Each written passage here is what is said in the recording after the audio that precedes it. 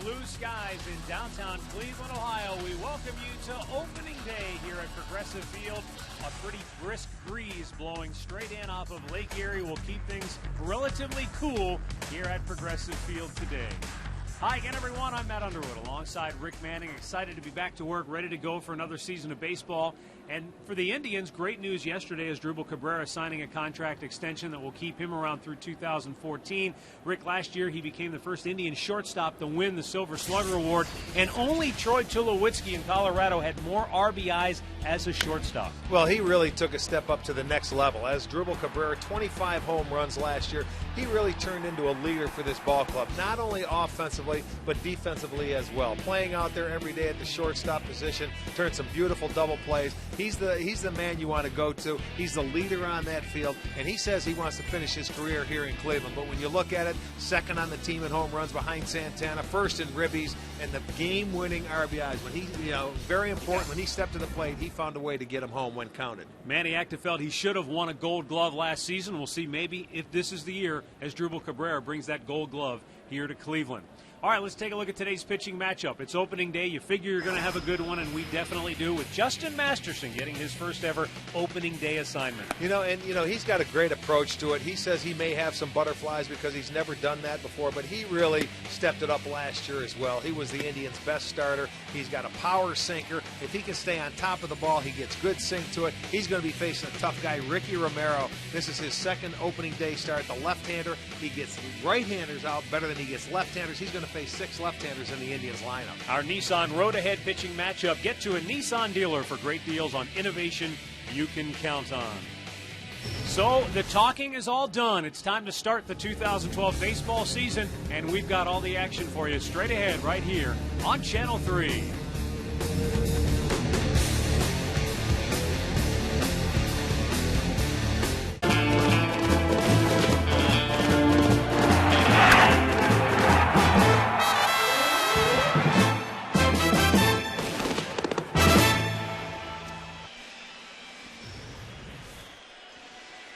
And we welcome you into our opener here today at Progressive Field, the opening week of baseball presented by Burger King.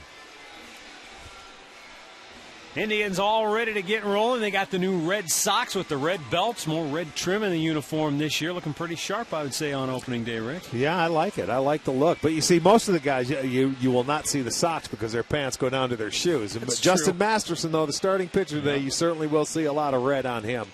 And the Toronto Blue Jays, managed by former Indians pitcher John Farrell, the opposition today for the Tribe on opening day as they take the field, the 112th opener in Cleveland Indians history.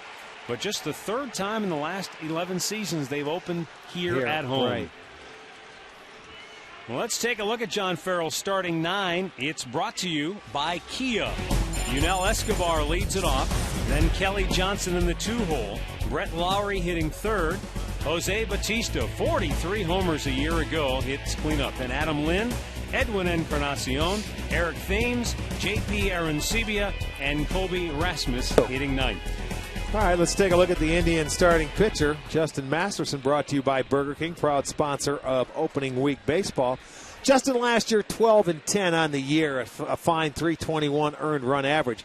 You remember in the month of April, he was 5-0 last year, never got his 6th win until July 1st, and not because he didn't pitch well. It was a lack of run support when he towed the rubber.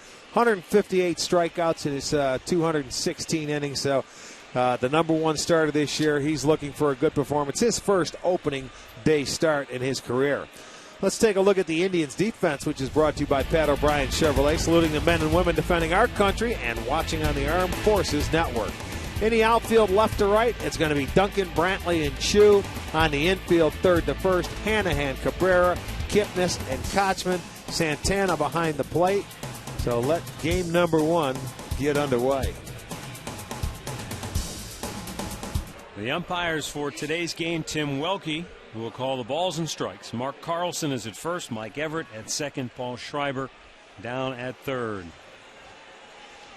There is John Farrell, now the manager in his second season in Toronto. Last year the Blue Jays were 81-81, and since 2000 The Blue Jays, 971 wins, 972 losses. Is that right? They have close, been the epitome of a 500 club for more than a decade. And, of course, they have high hopes that they can take the next step now and get into contention in the very tough American League Eastern Division. You know what, Matt? They probably could. They're going to go probably as far as their starting pitchers carry them. Justin Masterson's first pitch is fouled off by Yunel Escobar, and we're underway here in Cleveland. A packed house on hand here at Progressive Field. Many of them were here early this morning, tailgating in the parking lots. Had more of a football kind of an atmosphere before this game. Well, I'll tell you what, Escobar wasn't waiting. I bet he knew when he left spring training he was going to swing at the first pitch. Fouls the next one off. It's 0-2. He's not up there to take. He's saying, I'm going to get this tough right-hander, and I'm going to get after that first fastball. Escobar batted .290 a season ago with 11 homers, 48 driven in.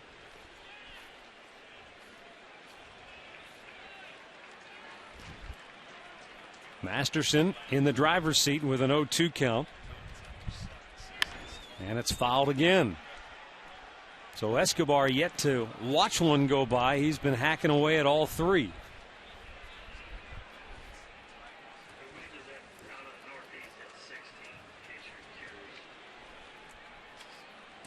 Now the two-strike pitch.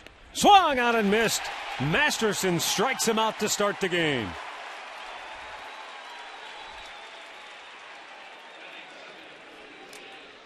Well, Justin wastes no time. He comes out pounding the strike zone and doesn't mess around. Look at the good movement on that fastball. 91, but when he sits at 91, 92, it seems like he has very good movement. The harder he throws, the more that ball will straighten out. But he looks free and easy, and the ball looks like it's moving. Kelly Johnson takes a fastball strike.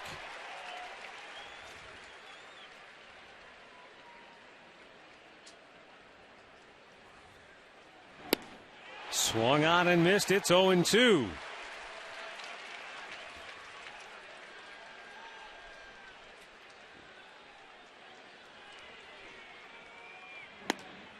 Just a bit off the plate. And the first ball of the game for Masterson.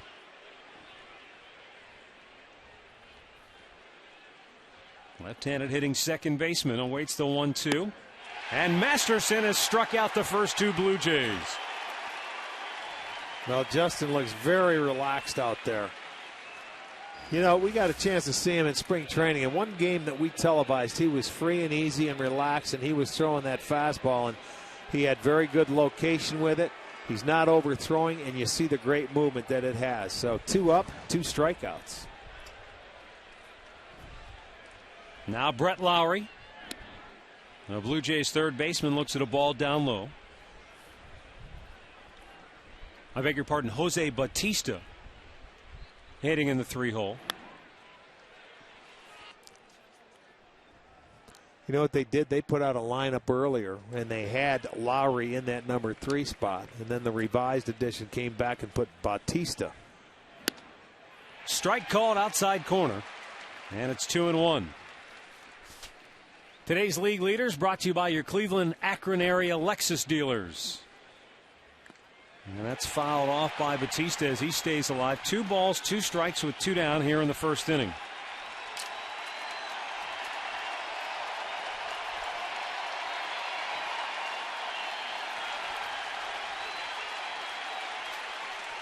And the 2-2. Just a little bit off the plate. Full count. No, this is a guy that he doesn't swing at a lot of pitches out of the strike zone. Over 100 walks last year and a great on-base percentage. Check to swing. He went, says home plate umpire Tim Welke. And a strikeout for Masterson. He whiffs the side to start the game. Down goes Escobar, down goes Johnson, and down goes Bautista. Then it's Drupal Cabrera in the 2-hole, followed by Shin-Soo Choo. Carlos Santana, Travis Hafner, and Shelley Duncan in the middle. Casey Kochman, Jason Kipnis, and Jack Hanahan rounded out.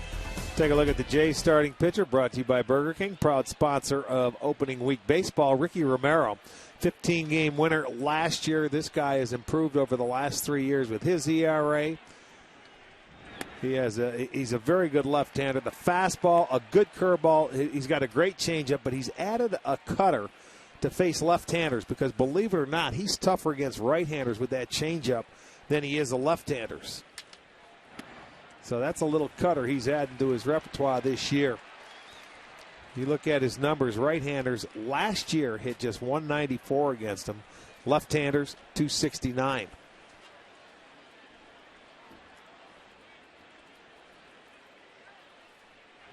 Brantley takes a strike at the knees, and the count is 2-1. Michael hit 266 a year ago. 7 homers, 46 driven in. He doubled 24 times, and he also had 4 triples. Fouled right back. Now, this is a year where Michael Brantley, he has to stay on the field because he's going to get that center field job. He has the opportunity to hit leadoff and play center field all year long. Even if, when Grady comes back, they will not move Michael Brantley out of center field. So this is a year that I'm expecting big things from Michael Brantley. The 2-2 from Romero, swung on and missed. No, it's a strikeout fest to start. Take a look at the Home Depot Blue Jays defense in the outfield. It's going to be Thames in left, Rasmussen center, Bautista in right, Lowry at third, Escobar at second, Johnson at first, Johnson at second, Lind is at first, or at Sebia behind the plate. More saving, more doing. That's the power of Home Depot. Now as Asdrubal Cabrera. And he takes ball 1. You're expecting big things from Brantley. I think a lot of folks are expecting big things from Asdrubal Cabrera this year, coming off a career year last season. You know, it would be beautiful if he could come and add to last year's career year for him. You know, he shot out of nowhere as far as the long ball came, hitting the home runs, but he really, what he did, he just took the next step, believing he belongs up here playing the defense, the offense, and then became actually a team leader in the clubhouse for Manny Acta. Popped him up. The second baseman Johnson calling for it. 2 down here in the bottom of the first. Today's injury report brought to you by Elk & Elk. Serious lawyers for serious injuries. Call 1-800-ELK-OHIO. David Huff suffered that hamstring injury late in spring training. Grady Sizemore saw him in the clubhouse before the ball game today. Obviously, he's getting a little anxious and wanting to get himself back in action. Indians are hopeful they'll have him by the All-Star break, if not sooner. Shin-Soo Choo takes a strike.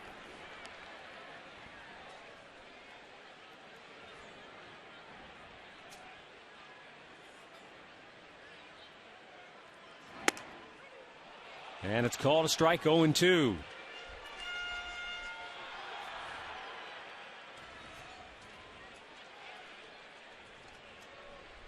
Romero fires, and a weak tapper back to the mound. So the Indians go 1-2-3, and we are scoreless after an inning here in Cleveland. McDonald's for juicy chicken McBites. McDonald's, I'm loving it. By AT&T, the nation's largest 4G network. AT&T, rethink possible.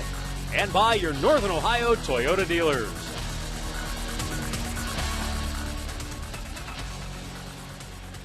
Top of the second inning. No score here at Progressive Field. Sold out house. Yeah, standing room only. How many days do you look out on the home run porch and see it packed? It's nice to see, isn't it? It sure is. Nothing beats opening day other than October baseball. Justin Masterson's 1-0 in for a strike to even the count of 1-1 on Adam Lind.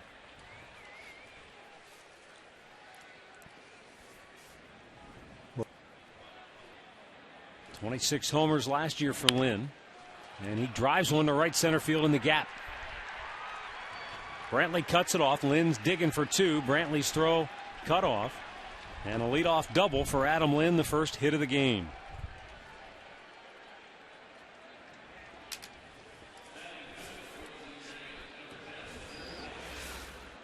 Well, you see Santana sitting away, and he throws that one inside. He makes a mistake, and it looked like a changeup, 82 miles per hour, so that's not where you want the changeup.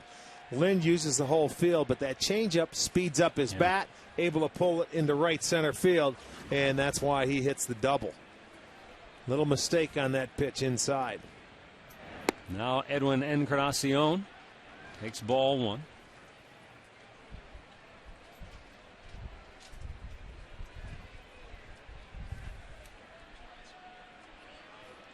Masterson checks Lind at second. Popped him up. The first baseman, Kochman, shading his eyes from the sun, makes the grab. One away. Well, let's check in for the first time today with the third member of our broadcast team. Here's Katie Witham. Well, Matt, Justin Masterson started off hot last year, coinciding with the way the team started as well. But he told me yesterday this team learned a lot last year, not only how to be in first place, but also how to win. Unfortunately, they also learned what second place feels like, and they're really channeling that feeling and that experience right now, guys. You're right, because they rode the way a lot of last year in first place. Brett Lowry takes low and away for ball one. They gained so much confidence by the way they played last year early in the season. And that's a big reason why they came to camp confident that they can contend for the Central Division crown this year. Lowry takes a strike. It's 1-1. Well, it was almost imperative they got off to a good start. It gave them a little confidence and let them relax a little bit more and go out and play the game of baseball. It always comes down to, I mean, they realize they're going to have to do it pitching, defense, and they're going to have to score timely runs and turn it over to the bullpen. Weekly tap to first. Kochman in the hole, fields it. The flip to Masterson just did beat him to the bag for out number 2. Adam Lind moves to third, and now there are 2 down. Well, you see what happens. They don't move the runner from second to third with nobody out. Lowry hits a little squibber off the end of the bat where Kochman fields it, flips it over to Masterson, and you can see by a half a step they get Lowry. Eric Thames will step in, left-handed hitter with a runner at third. 2 down here in the top half of the second inning. A little bit high for ball one.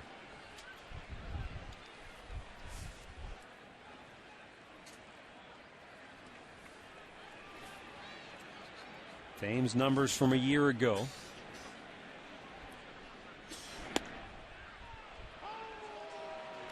Two balls, no strikes.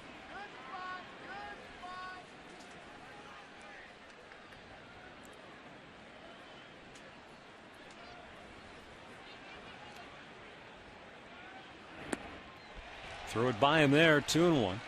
Thames essentially beat out Travis Snyder for the left field job. Snyder is a guy they've been waiting for. Has good power, good raw power, and we've seen it, but hasn't been able to really put it all together yet.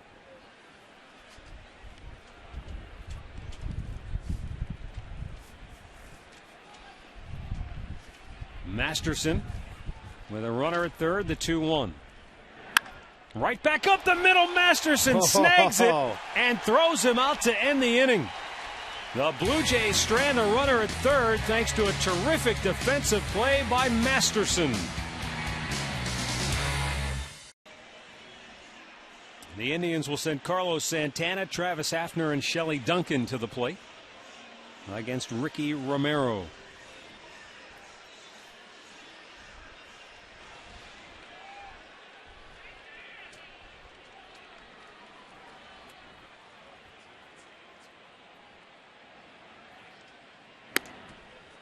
And a first pitch strike to Santana.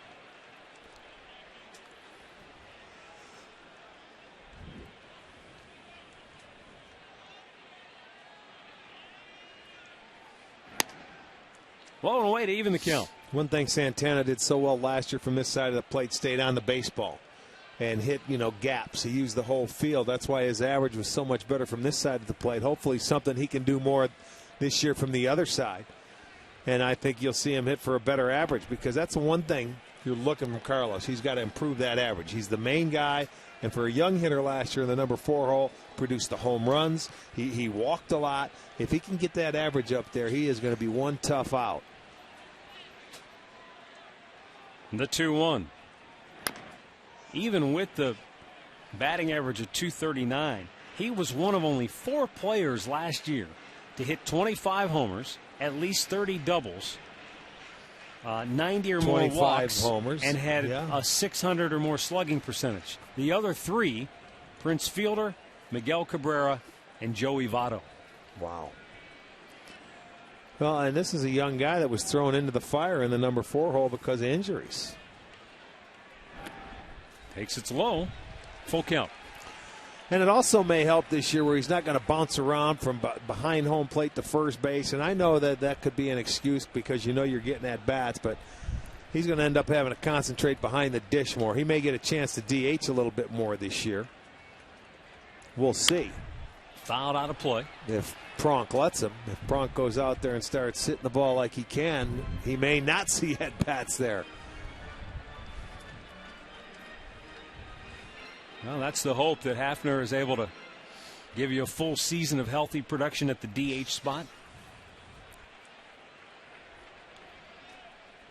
The 3-2. And it's a low ball there 4. You go. He has the eye at the plate. First walk of the game. Indians get their leadoff man aboard here in the bottom of the 2nd inning. Our great clip of the game comes from last year. Travis Hafner against the Toronto Blue Jays on July the 7th. A grand slam game winner. Great clips. It's going to be great.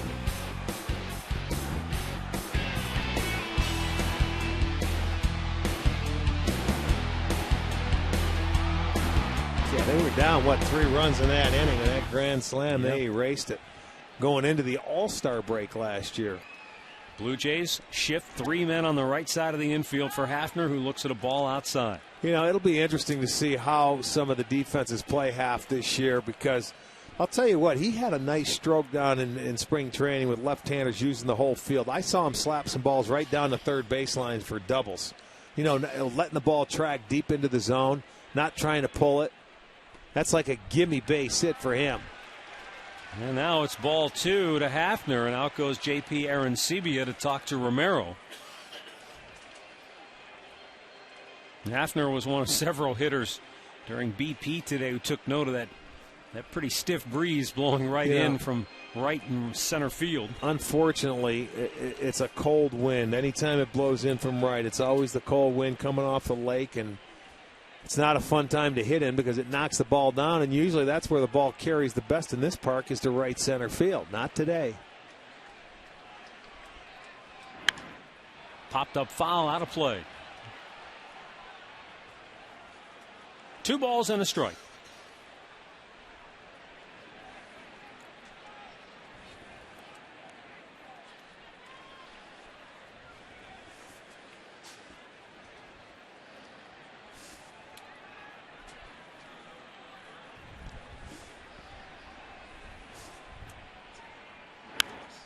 Jammed him, and it's back over the screen, out of play. And the count evens up at 2-2.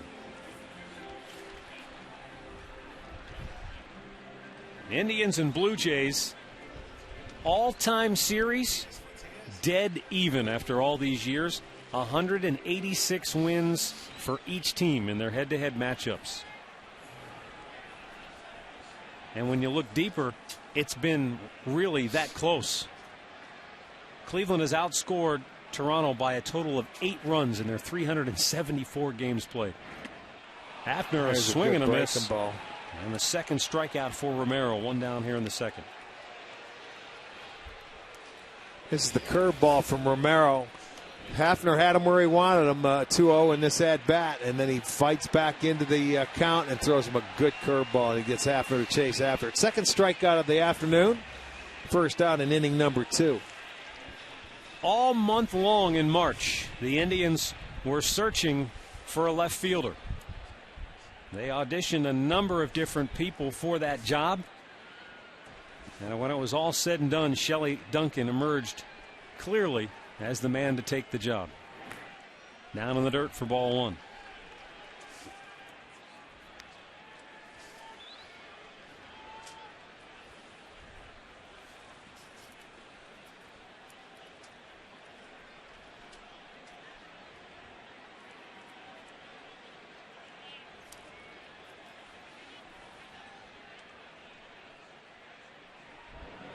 Lazy toss to first. Santana back easily.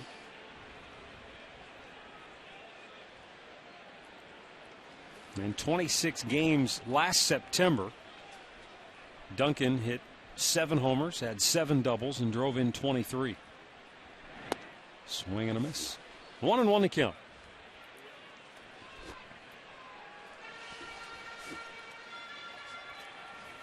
The 32-year-old outfielder takes nothing for granted. He said, every day I'm just trying to improve, trying to make myself a better player.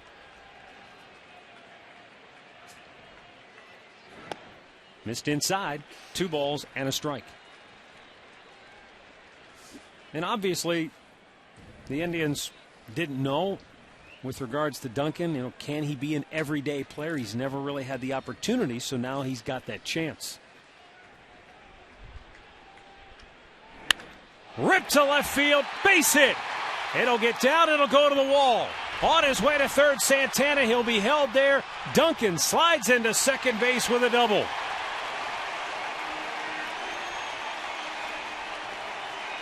Well, the sequence to Duncan was he showed him a fastball, then he attacked him with a changeup, tried to throw him a little cutter inside, and then comes back with a changeup, and watch, he misses his location and left it upstairs, and Shelley makes him pay. The first one was down where he swung through it. This one was left upstairs. So a lot like Lind and the changeup from Masterson, Duncan does the same thing, pulls it down in the left field corner, and now an opportunity for the Indians to take an early lead here with 1 out. So Shelley with a double to start his year off. Now Casey Kochman with the infield back. Takes a strike. Casey Kochman hit .306 last year, playing for Tampa.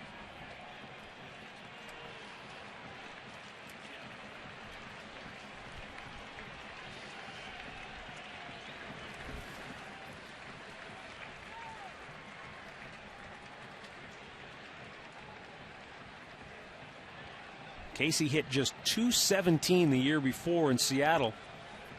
And Derek Shelton, the hitting coach down at Tampa, told me that Kochman really worked his tail off and became a much better hitter last year. Went too far. He's down in the count now, 0-2. Couldn't help himself. Another curveball. Yeah, couldn't hold it. Now really got a battle here to try and put the ball in play. They're giving you the run up the middle with the shortstop, a second baseman playing back, even at first base. He's back. They're going to concede the run.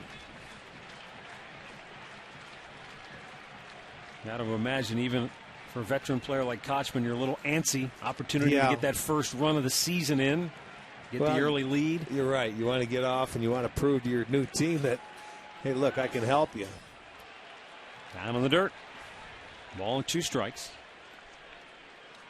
But this is the situation that happens all year long when you get into hitters' situations where you have runners in scoring position.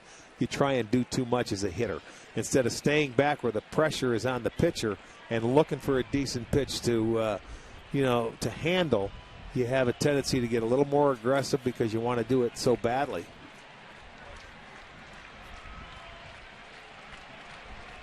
Second and third with 1 out in the second. And the 1-2 bounce to first. Lynn will field it. He'll get the out. The Indians get the run. They take a 1-0 lead. Santana scores, and Kochman has his first RBI on the year. Well, you get the job done, man. He put it in play. That's all he had to do. They were conceding it. Good job getting the run in. The Indians take a 1-0 lead. Now, especially when you're down in the count, lefty on lefty, knowing Romero has that great breaking ball. It's a good battle by Kochman to just get that run in.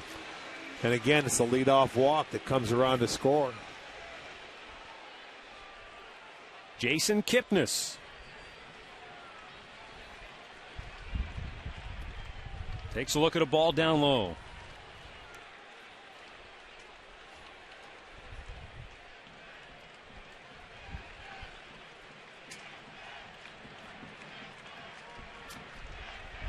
Almost hit him. Came up and in with the off-speed pitch, and it's 2-0. See, the reason why Romero was coming up with his little cutter that we saw earlier a couple of times to left-handers, the changeup, he doesn't like to throw that changeup to left-handers. So he has to develop another pitch, and I think that's one reason why they have hit better against him than right-handers, because you're taking pretty much his best pitch away. Kipnis trying to add to the Indians' lead with a runner at third and 2 down here in the second. Duncan takes his lead, and it's 2-2.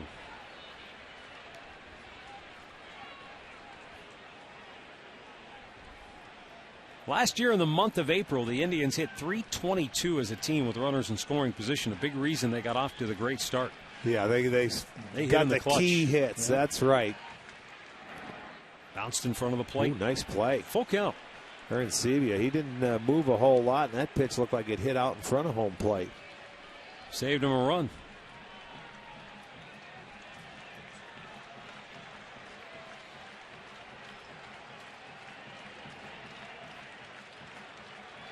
Jack Hanahan would be next. The 3-2 to Kipnis.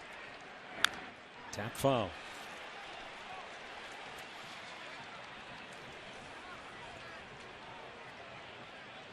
Six left-handed bats in the opening day lineup for the Indians against the left-hander Ricky Romero. The 3-2.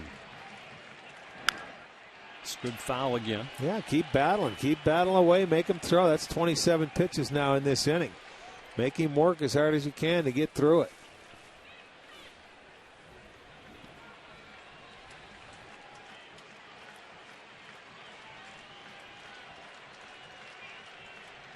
Again, the payoff.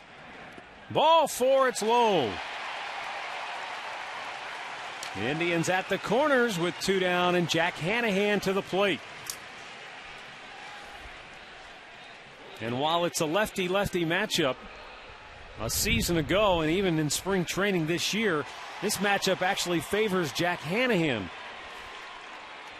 Swung the bat very well against lefties a season ago, and Rick, he missed 10 or 11 days with some back tightness this spring. His first game back against the left-hander Chris Narveson in Milwaukee had a couple of doubles. The guy rolls out of bed and hits lefties. Yeah, the one thing, though, every year is different. Hopefully he can come back and do the same thing this year against lefties. Up high, ball 1. Our stat of the game brought to you by your Northern Ohio GMC dealers. Jack Hanahan, 2 career starts on opening day, 5 for 9 with a couple of bombs.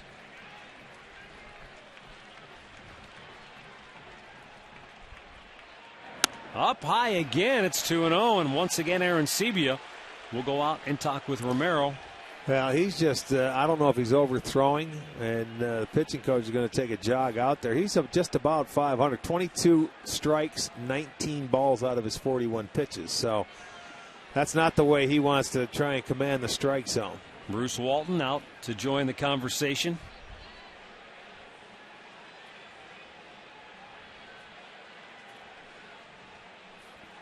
Shelley Duncan, who doubled into the left field corner, is at third. Kipnis, who drew the 2-out walk at first. A run in here in the second inning, tried with the early 1-0 lead. And now Jack Hanahan trying to open it up. Well, settle in and look for a good 2-0 fastball here and let it go. Attaboy. You get that pitch. He got what he was looking for. He just fouled it off.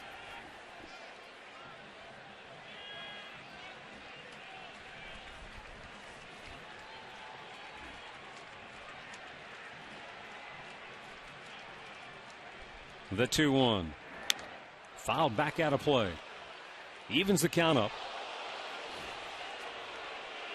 It was interesting to both you and I when we talked to him last year, and he reiterated this spring.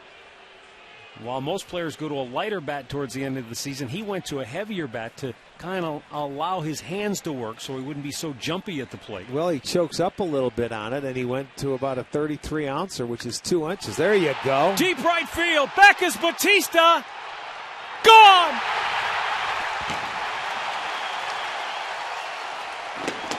Jack Hanahan opening day magic continues. A 3-run homer with 2 outs in the second makes it a 4-run inning for the Tribe. What is it about opening day? Jack Hanahan has to love it. He picked on a hanging breaking ball here, and I mean he kept the hands back nicely, and he's hitting it into the teeth of the wind. And this ball able to stay up, get out of here. Home run number 1, and it's a 4-run inning for the Tribe. His 3rd career opening day homer. They're taking advantage of Romero's wildness in this inning. 2 walks. And as we've seen throughout probably the history of baseball, you get a starter early in the game when he hasn't settled in. You better jump on him. Take advantage of him while you can. 1-1 the count on Michael Brantley. He made a mistake with an off-speed pitch to Duncan for the double on a changeup, and Hanahan hit a hanging breaking ball. Other than that, it's been the 2 walks.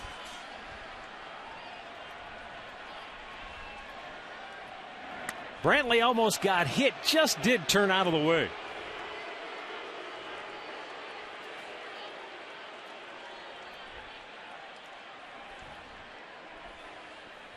Yeah, when you look at the 8-9 hitters in the Indians lineup, Kipnis, the left-hander who walked, fouled off a couple pitches at 3-2 to get the walk. Yeah. And then Hanahan, now he's having trouble throwing strikes to Brantley. So, case in point, left-handers have maybe a little better chance against this guy for whatever reason it may be. 37 pitches in the inning. He went through them 1, 2, 3 in the first, but it started with the walk to Santana in this inning. Brantley hammers it to left. Thames playing shallow. It's over his head. Michael on his way to second. He's got a 2-out double, and the inning continues. You know, that ball almost looked like it carried, a little bit. Unless he was just totally fooled or playing so shallow. But Michael Brantley hit that ball. Pretty good charge into it. It was up. Yep. But watch how Thames goes after. You see, he broke in. He did not get a good jump on that ball. And he was fooled, I think, off the bat of Michael Brantley. He didn't think he could hit it over his head, and he was burned by him. So all the Indians' hits in the inning, extra base hits.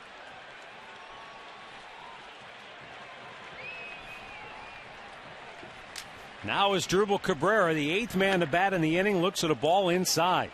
50 pitches already now in the game for Romero.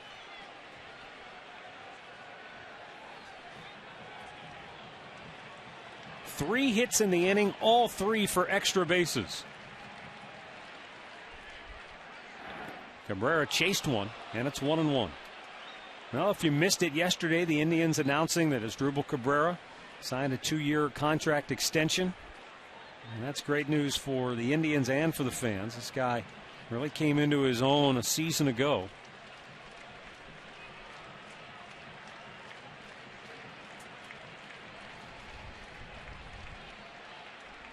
One pitch. Foul tipped.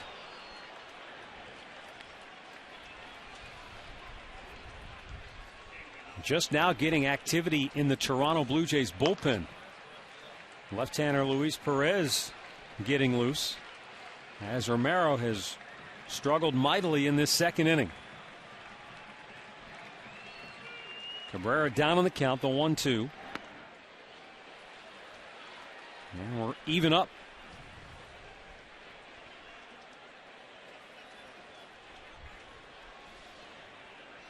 Jack Hanahan with a 3-run homer, helping stake the Tribe to a 4-0 lead.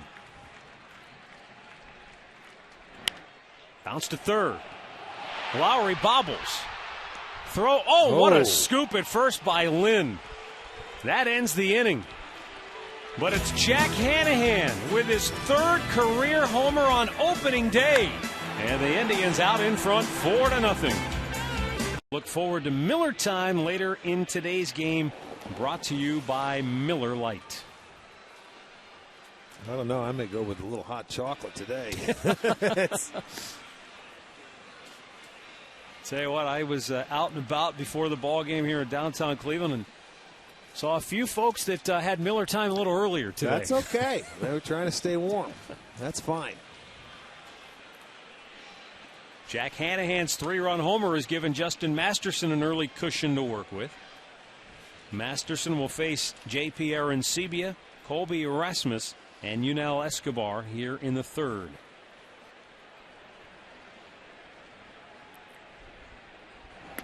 Fastball strike over the outside corner.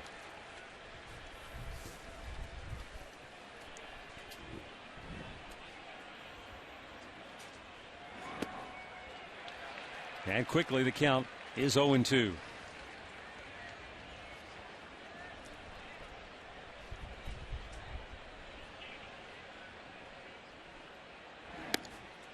Slider outside, a ball and 2 strikes. Justin Masterson, one of the nicest, sort of happy-go-lucky personalities you meet in the game of baseball, but don't mistake that for a very intense competitor when he steps between the lines. A little bit high.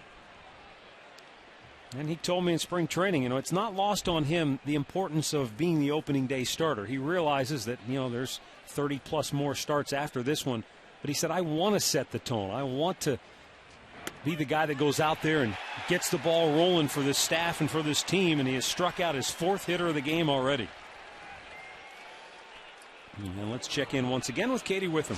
Well, Matt, in celebration of opening day, the Indians have a special season ticket offer only good today. Basically, you buy any season ticket package and your name will be entered for a chance to sit in one of those exclusive dugout suites down there. I've been down there. They're so unbelievable. So if you're thinking about season tickets, go online, Indians.com, and buy them today. Matt, Rick, back to you. Thanks, Katie. Ouch. That ball hit the umpire. Yeah. Santana missed it, and it caught Tim Welke on the right ankle. Welke said, Carlos, catch that the next time, will you please? That hurt. Yeah, look at him. They're talking about it now. Look, I'm sorry, dude. His ball moves all over the place, but he doesn't get leather on it right into the shin guard. That hurts. Luckily, he's got those heavily padded shoes the umpires wear. He's got those Herman Munster shoes. That's exactly what they look like.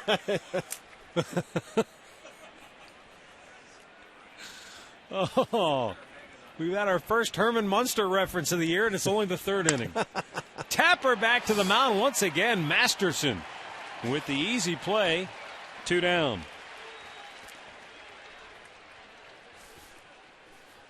Time now for the AT&T trivia question. 3 men in uniform today have been in the Indians' opening day lineup 10 or more times. Can you name them?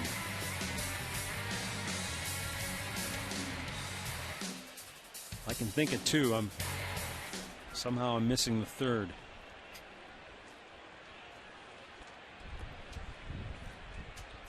Masterson deals. And it's on the outside corner for a strike.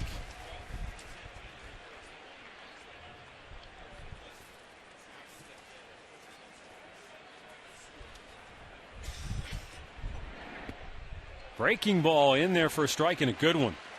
He had Escobar backing away. Escobar went down swinging his first time up. He came out of the on-deck circle swinging. Well, he did, and it was all fastballs the first time up, but the second time around, Justin mixing in a little breaking ball.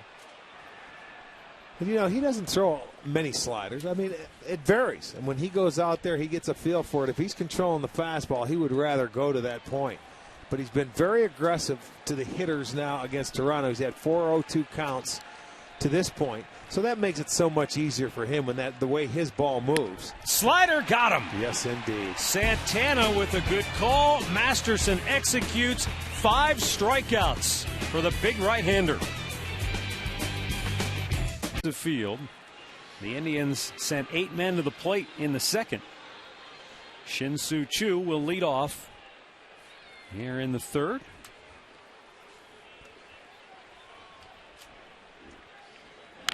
And a bouncer foul. Rick, I know you're a baseball fan, not simply just an Indians fan, but a baseball fan in general. What did you think of the Marlins' new park last night? Because I know you were watching. Oh, I was. It looked nice on TV, boy. I mean, so nice compared to that Joe Robbie Stadium where they played down there.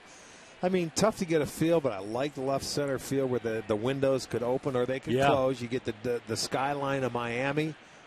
Well, we happen to play the Marlins this year, except they come here. We don't go down there. So from what I saw last night, it looked pretty nice. I thought the lime green outfield walls was a little over the top. Yes, but, that's the colors down in Florida. You got to go with the orange, the lime green, whatever. The salsa, the merengue, that's down in Miami. Oh, Chu drilled. And he'll take his base. Looked like it got him right in the back. Well, it did, and he's having a tough time spotting the fastball. He wants to pitch the left-handers inside. Well, ouch. There's no way Chu could get out of the way. That had to hurt. But I'll tell you one thing. If you're Shin-Soo Choo, you'll take 100 of those compared to the one he got in the hand off Jonathan Sanchez a year ago, which put him on the DL and derailed his season completely. Sure, after he was just coming back, yes. Carlos Santana looks at a ball in the dirt. Aaron Sebia able to keep it close enough so that Chu could not advance. This is what happened a year ago. We were in San Francisco, and he was just starting to get things rolling. And he went down, and it was bad news.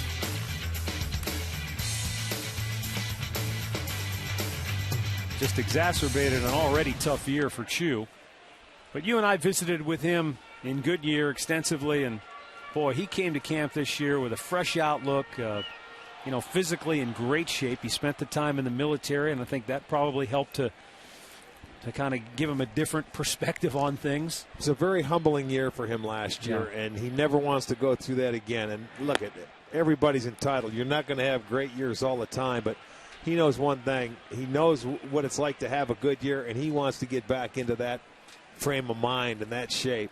He's a good player, and I'll tell you what, he is a leader in his own right in this ball club, too. Boy, Romero's all over the place. He's hit a batter. Now he's walked one in this inning. Yeah. And that's already the third walk in the game for Romero, so that activity will probably be up again in the Toronto Blue Jays bullpen. Let's pause right now for station identification. You're watching Cleveland Indians baseball.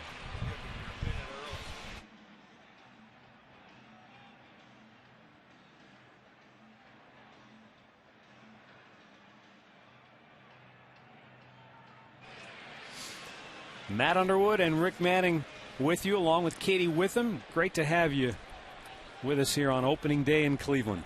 I don't see Ricky staying around here much longer if he continues to throw the ball all over the place. John Farrell doesn't want to dig that hole any deeper than what it is already. Travis Hafner struck out swinging his first time up. Takes a fastball for a strike. Well, Romero hit 14 batters a year ago, so he is a guy, as you said, he's not afraid to pitch inside, and if he gets a little wild with his control, he's going to plunk some left-handed hitters.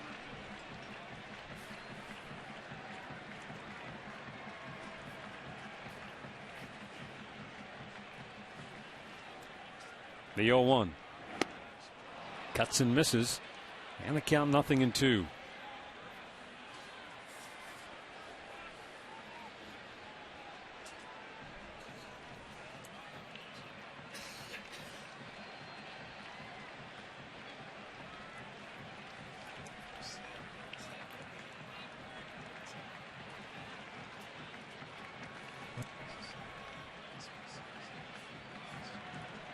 Romero delivers, and Hafner takes down low.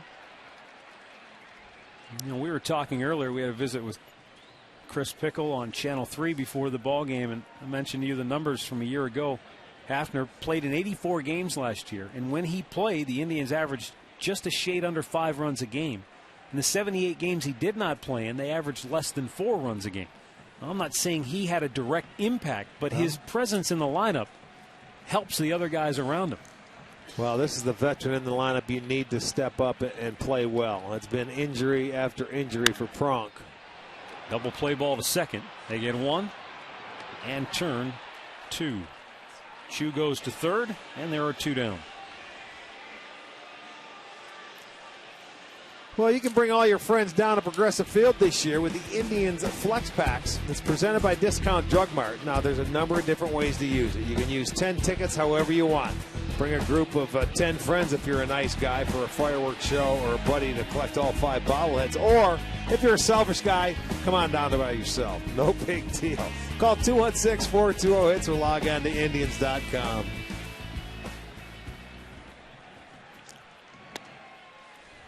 Shelley Duncan, who doubled into the left field corner and really gave the offense the spark it was looking for in that second inning, takes a strike from Romero.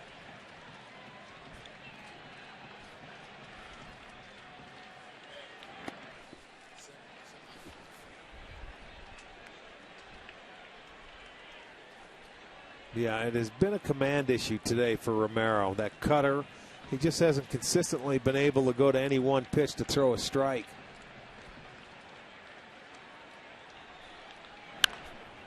Foul right off the facing of the Tribe dugout, third base side.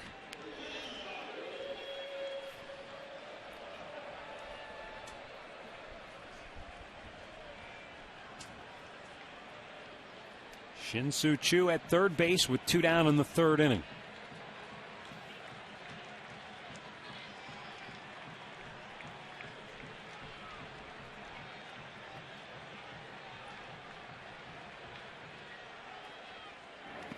Down low. It gets away. Here comes Choo. And the slide, he is out at the plate. Aaron Sebia held on. Choo decided to make a mad dash for the dish. He's tagged out to end the third. It's 4-0 Cleveland as we go to the fourth.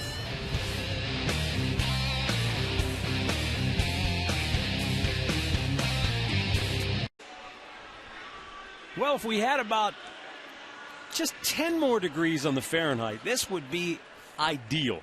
It's a little on the chilly side, but all things considered, awfully for nice. opening day in April in Cleveland, you get the sunshine, blue skies, you take it. You don't worry about the temperature. No kidding. Justin Masterson, through 3 innings, has made 38 pitches. His counterpart, Romero, has made 70. 26 of Masterson's first 38 were for strikes. All the outs via strikeout or on the infield.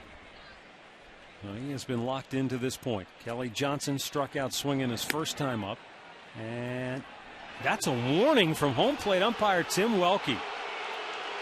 Well, because Choo was hit in the back, and he went inside and he comes back in again, the veteran Tim Welke says, I'm going to warn both of you. He's going to put an end to it. You know, he's not going to let it, get out of control here.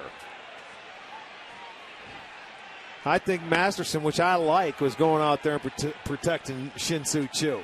He was drilled by Romero, so Justin says, hey, I'm not going to let him get away with that. Come in a couple of times, everything's good. Let's go back to work, boys. Back to 2-2 and then now. He comes out and paints the outside corner 2 times in a row. Well, and as you know from your experience, that goes a long way with Shin-Soo Choo. Well, just knowing he's trying to. That's fine. There's nothing. That's all part of baseball. Those guys will take care of it between the lines, and Choo has, there's nothing worse than when you get drilled and you think the guy might have been throwing at you and your pitcher doesn't, help you out or at least make another hitter move his feet. Yeah, you lose a little respect, so that's good. And there are some guys who feel like whether it was intentional or not, you hit one of my guys, I'm going to hit one of yours. That's the old school mentality, yes. Masterson, attaboy, he comes back with a half dozen strikeouts here in the fourth inning. Fell behind 2-0. But, he didn't panic, came right back. And look at the movement. He's got great sink and good movement on his pitches today. Jose Bautista called out on a check swing his first time up. He argued with Tim Welke. Didn't feel like he went around, but Welke made the call from behind the plate, saying he went too far.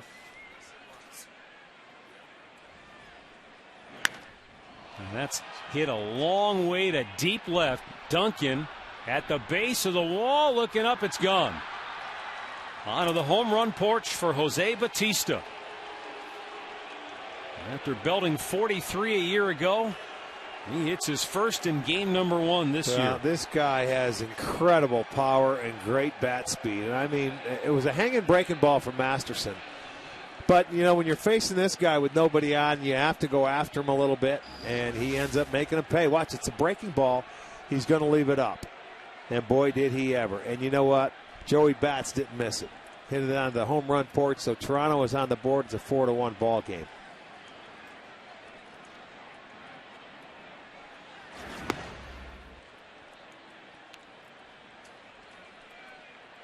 He can generate some bat speed, that guy. Oof. Fun to watch.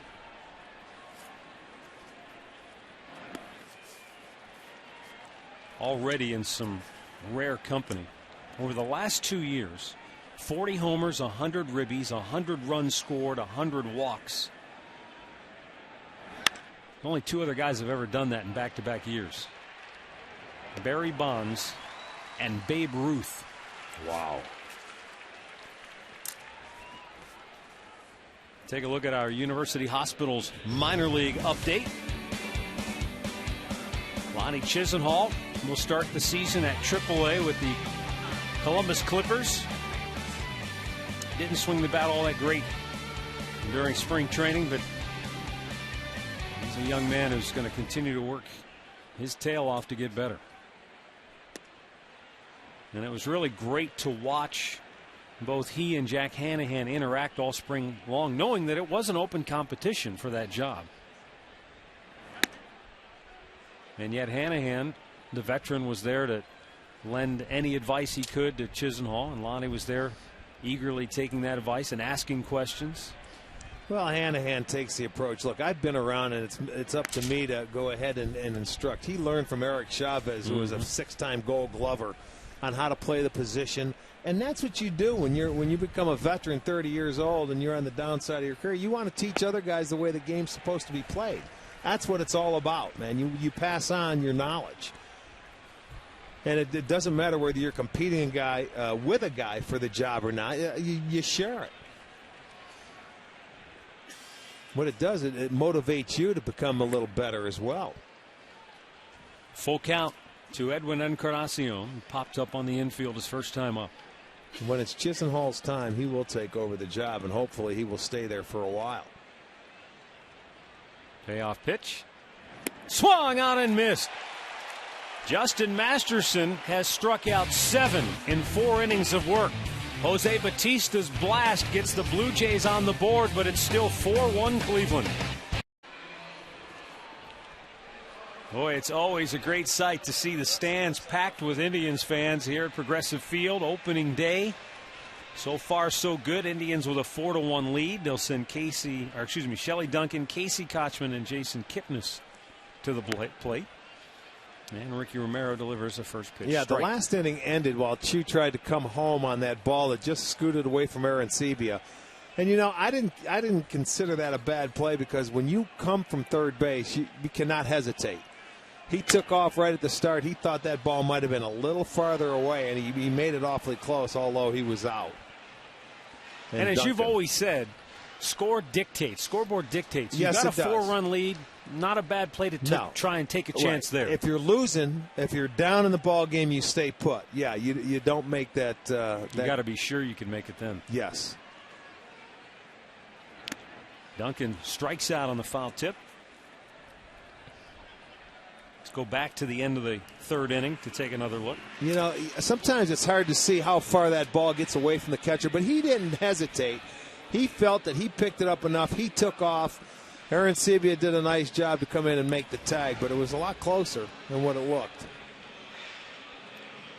Casey Kochman get the Indians their first run of the game with an RBI ground out.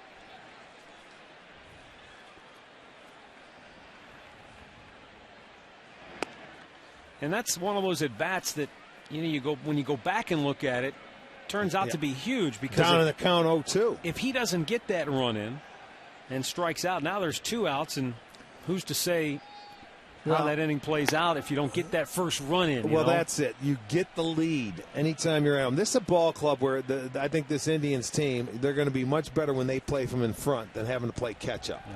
And so I don't care what it is. When you have Masterson on the mound, last year they didn't score for him a lot of times. So you give that guy, the big man, a lead early, there's a good chance he can hold on to it.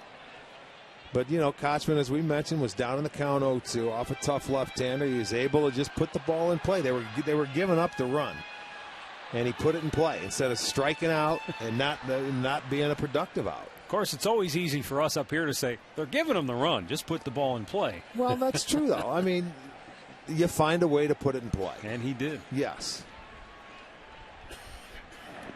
Down low, lays off. A ball. Well, that's what they said about him when we acquired him. You know, he's a guy, he's not going to drive in a ton of runs, but he doesn't strike out a lot. He's got a pretty good eye at the plate.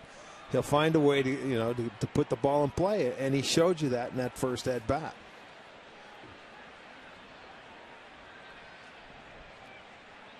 Here's the 1-2. Breaking ball.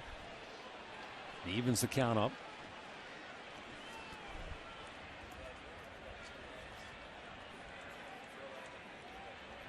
Left-hander Ricky Romero, just the fourth left-hander to start on opening day in Blue Jays history. You know, how's this for opening day? After being perfect last year, the Tigers are leading 2-0 in the ninth after Verlander goes out there, gives up about 4 hits, 7 punchies. Big Papi Valverde gave up 2 runs, blew his first save of the year. It's 2-2. He went the whole year without a blown save last year. He was perfect last year. And he blows his first one out in game 1 and couldn't save it for Verlander. Kochman with a bouncing ball to short. Yunel Escobar throws him out, 2 down. They're 2-2 in the bottom of the ninth in Detroit against the Red Sox. Tonight after the game, join Chuck Galletti for Chuck's Last Call, presented by Subway. He'll take your calls and emails and bring you his bottom 9 list. It's Chuck's Last Call, presented by Subway after the game on STO.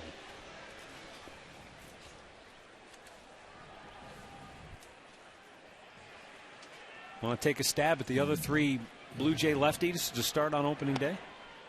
What's that? You want to take a stab at the other 3 Blue Jay lefties to start on opening day? Jimmy Key. Yes. Big guy. The rotund lefty. David Wells. David Wells. And, Romero? He's the 4th. All right. One more besides him. Let me think. Think about your partner now.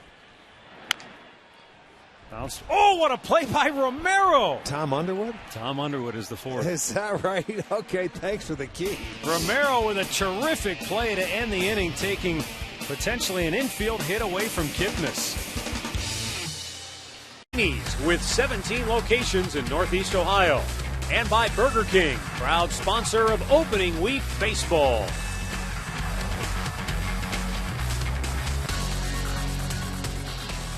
4-1 Indians, top of the 5th inning. Brett Lowry to lead off. Bangs it into the ground. The shortstop is Drupal Cabrera. Takes care of that one away. All right, so earlier in the game, Shin-Soo Choo took one in the small of the back from Ricky Romero. Justin Masterson went inside a couple of times on Kelly Johnson and got the warning. And we take you back to Sunday when Ubaldo Jimenez drilled Troy Tulowitzki. And after Major League Baseball reviewed all of this, they suspended Jimenez for 5 games, which basically means he'll have to miss a start. But Jimenez has appealed and will make his start not tomorrow, but Saturday, against the Blue Jays. And a nice play by Drupal Cabrera, 2 down. No game tomorrow, off day tomorrow. Indians, Blue Jays back to work Saturday and Sunday here at Progressive Field. And both of those games will be 105 starts. And then the White Sox come in on Monday night for a 3-game series. Yeah, I like the 1 o'clock starts in April. A little bit warmer. Sure.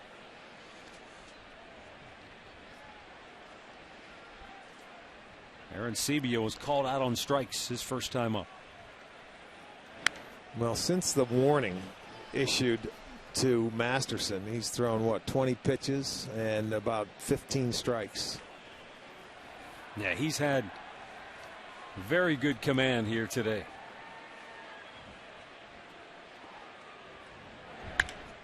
Hit on the ground at first. Diving stop by Kochman.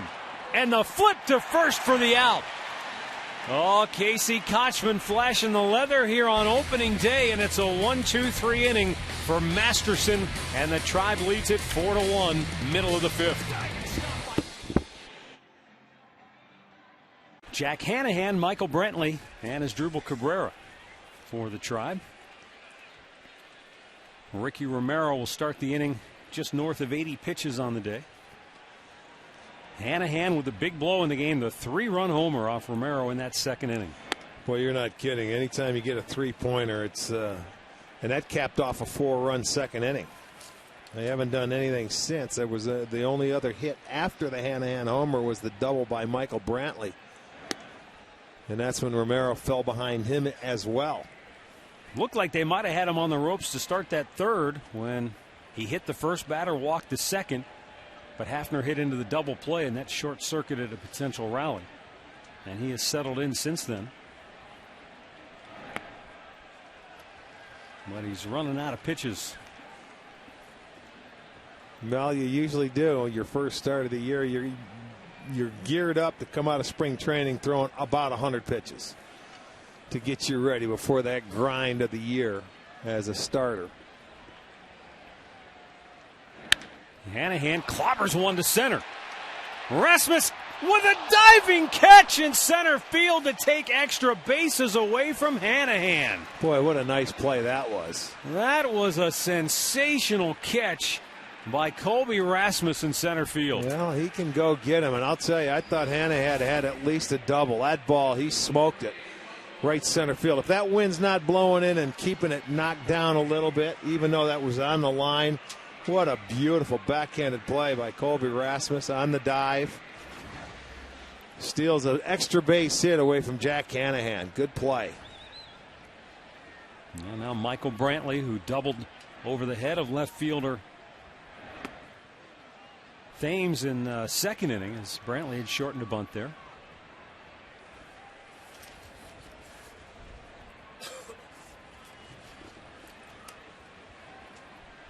Thames isn't quite as shallow as he was for Brantley's first at bat. He got burned. You know, when a left-hander, a lot of times, I don't mind it when you're playing left field and you have a left-handed hitter hitting, force him to hit it over your head. But once you get burned, it's like a third baseman when a guy bunts on you. All right, you may get me once, but you won't get me the second time. Yep. So he'll take that extra step back. But on that ball that Brantley hit, he didn't get a very good jump on it. He broke in. Compounded the problem. Yes, he did. Right back.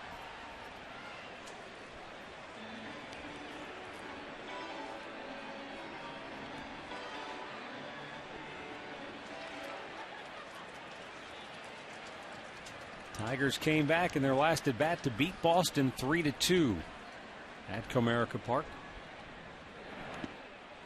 Bounced in there 2-2.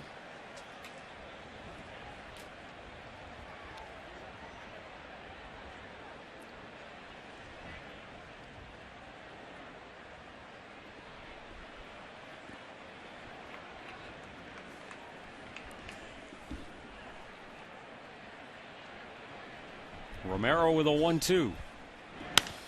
Slowly tapped to second. Johnson throws him out, 2 away. Our game recap brought to you by your Northern Ohio Toyota dealers. Jack Hanahan's 3-run homer highlighting a 4-run second inning for the Tribe.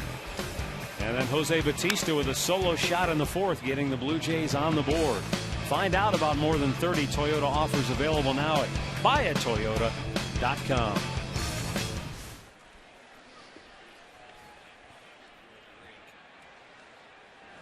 Cabrera shortened a bunt, and that may have caused Aaron Sebia to miss the ball. A little bit high for ball one. Cabrera has popped up, grounded out.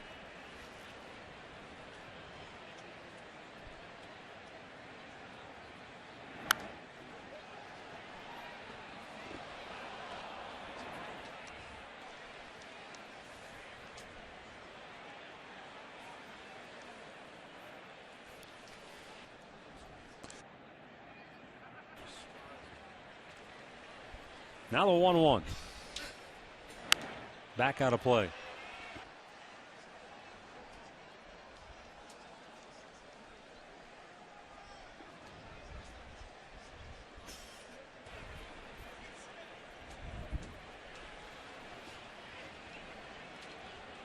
Romero trying to set him down in order for the second inning in a row.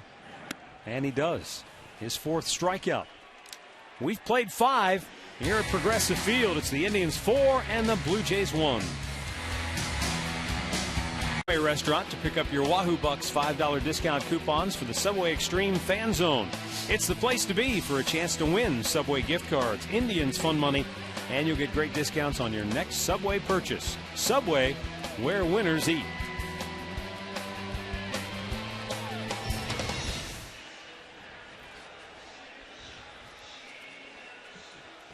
Justin Masterson, 61 pitches through 5 innings of work. He'll go to work against Colby Rasmus, then Yunel Escobar and Kelly Johnson. Rasmus tapped back to the mound his first time up.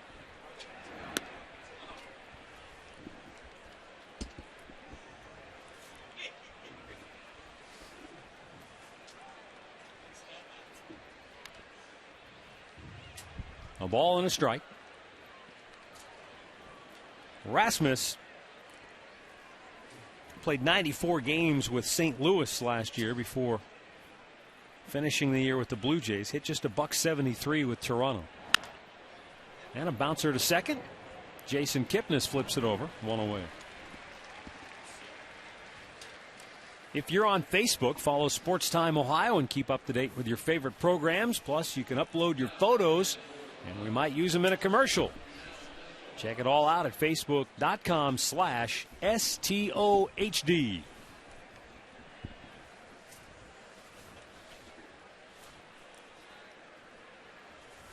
Yunel Escobar, 2 trips, 2 strikeouts.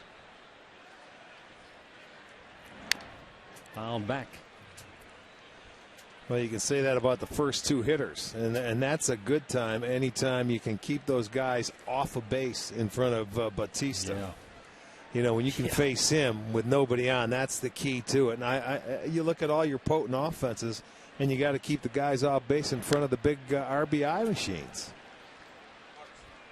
Escobar down on the count 0-2 as he was his first time up.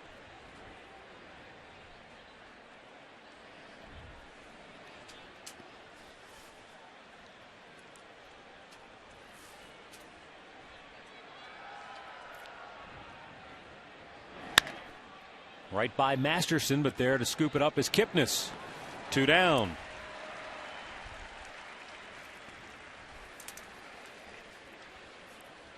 Jason Kipnis, converted outfielder, continues to work hard transitioning to second base.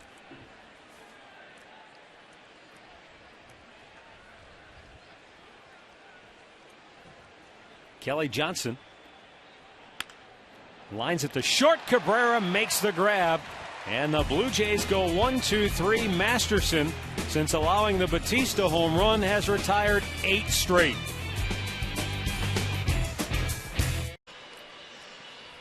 Bottom of the 6th inning. Indians with a 4-1 lead, and the day is over for Blue Jays starter Ricky Romero.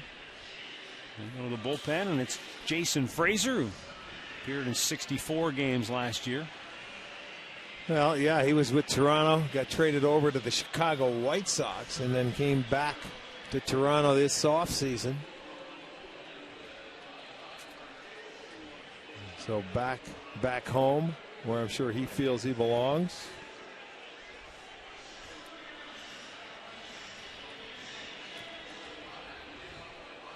He spent first full 7 seasons in the big leagues with Toronto, and then last year 44 games with the Jays, and the last 20 he pitched with the White Sox.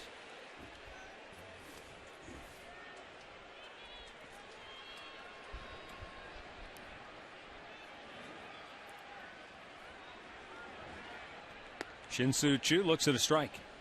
Choo hit one back to the mound in the first, and then hit by a pitch in the third.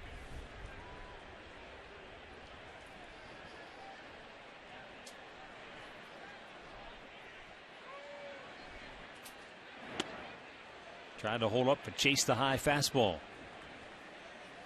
Frazier saved 17 games back in 04 pitching out of the Blue Jays bullpen.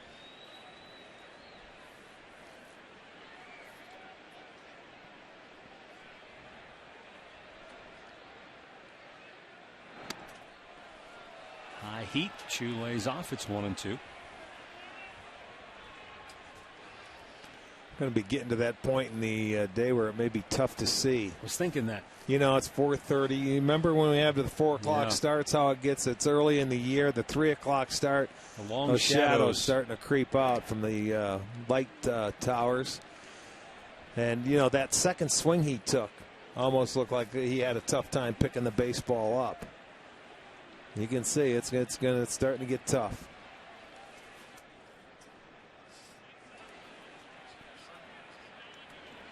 Two balls, 2 strikes.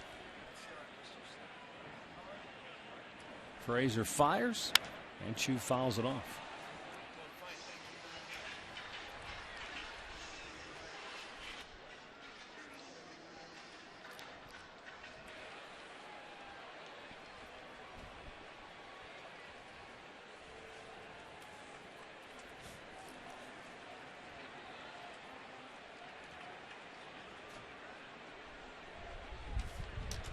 Now the 2-2. Missed inside, full count. Roy Halladay went 8 innings of 2-hit shutout baseball in Pittsburgh today against the Pirates. Jonathan Papelbon, the new closer for the Phillies, finished it off a 1-0 Philadelphia win over What's the Pirates. New, huh? Yeah, how about that? 3-2. Good at bat for Chu. He draws a leadoff walk. And we go back to the Hyundai Studios for an update with Dave Chudowski.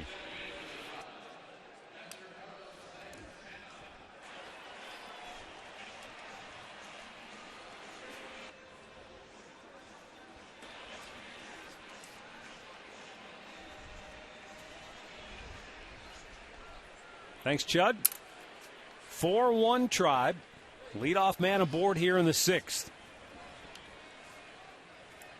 Carlos Santana, 2 walks and a run scored.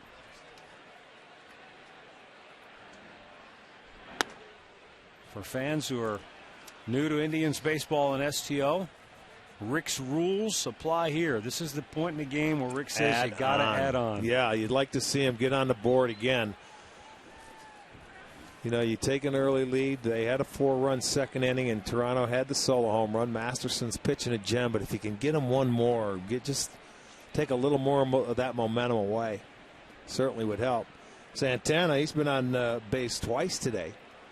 You know, this is what we were talking about. From this side of the plate is where he has to use most of the field. He had 37 extra base hits from the left side of the plate last year in 371 at-bats. He had 27 from the right side of the plate in 181.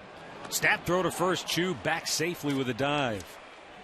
Arancibia trying to pick Chu off from straying too far, but he was alertly able to get back in time.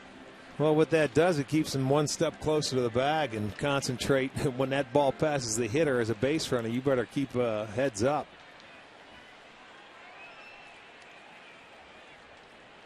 Santana. One of the best at it, Rodriguez, Pudge. Remember him? Oh, He'd yeah. throw it at any base at any time. Carlos has to battle now, down in the count 0-2. Takes a third strike. And that's out number 1.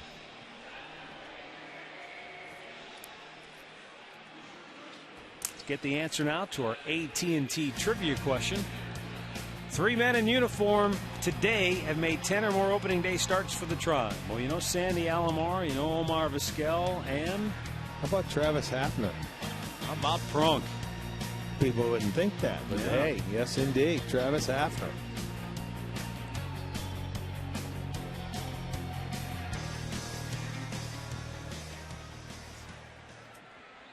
Hafner 0 for 2.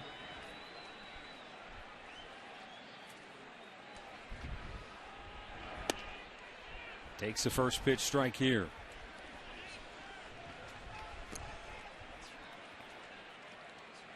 Talked to Omar Vizquel before the game today. He's still as spry. I mean, seems like nothing's changed. Yeah. Nothing has changed for him.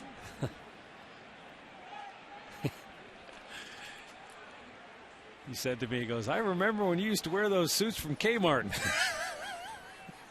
He was right. And then he said, well, we've all kind of climbed the ladder a little bit. I said, yeah, some more than others.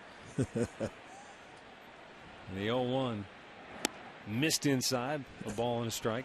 The blue light specials over at Kmart. He told me plans, or he doesn't plan, but the plan is for the Blue Jays to use him, a couple of times a week.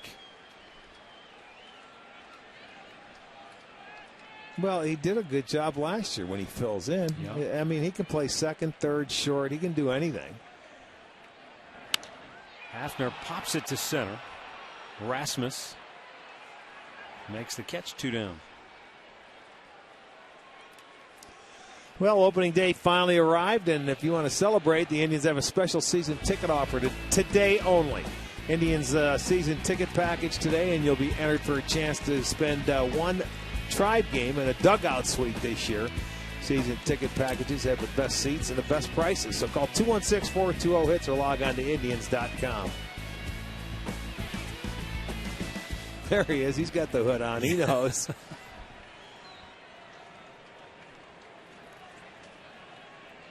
He'll be 45 this month, won't he?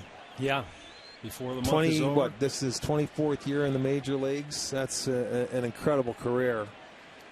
And no doubt in my mind, a Hall of Famer when it's all said and done.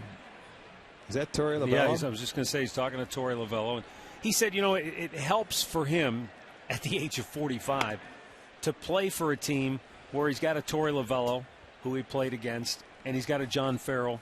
Guys that he knows that were players and know him, more importantly, know what he can do, what his role is now. He said it would be a lot harder to have to go to a team where there's no familiarity, where nobody really knows him other than by reputation. Chu takes off. Throw down to second. Bounces in there, and they still got him. He didn't get up at throw. That was a great throw. Aaron Sebia guns down Chu, and we go to the 7th. 4-1 Cleveland. Top the Blue Jays 4-1 right now, and there is so much planned this year at Progressive Field. You got to get out here. We've got 14 fireworks shows planned, 2 Rock and Blast, and Flex Packs are back. Presented by Discount Drug Mart. You can get 10 tickets, use them however you want, and you get them cheaper than you'd get them if you just walk up to the gate and come for a day. Check it all out online right now at Indians.com. Matt, Rick, back up to you guys. Thanks, Katie. Justin Masterson starts the 7th inning. His 69th pitch of the game is a little bit low for ball 1. He's thrown better than 70% of his pitches for strikes here today. In fact, in his last 2 innings, 13 pitches and 11 strikes. And he's fallen behind Jose Bautista 2-0. Bautista, the only guy to hurt him today with that solo homer to the porch and left.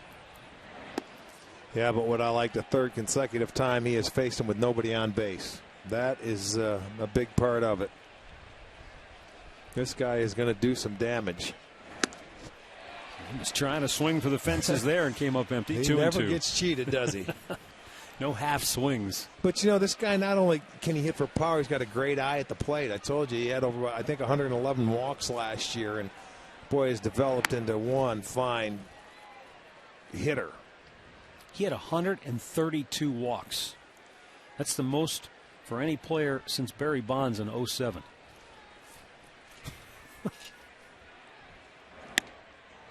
And he draws a walk right there.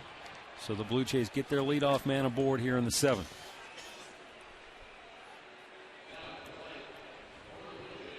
First walk of the afternoon for Justin. Adam Lynn has doubled and grounded out.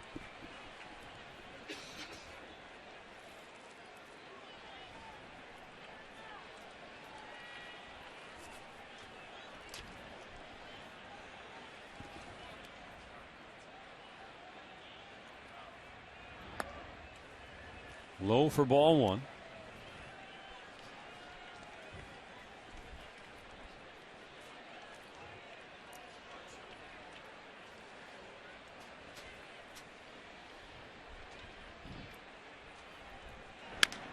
Slowly tapped to the mound. Masterson goes to second. Cabrera gets the out there. The throw to first. Dug out by Kochman. A double play. Boy, nifty work by everyone involved on that double play. Well, it looked like Justin hurried to try and get that throw to Cabrera, and he gets rid of it in a hurry.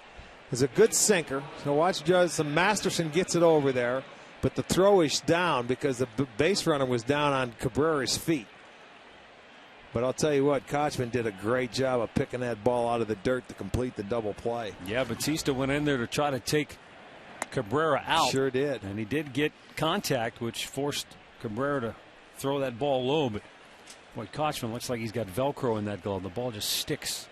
Well, you know what? That's something that's going to be fun to watch this year. We haven't seen where they've had a legitimate first baseman with the leather in a long time. A pure first baseman, not a converted guy.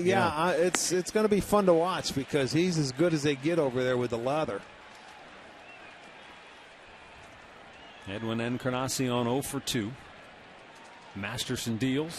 Swung out and missed. That's 8 punch outs for Masterson. Time now for the 7th inning stretch, brought to you by the Cleveland Clinic, where every life deserves world-class care. Call 216-444-CARE for an appointment today.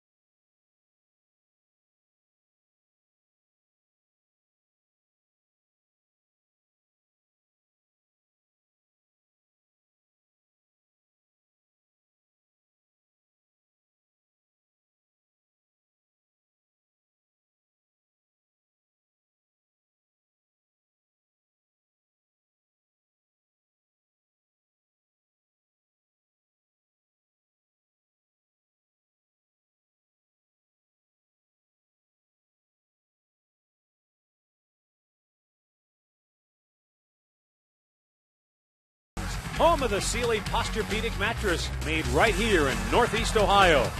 And by Burger King, proud sponsor of opening week baseball.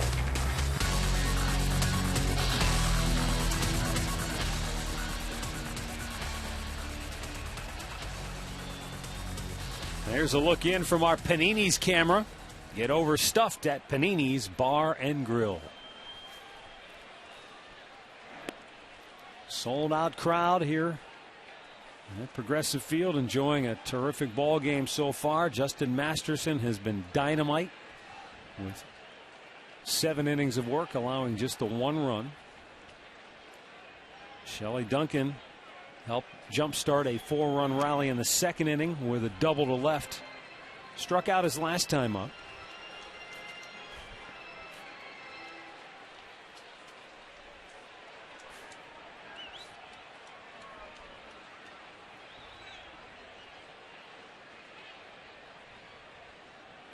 Jason Frazier worked a scoreless 6th despite walking the leadoff man.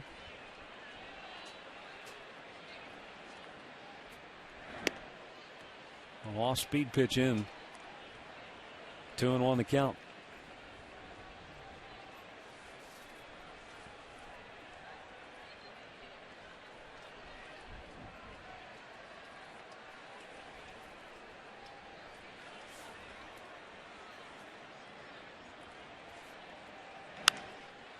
High pop. Might be playable here. Think it's coming Lynn, back. the first baseman, nope, couldn't get to it. And the Catcher Aaron Sebia went hopping into the dugout, but he's all right. It might have been the wind that just pushed it out of play there. Well, he's got the tunnel. He sees he's going over there to hustle, but he's got the walkway to come down. And once he gets over there, he realizes, I'm not going to catch the ball, so just let me get out of the way, jump into the dugout. You get a little help from your manager. Johnny's going to save him. He's big enough to hold on to him, too. Once he gets his mitts on you, you're not going anywhere. No, sirree.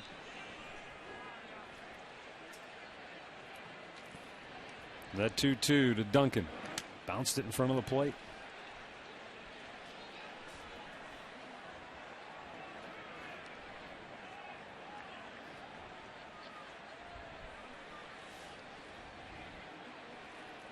Frazier with his second inning of work out of that Blue Jays bullpen.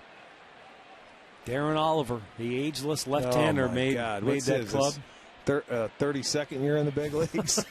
It seems like it. It's been pitching since you were playing. Oh, my goodness. A little bit low, ball 4. Second inning in a row. Frazier walks the leadoff man. John Farrell will go to the bullpen. Is it Darren Oliver? He's going for a left-hander. Didn't see who was up down there. But he'll make the change here with the Tribe leading 4-1 in the 7th. That's him. And there he is, Darren Oliver. 41 years old. He's coming on when we come back. Eastern Ohio means you're probably already out playing golf. And it means it's time to tune in and watch Jimmy Hanlon on the Golf Zone, driven by Mentor Kia. He'll take your calls and emails while improving your game and updating you on the PGA season. Of course, big Masters weekend. Golf Zone with Jimmy Hanlon, Sunday nights at 9, right here on STO. Well, Darren Oliver, here's what he did last year with Texas. And in doing so, he's put himself in some very select company. He's only the 3rd player in Major League history to be on a playoff roster 6 consecutive years with at least 3 different teams. Wow, that's hard to do. With the Mets, the Angels, and the Rangers. So he's become a modern-day good luck charm. Aaron Cunningham running for Shelley Duncan. Lonnie Smith was like that, wasn't he, back in the day? Yeah, that's right. Philadelphia, Kansas City, St. Louis. He was all over the place. I think he ended up with the Pirates and Jim Leland's Pirates in those early 90s. He was on a couple, at least one of those teams as well. Well, this left-hander's been around. He's been a matchup guy and somebody that you can rely on. He comes out, he takes the ball, and he just goes out there and continues to get left-handers out. He's made 60 or more appearances in 4 of the last 5 years. So, I mean, he's not just a guy filling out the roster. Up there. He's almost, 40 years old himself. 41. Yeah. So having Darren Oliver and Omar Vizquel on the roster kind of skews the overall age of the team. Well, yeah, those 2 guys will bring the average up a little bit. But I don't think you look to have a good average age when you have guys that can come out and do the job like those guys can. Oliver last year had a 2.29 ERA and 61 appearances with Texas. So he can still get it done. 1-2 the count for Casey Kochman.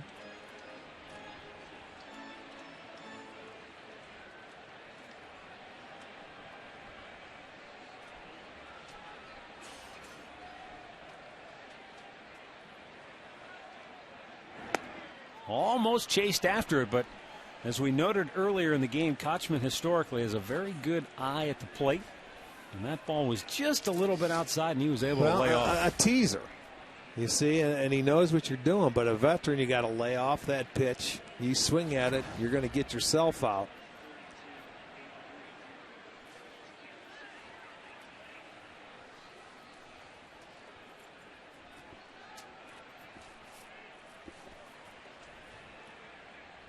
The 2-2. Got a piece of that to stay alive.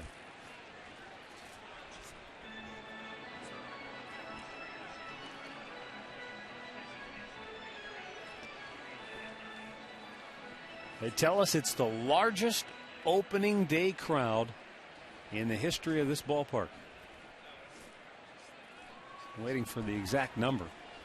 Well, Rick told you earlier we had standing room only crowd here today. Again, Kochman able to just lay off that tantalizing pitch over the outside edge of the plate.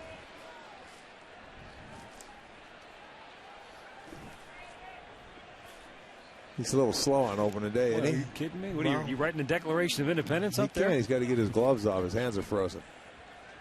43,190.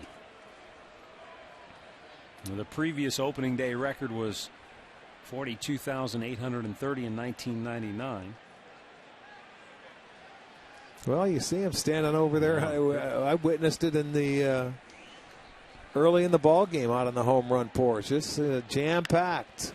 Kochman taps it to short. Escobar tags the bag, goes to first. Double play. Let's pause 10 seconds for station identification. You're watching Cleveland Indians baseball.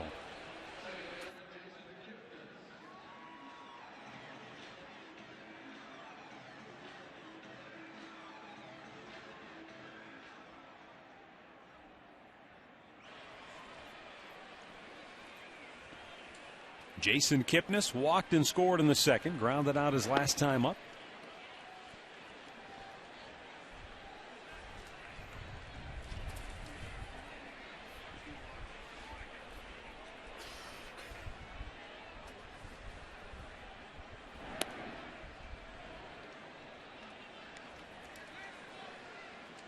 One and one to count on Kipnis.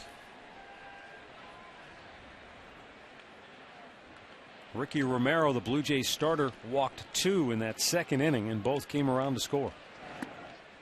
Kipnis down on the count of 1-2.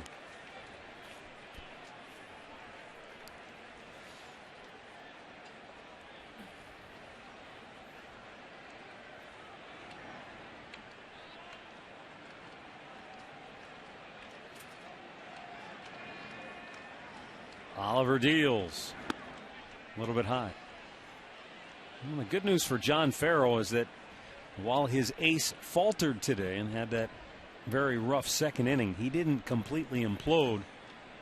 He got out of a little bit of a jam in the third and then finished strong, retiring the last 7 in a row. He didn't have his command. Hits the corner on that one. Oliver strikes out Kipnis, and we go to the 8th. 4-1 Cleveland. Indians and may not be reproduced or retransmitted in any form, and the accounts and descriptions of this game may not be disseminated without the express written consent of the Cleveland Indians.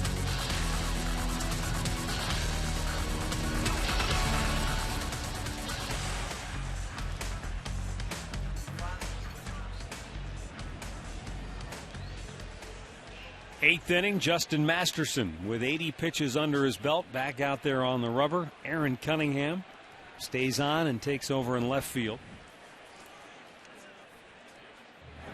55 of his 81 pitches have been for strikes.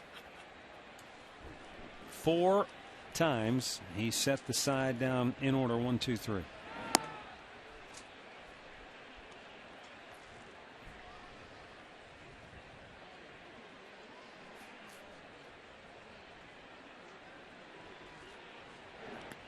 Bounce that in there. 2 balls and a strike. Just now getting activity in the Indians bullpen, and that would be Vinny Pistano, who is up throwing. Just starting to get loose.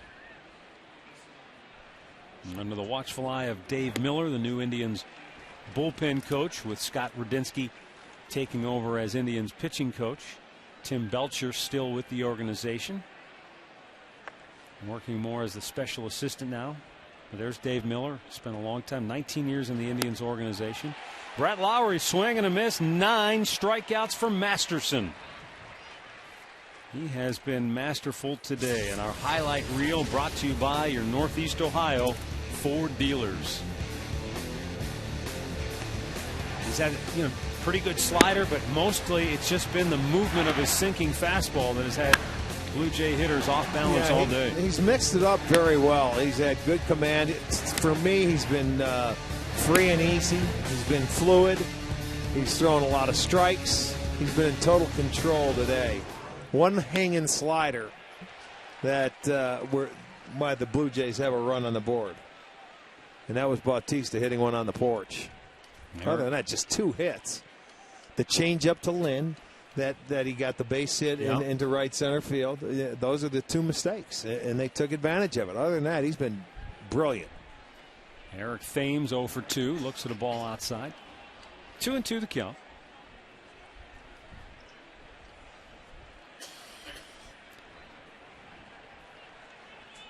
'90th pitch of the day. Hit to left. Cunningham on the run. He's there. 2 down.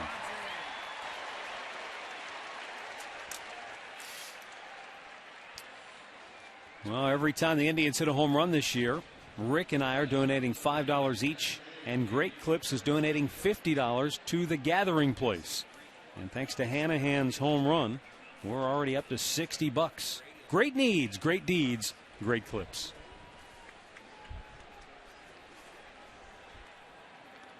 That's the first put out made by an Indians outfielder today. And that tells you how locked in Justin Masterson has been, with 9 strikeouts and a ton of ground ball outs. There's been 1 line out to shortstop. And then that fly ball to left, the first one. J.P. Arancibia called out on strikes in the 3rd. Grounded out on a terrific play by Casey Kochman at first base in the 5th. And now Justin Masterson trying to finish him off a little bit outside. Boy, this could be his last hitter right here, and if he could put him away with a punch out to get to double digits, what a tremendous start that would be. And that's what the crowd's pulling for. They want to see one more swing and miss. They get it, or did they? He did, but the ball goes to the backstop. Yeah, that's a strikeout. And so Arancibia reaches to extend the inning. All right, well, now you can get 11. So you got your 10th strikeout. Yeah, but unfortunately, not the way you were looking for it. No, because you wanted to retire the inning. He gets him to swing it. I mean, it's a slider. It'll be as a wild pitch. Santana went with a little. He didn't move a body out in front with 2 strikes. You know, he got a little lazy, went to the backhand side. You got to put a body out on that ball. You know you're calling the breaking ball. And if it's down in the dirt, you want to keep that ball in front of you. So if whatever happens, you can throw him out at first base. Colby Rasmus turns it loose, foul tips it. He's grounded out twice today.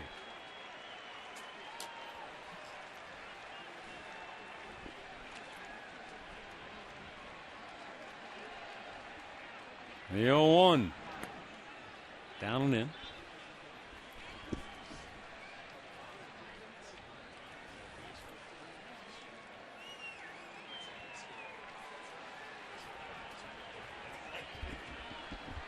Manny Acta has watched his ace pitch like one today.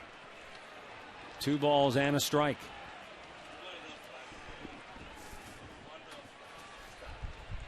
Justin Masterson with his first opening day assignment. 10 strikeouts. Most by an Indian starter on opening day since 1970. Sudden Sam. He punched out 11 O's. Well, he has a chance to get 11 here. Yeah. And this crowd of better than 43,000 starting to sense that. Look at them rise to their feet. They want another one.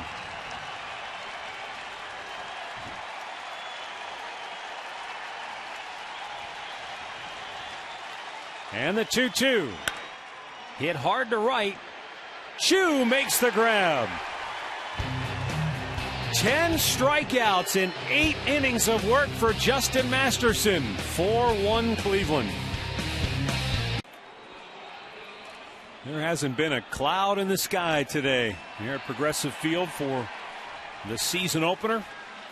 Justin Masterson, little head bump with Derek Lowe, and handshakes all around. What a job the Indians ace did today. Scott Radinsky, the new pitching coach, saying, hey, you're making my job a whole lot easier. How can't you be pleased with that?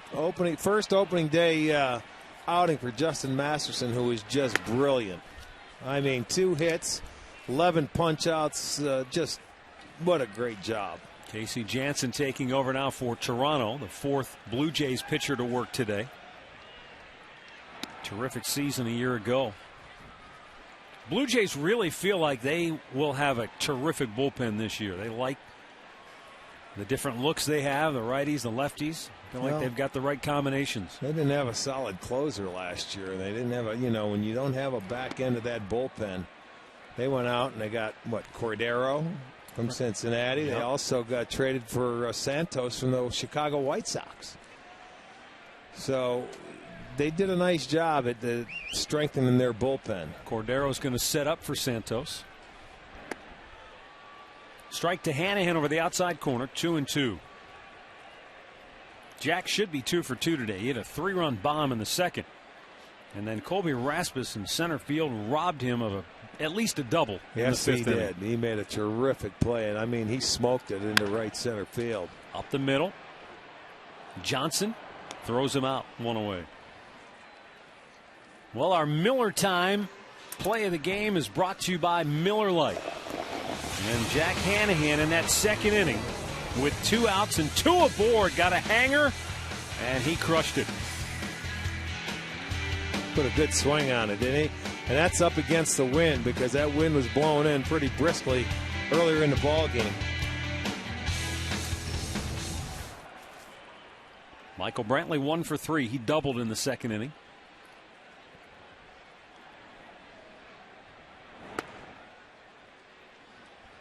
Outside for ball 1. Boy, Rick, you look around the league and all throughout baseball. Mets win 1-0 over Atlanta. Phillies beat the Pirates 1-0. Washington beat Chicago 2-1. That was a 1-0 game after 8 innings. Not like anybody's lighting up the scoreboard anywhere today in baseball. No, you leave the warm weather, Arizona and Florida, you get back into reality now in April. Ball doesn't carry. So far, I believe this is the highest scoring game of the day, tied with the Tigers' 3-2 win over Boston. 5 runs total.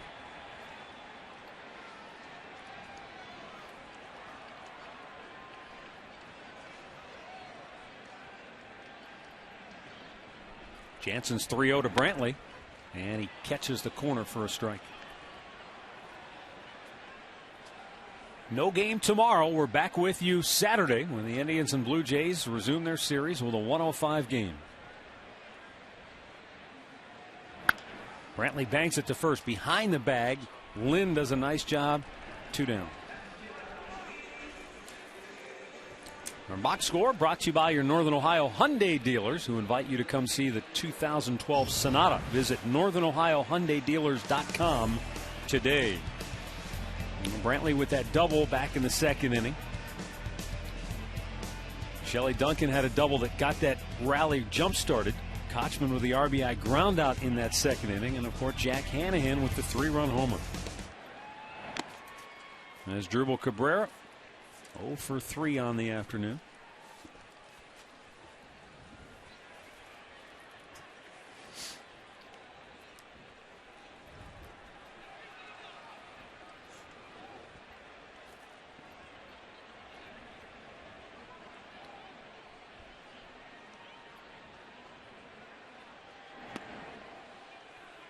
One ball and 1 strike.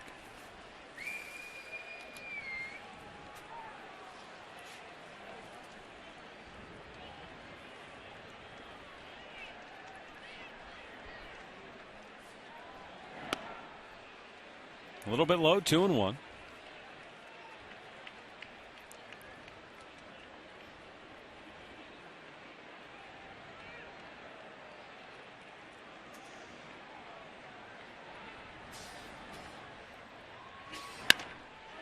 Right up the middle, Cabrera has his first hit of the year. And he's 1 for 4 on the afternoon now. And a 2-out base runner for Shin-Soo Choo.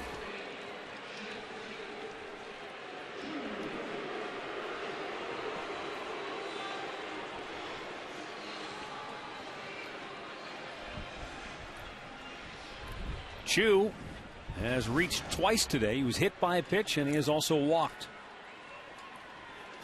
And he bats here with Cabrera at first in the bottom of the 8th.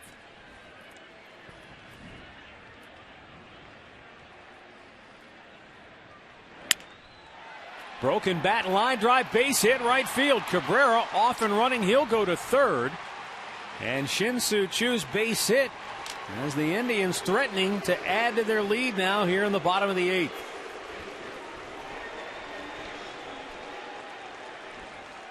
And the batter will be Carlos Santana now. Well, it doesn't matter how you get that first one of the year, whether you break a bat or not, you want it, and that's what he does. Gets it into right field, keeps that 2-out inning going, first and third, and a chance to add on. It's only the second time that the Indians and Blue Jays have met on opening day. The only other time was 1987 when Jimmy Key beat Tom Candiotti in a 7-3 Toronto win at Skydome. Then shortly thereafter, Candiotti gets traded and goes to Toronto.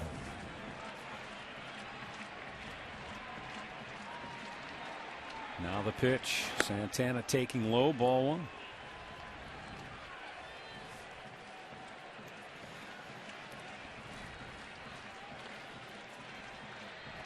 Carlos, 2 walks and a run scored. Called out on strikes his last time up.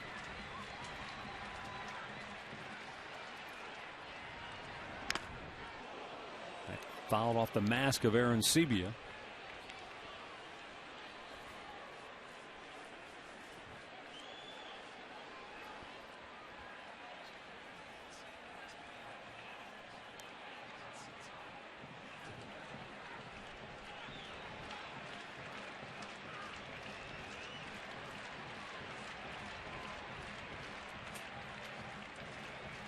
With Indians at the corners and 2 down in the bottom of the 8th. Santana yanks it foul.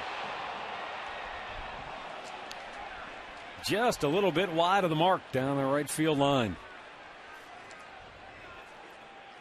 Cabrera's at third. Chu is at first.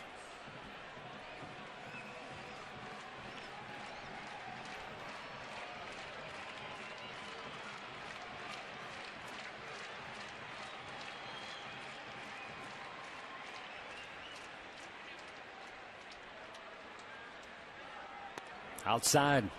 Not by much, but just enough that Santana wouldn't chase, and the count evens up at 2-2.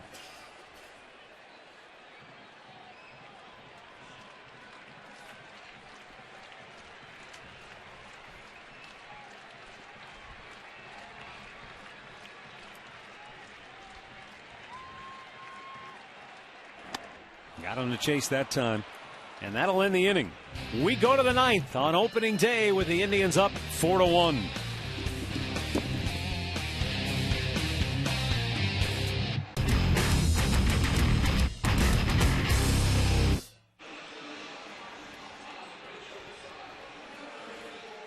Ninth inning here at Progressive Field. Indians lead 4-1. And right out of the chute, Chris Perez will be in a save situation. Last year, 36 out of 40.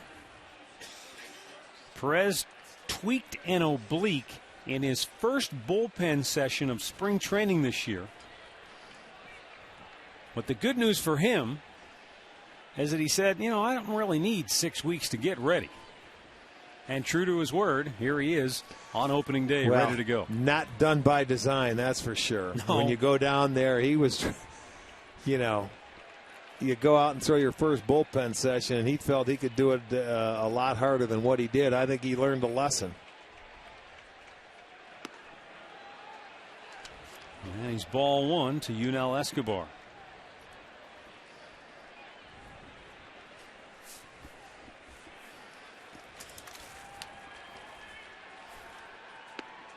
In there for a strike. Chris told me, he said, you know, my personality is 100 miles an hour. So he said, I've got to learn that sometimes early in spring training I need to back off. There's a line drive base hit into center field.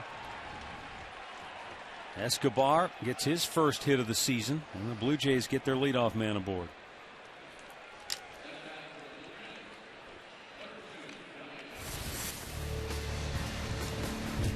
Going to get a look at our McDonald's. I'm loving it. How can't you love this double play? Because it's a good pick on the end, because You can see Bautista took out Cabrera, took the feet out from under, and didn't get much on the throw, but a nice pick to continue to turn that double play.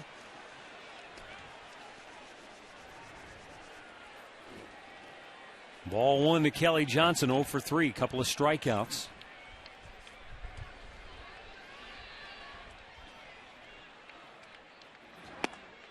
Over the outside corner for a strike, it's 1-1.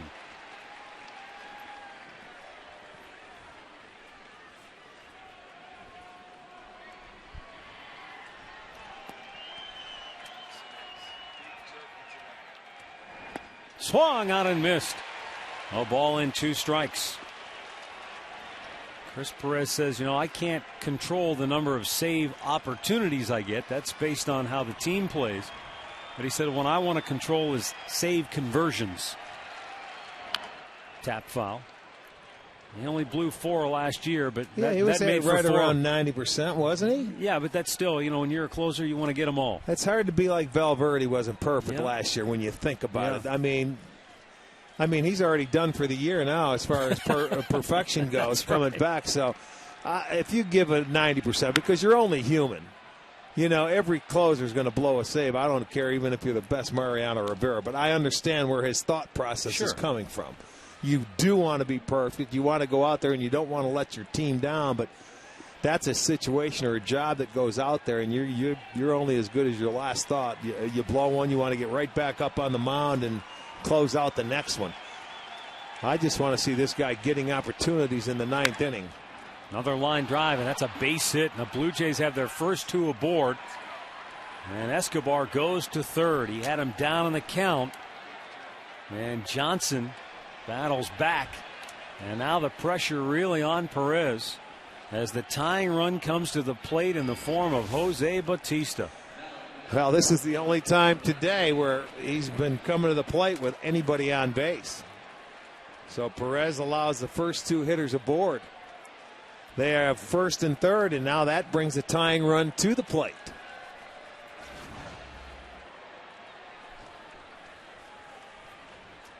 And Bautista takes a strike at the knees. Bautista struck out in the first, homered to left in the 4th, and walked in the 7th.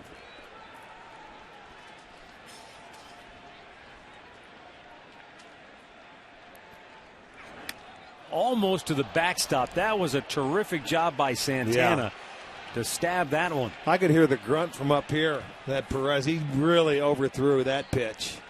He come out and he tried to throw that ball 150 miles an hour, and it was nowhere close.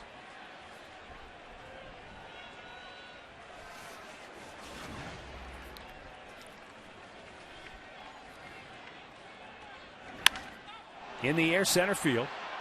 Brantley makes the catch. Tagging at third and scoring. Tagging at first and getting into scoring position is Johnson. As Escobar came home on the play, and there's only 1 out. That's a risky play by Johnson right there. Bautista gets his 2nd RBI of the game. It's a 4-2 ball game. And with 1 out, Adam Lind to the dish.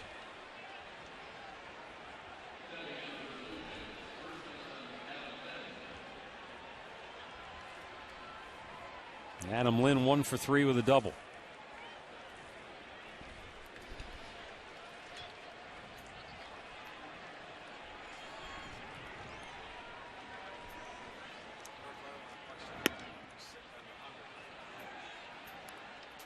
One ball, no strikes.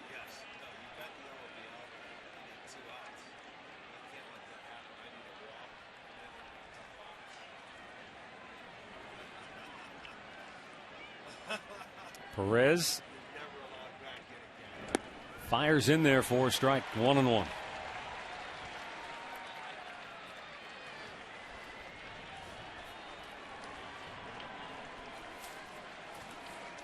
Both the Indians and the Blue Jays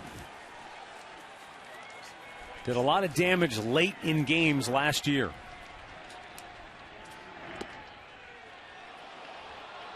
Only the Indians had more wins than Toronto in their last at bat last season. The Indians had 23 wins in their last at bat. The Toronto Blue Jays second best in the American League with 21 wins in their final at bat.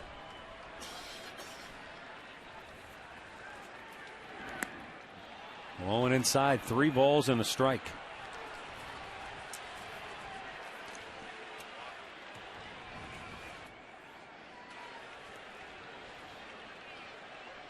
This is the kind of outing that Chris Perez was hoping to have late in spring training, where he could get out there and throw some pitches and work through some things.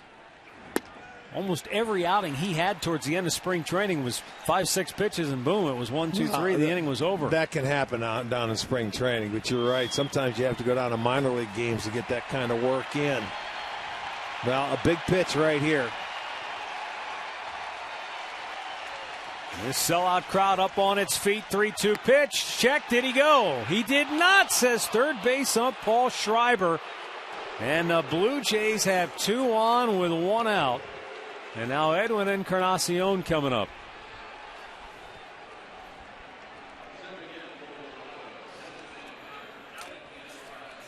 Encarnacion 0 for 3. Well, he thought about it. It's hard to tell from that angle, but I think when you look at the side angle, he may not. He may have checked his swing. So, all right, you got the double play in order. You're looking for a ground ball. Going to get a pinch runner at first base for Adam Lynn. It's like Rajai Davis. Is that right? I believe that's who it is.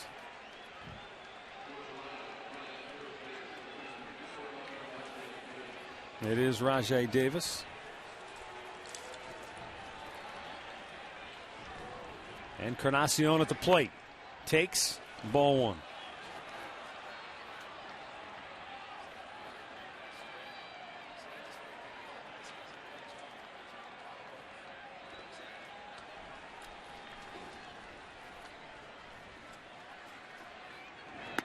That's inside 2-0. Now Chris Perez, he's up against it now. He's behind Encarnacion 2-0 with the tying run at first base and 1 out here in the 9th. Fires it in there, 2-1.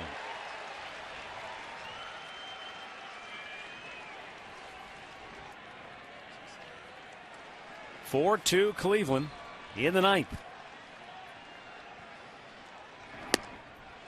3 balls and a strike.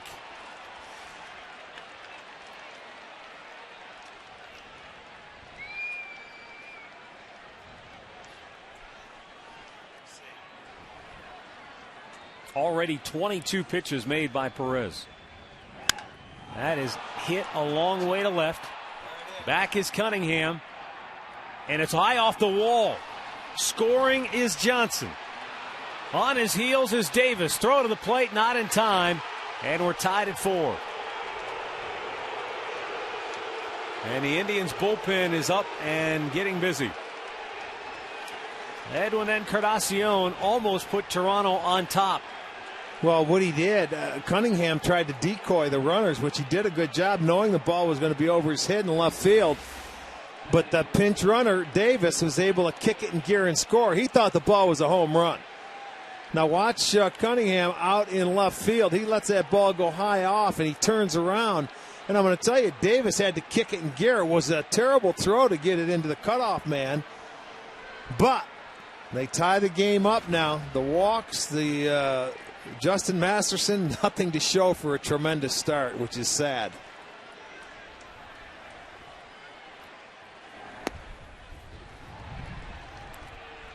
Brett Lowry 0 for 3.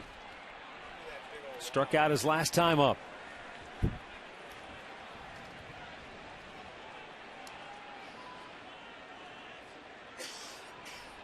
Toronto getting up off the canvas here in the 9th with 3 runs in.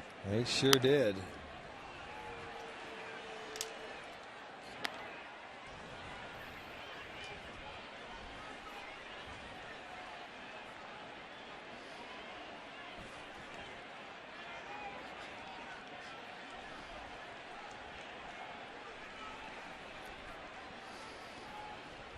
Now the go-ahead run in scoring position was still only 1 out.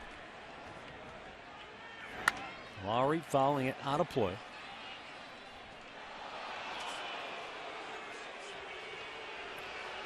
Francisco Cordero on your left and Sergio Santos on your right. Yeah, you'll see Cordero if it remains tied. You'll see Santos if they get the lead.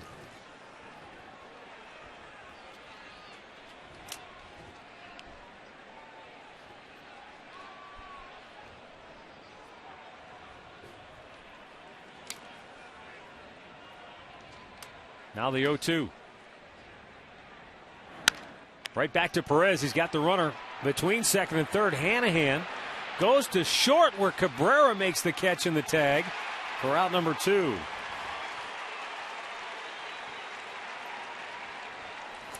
Say, the way Hanahan caught that throw from Perez, I wonder if the ball didn't get.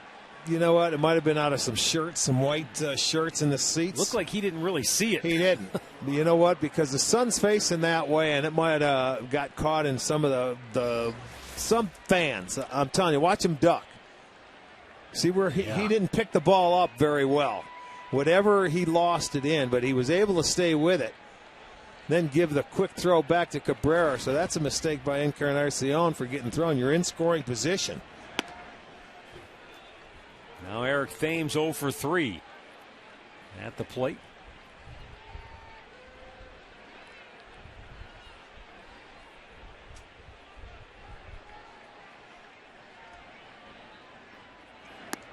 That's outside. This will be a 30-pitch inning now for Perez here. Certainly not the way he wanted to start your first outing out this year. Jose Valverde in Detroit blew his first save opportunity of the year, and the Tigers won in their last at bat.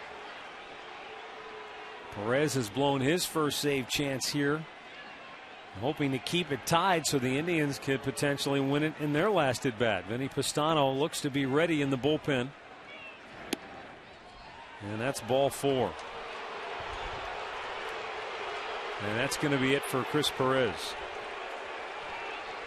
Faced 7 hitters in this 9th inning and allowed 3 runs. He's responsible for the 2 men on base.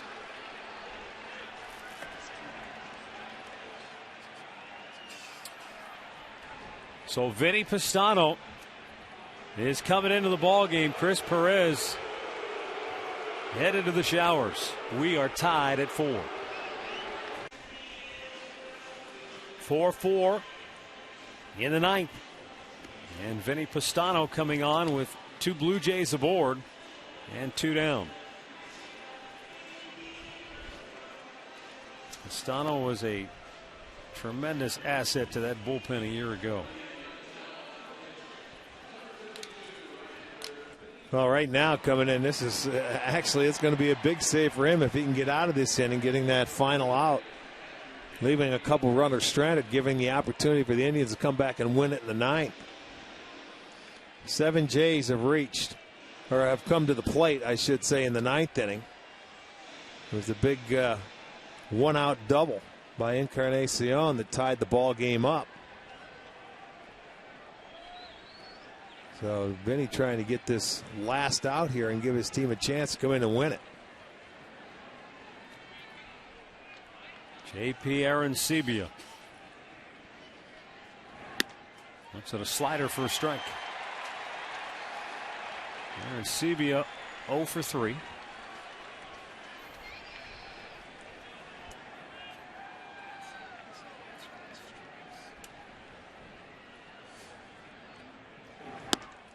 A little bit high, 1-1.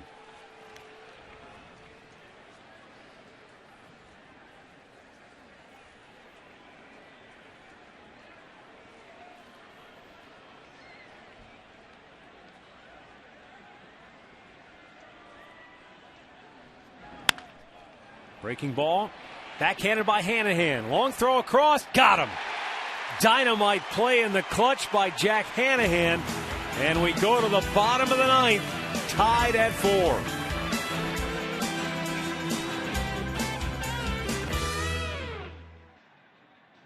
Four ball game. Indians going to come back and try and win this ball game in the bottom of the 9th. Toronto comes back. A new pitcher, a new signee, Francisco Cordero, coming over from Cincinnati. 42 strikeouts in his 69 2/3 innings, a 5-3 record. He made 68 appearances, and of course a closer in his career. But he's going to be the setup man for John Farrell this year. So Cordero coming in the tie ball game. A couple other moves that were made. Bautista comes in from right field. He will go to first base. This guy's very athletic. He can play anywhere. And then moving out to right field, Rajai Davis came in to pinch run, scored the tying run for the Jays, is now out in right. Well, here in the bottom of the ninth, it'll be Travis Hafner, Aaron Cunningham, and Casey Kochman. And the Indians led the American League a season ago with 23 wins in their last at bat. Well, a little magic wouldn't hurt here in this first one at home. Cordero. It's called a strike over the outside corner. Travis Hafner with that walk-off grand slam against Toronto last year.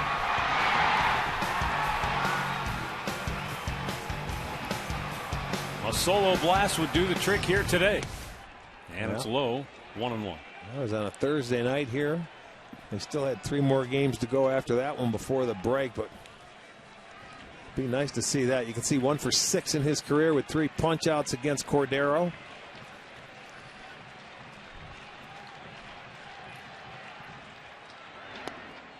That's outside 2-1.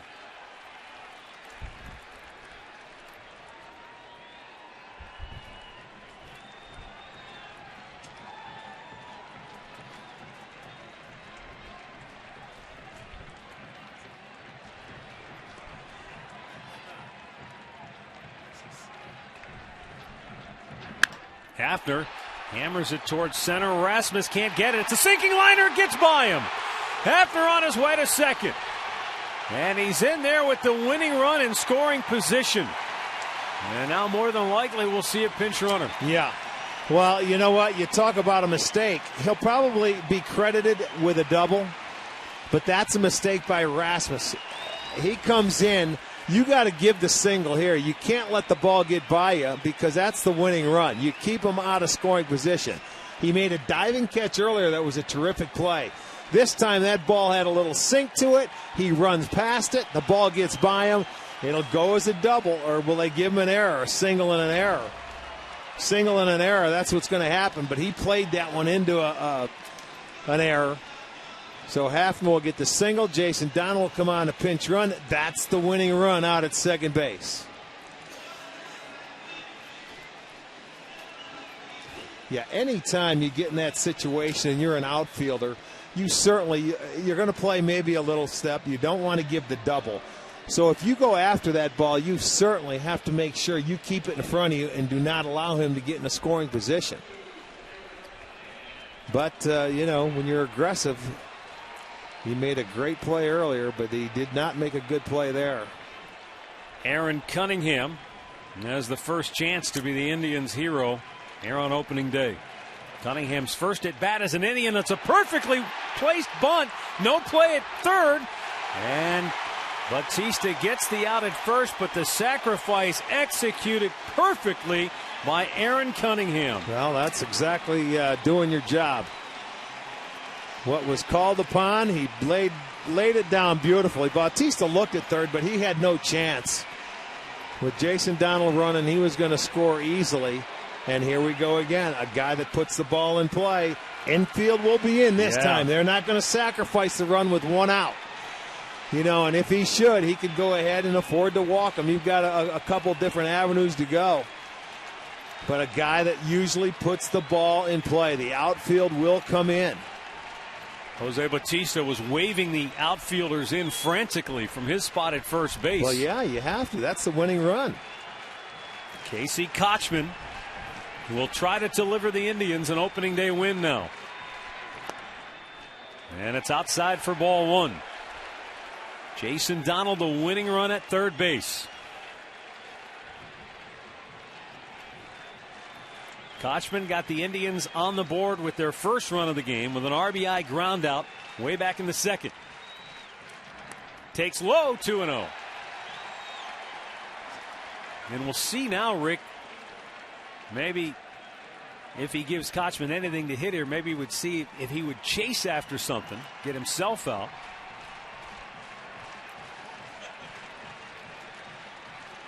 There's the 2-0. Comes to him. High chopper to first. Batista will make the play. And Donald has to hold at third.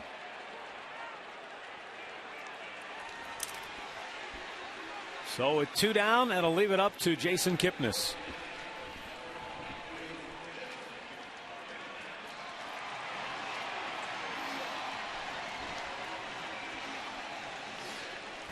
Jason Kipnis today 0 for 2. He walked and scored back in the second. Since then, he has grounded out, and he has struck out.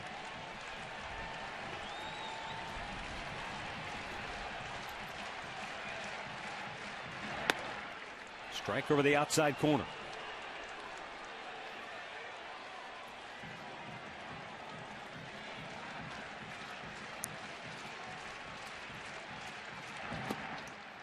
That's too low. Evens the count on 1-1.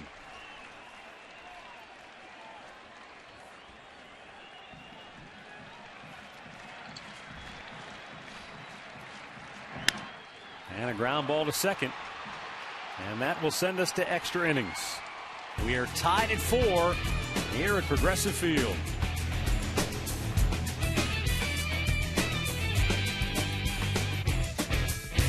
Baseball on opening day.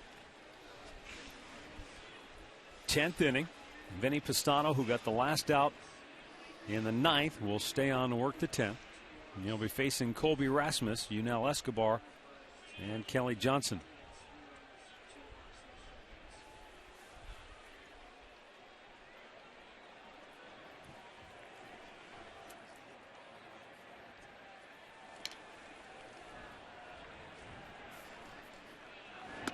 And it's up high for ball 1.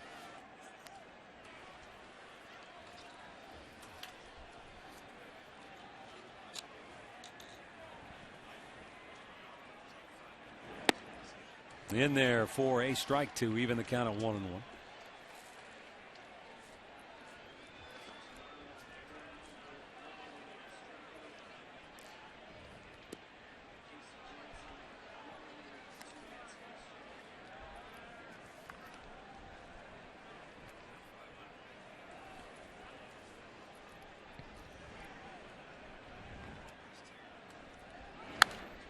Pop back out of play.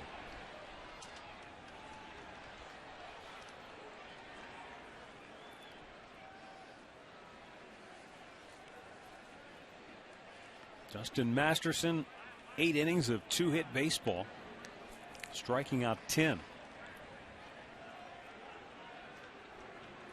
Now the Indians bullpen will try to salvage the victory by throwing up some zeros. Jason Kipnis settles under that pop up, 1 down.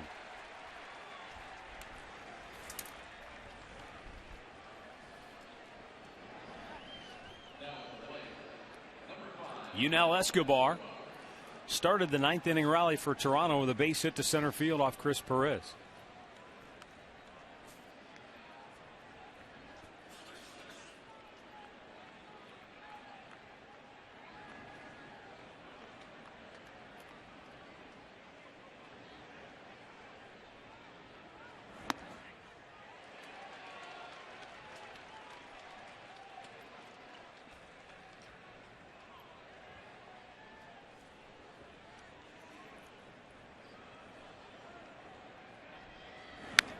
Right back over the screen, and it's 0-2.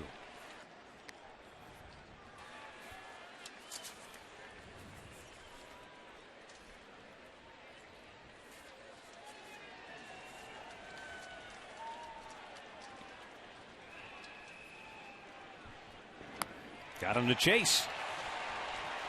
Vinny Pistano has his first strikeout of the year. 2 down here in the 10th. Let's pause for station identification. You're watching Cleveland Indians baseball.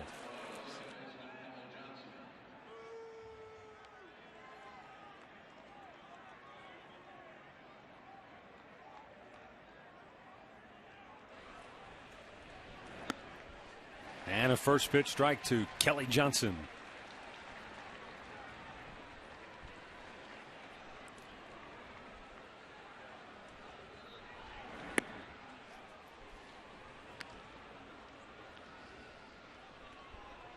This is something that Pistano wanted to work on in spring training, attacking left-handers who had a little more success against him last year. And that slider was going to become a big part of him trying to go at the left-handers, proving he could throw it inside for strikes.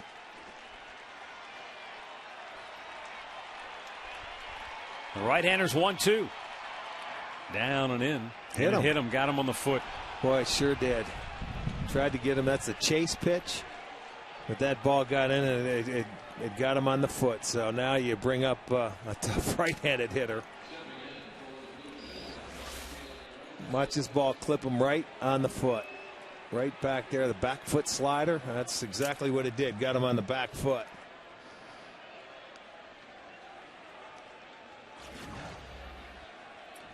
Here is Batista.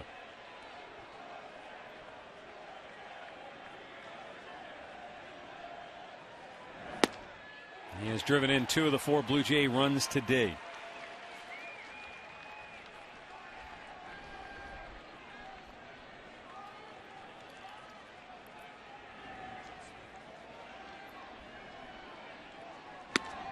Oh, and 2 the count.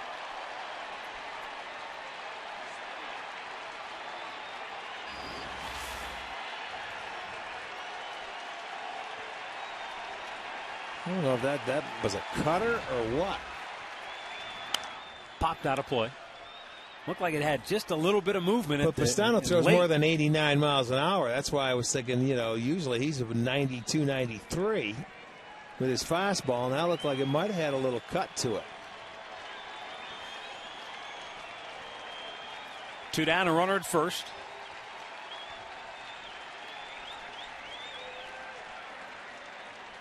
Batista backs away.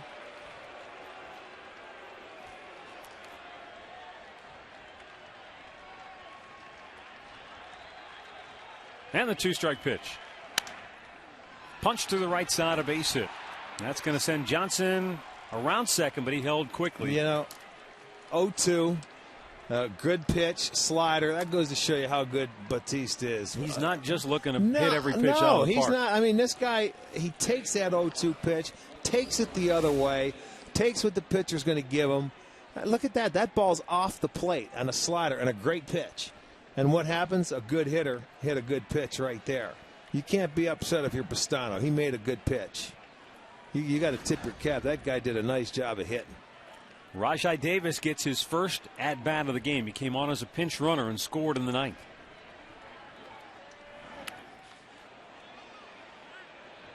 Good save by Santana there.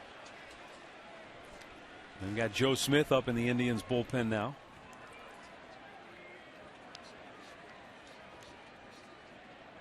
That's the first 2-out hit of the game for Toronto. The base hit by Batista, as you see Joe Smith heating up.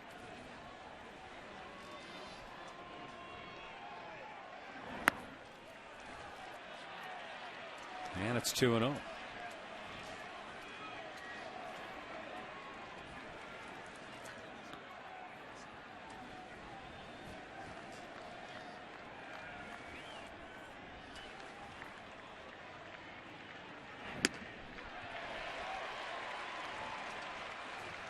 Two and one the count, with 2 Blue Jays aboard and 2 out here in the 10th.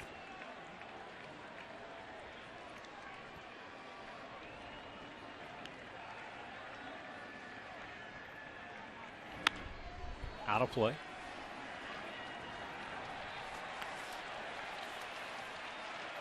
Nice grab. And he's fired up about it. Yeah, he's looking into the sun.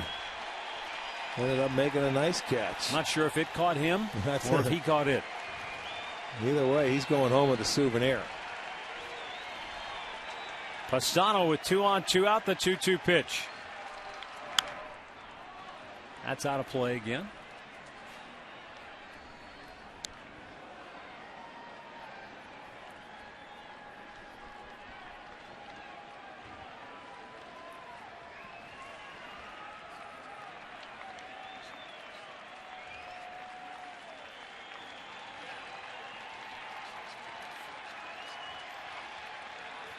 Again, the 2-2. Popped him up. The shortstop Cabrera calling for it. And we'll go to the bottom of the 10th. Still tied at 4. Tied at 4. The Indians will have Jack Hanahan, Michael Brantley, and Asdrubal Cabrera coming up. The 6th Toronto pitcher to work today is Carlos Villanueva. Last year spent time in both the rotation and out of the bullpen.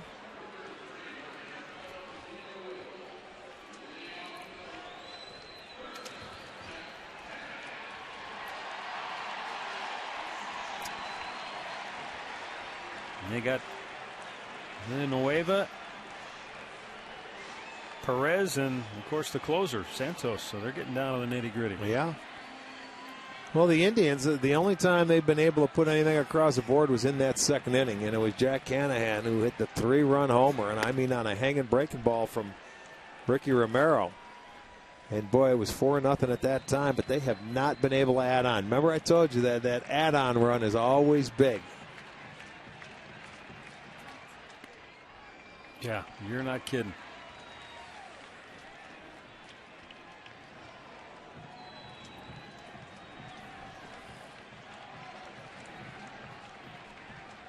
Hanahan's 3-run homer had the Indians sitting pretty early on in this game. It was a 4-0 Tribe lead after 2. And then in the 4th inning, Jose Bautista got the Blue Jays on the board with a solo shot. It stayed 4-1 until the 9th. And Toronto rallied back for a 3-spot to tie it.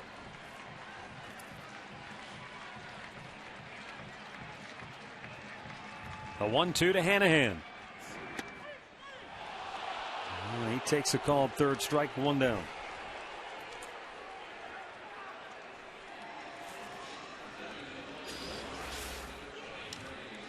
Going to go inside with a breaking ball right there, inside corner. It did have the plate. He doesn't pull the trigger. I don't know if Jack agreed with the call, but it didn't look like that bad of a pitch. Michael Brantley 1 for 4 with a double today.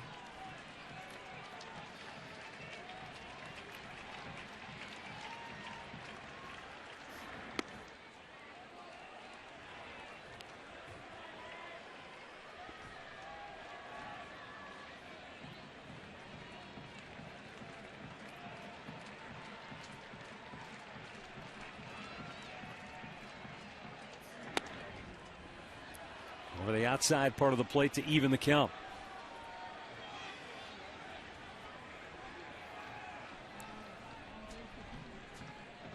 This game now far and away the highest scoring game in Major League Baseball today.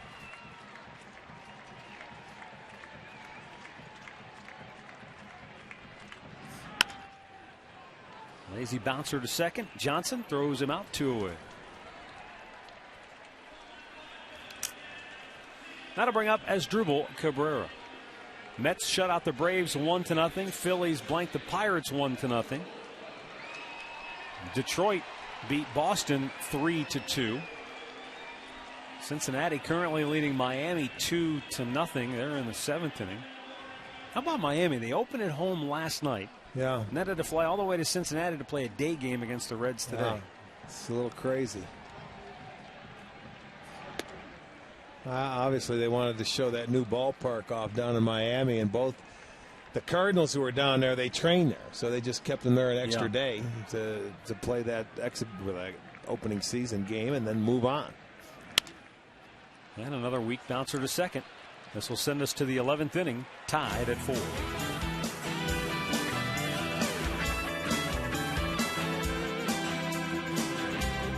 For our score. 4th Indians pitcher today is Joe Smith. And the right-hander working in 71 games a year ago, an ERA at just a shade over 2. He'll be facing Edwin Encarnacion, Brett Lowry, and Eric Thames.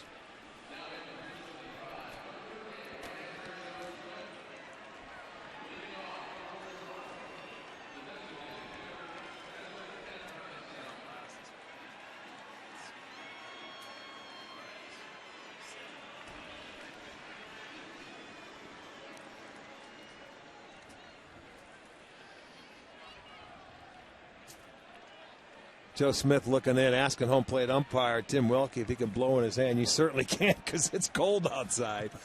He's not going to say anything to you. Inside to Encarnacion. Here's the guy that had the big blow back in the 9th inning. Off Chris Perez, the double. He narrowly missed hitting a home run that would have put the Blue Jays ahead. Boy, he sure did. Halfway up the wall in left field off the auxiliary scoreboard. Johnson and Davis came around to score. Foul over toward the third base coaching box. Brian Butterfield coaching at third for John Farrell's Blue Jays, and Torey Lovullo coaching over at first.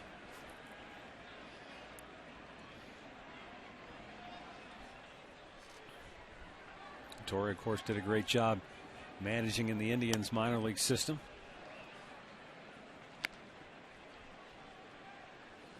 Mike Sarbaugh has followed in his footsteps and has done a fine job with the Columbus Clippers.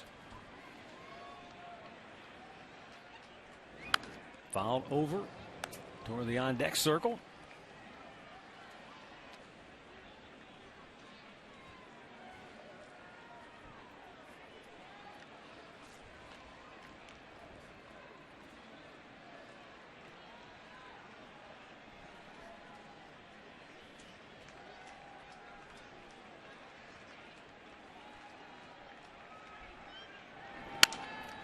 And a bouncing ball through.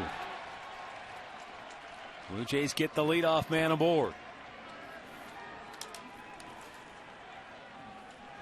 Brett Lowry will be the batter. 0 for 4 on the day.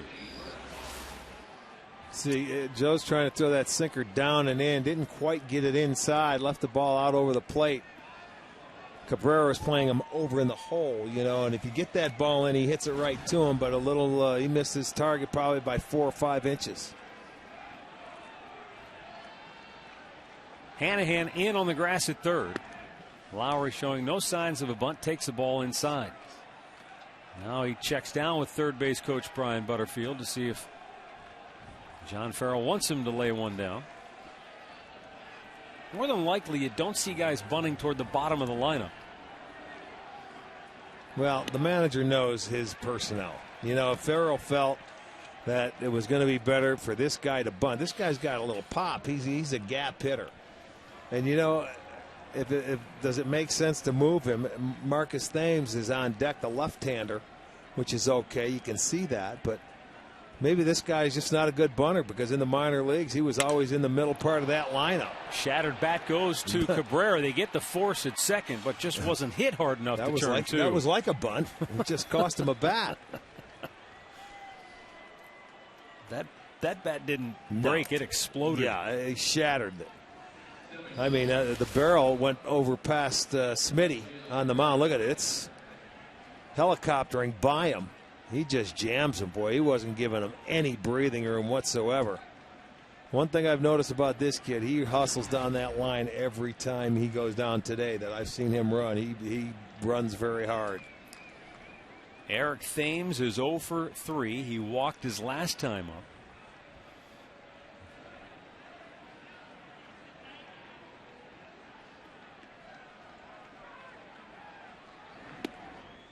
Outside for ball one.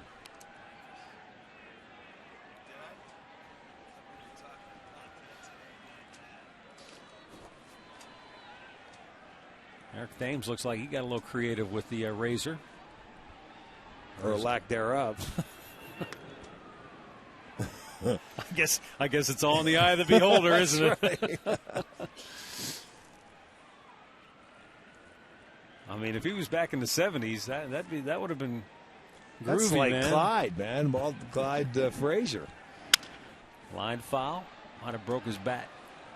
Clyde the Glide. He did. He's going to need a new piece of lumber.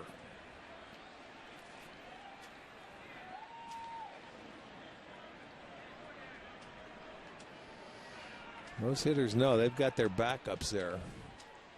They know which one, if one breaks, which one they want for the second one. That's for sure.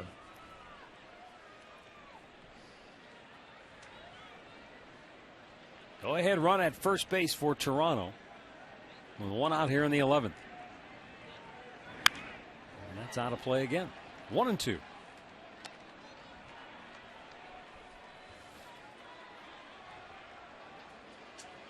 This is where Joe Smith last year was so good against left-handers. Came in and did a great job. Had a better batting average against lefties than he did right-handers. And, you know, when you think that sinker, that side armor, he was able to throw the ball inside to him. Back over the screen.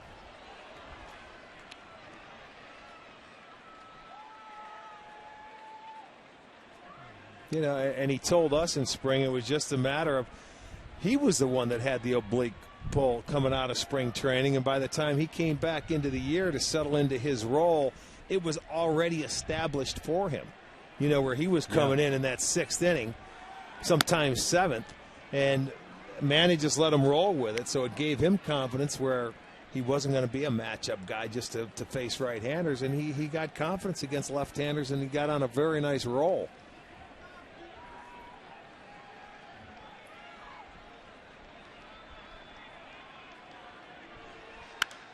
Often wonder about the mental aspect, the psychological aspect of things, where if you're a right-handed sidearmer and you have a year where you struggle against lefties and all of a sudden you get tagged with he's a right-handed matchup guy, he doesn't get lefties out, does it seep into your own confidence to where you start thinking about it? When you think too? all these guys sitting next to us, all the writers, that's all they write about. Oh, he can't get left-handers out, and it doesn't matter. You know, that travels. So you start believing it because that's all you hear and see. Double play ball to second. Kipnis to Cabrera. Back to Kochman. An inning-ending double play. Joe Smith sends him into the dugout for the bottom of the 11th. Still tied at 4. And for the Indians, it will be Shin-Soo Choo, Carlos Santana. And then we'll see if it's Jason Donald or if Manny goes to his bench. Well, who's left? I was just thinking that myself. Now that I think about Jose Lopez, right-handed batter with that's a little true. bit of pop. Getting down to the nitty-gritty all of a sudden. But Donald has come out into the on-deck circle to grab some pine tar for his bat, so looks like he's ready to go. Yeah, he is ready until you're called back, except he's in the hole. He's not on deck. Yeah. He's trying to get that bat ready. He's already on the top step wanting to hit. Shin-Soo Choo. Base hit his last time up.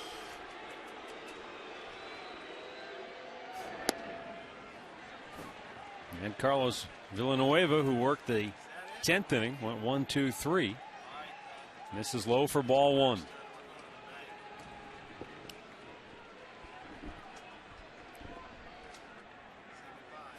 Choo showed bunt and takes a strike.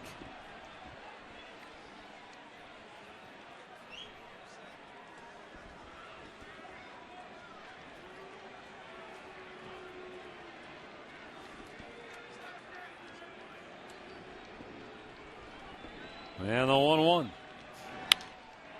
In the air left field. Thames makes the grab, one away.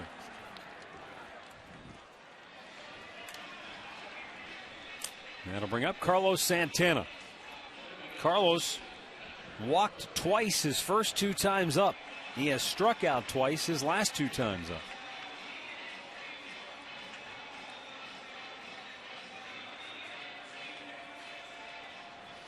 Four runs on 7 hits for Toronto. They've stranded 6. 4 runs, 6 hits for the Indians. They've left 4. The only error of the game committed by center fielder Colby Rasmus in the 9th when Travis Hafner led off with a base hit and he misplayed the ball, allowing Hafner to get to second. But the Indians, after sacrificing Jason Donald, a pinch runner, over to third, couldn't get him home. The Indians haven't had a runner on base since.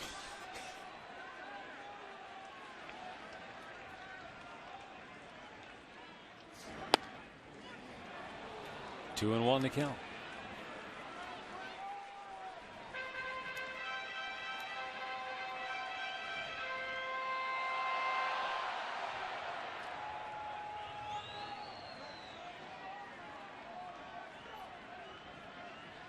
The 2-1. Chopper foul. 43,190. The largest opening day attendance in the history of this ballpark here today. Those who remain are well chilled. Some folks have headed for home. Some folks have probably moved out to wherever there's some sunshine. The 2-2. Fisted to short. 2 down.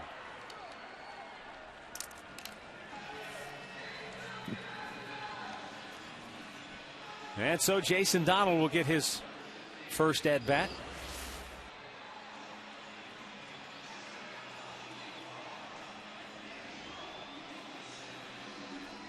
See, you got inside on him. I want to watch his windup this time. It looked like almost a quick pitch.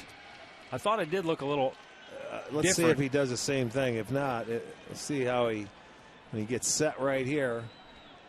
He did. He gave him a little quick touch.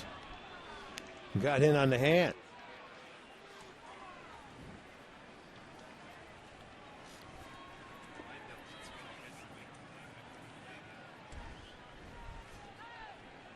Time call. Donald steps away.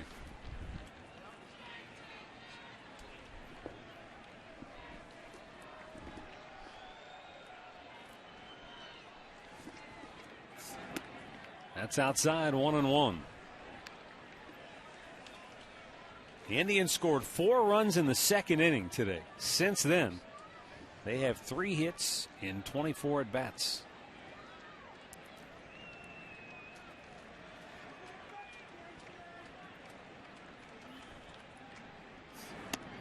That's up high.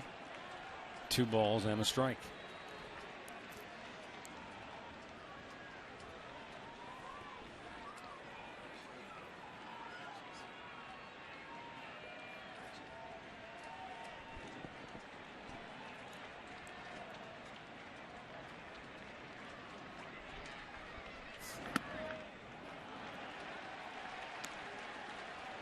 Well, Donald has the count tilted in his favor at 3-1. With Aaron Cunningham waiting on deck.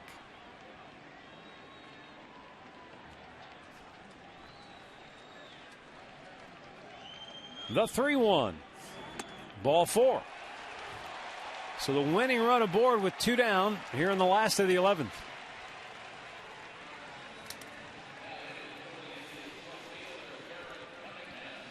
Aaron Cunningham, a well-executed sacrifice bunt, his only time up in the bottom of the 9th.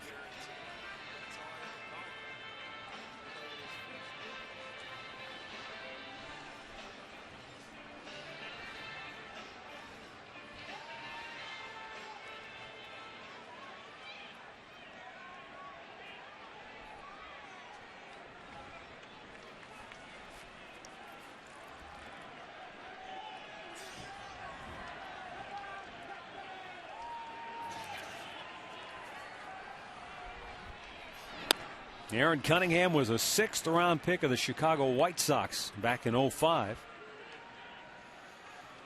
He's also been with the D-backs organization, the A's, the Padres, and now the Indians.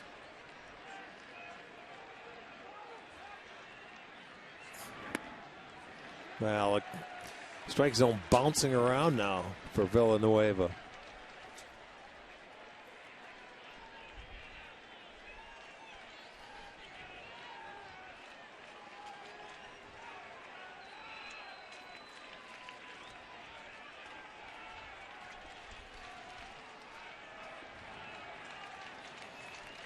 Winning run at first base for the Indians.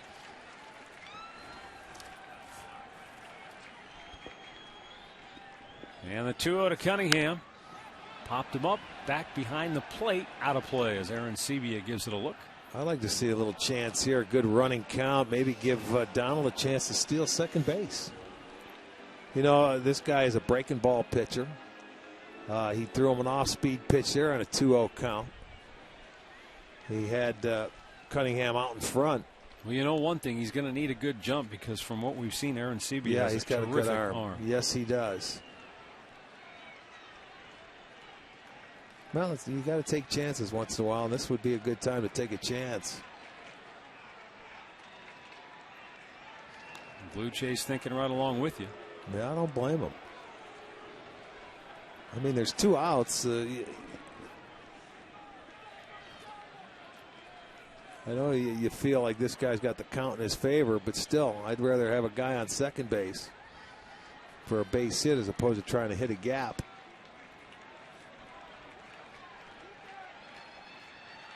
Runner holds, and the pitch a called strike, 2-2.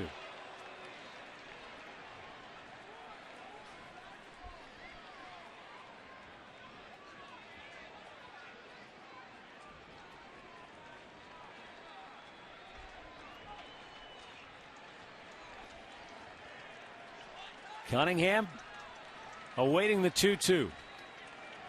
Donald held it first. Holds, and it's a full count now. So now the mystery is out of the bag. He'll be taken off on the 3-2 pitch. Casey Kochman waits on deck.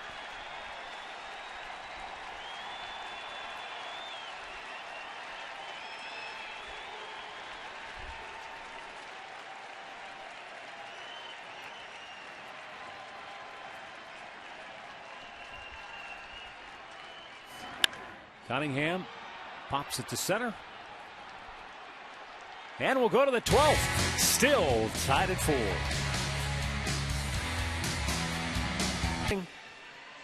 And Joe Smith will stay on for the Indians after he worked a scoreless 11.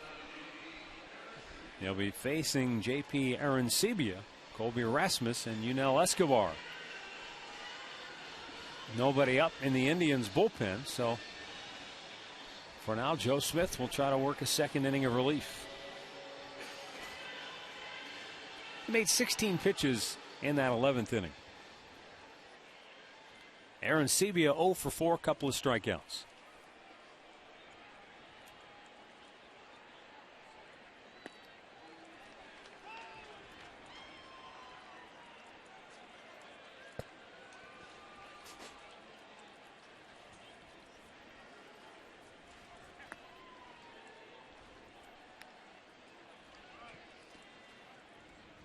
This young man had a good rookie year, a lot of power for a guy behind the plate. Another one that he didn't hit for much average, but he displayed very good power. And I think once he gets to know the pitching in the league, a lot like Carlos Santana, that average could go up, develop into an outstanding catcher. Way up high, almost took off to the backstop.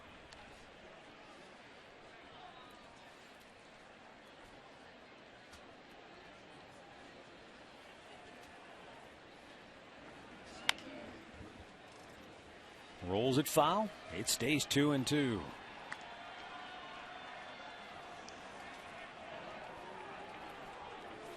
Tony Sipp now getting a baseball in his hand, and he's getting loose.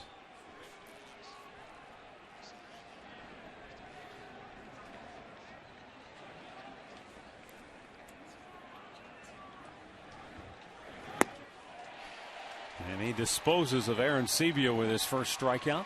1 down.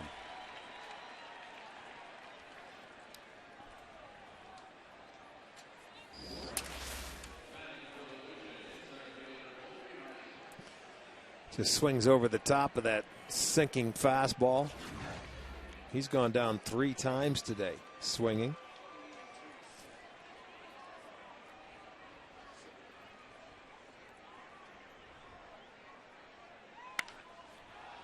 Hit in the air to left.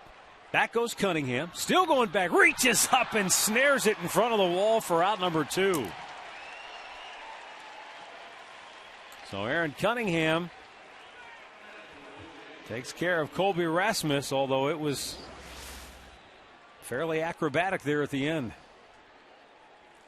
No, pirouette. Yeah, it doesn't matter. You get back there and you see back pedals for that last step, and that ball, it seems like a couple of times the ball has been hit out there. It's had a lot more carry than anything it does to right field. Obviously, because that wind's pushing it, but the wind isn't as strong right now as it was earlier in the game. Bounced foul, third base side.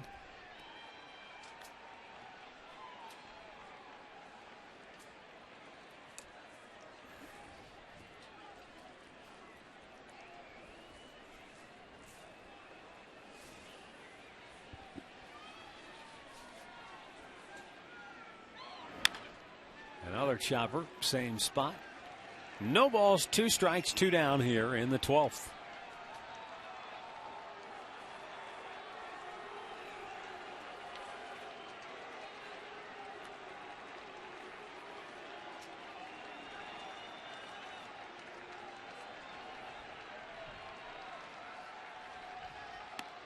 Way outside.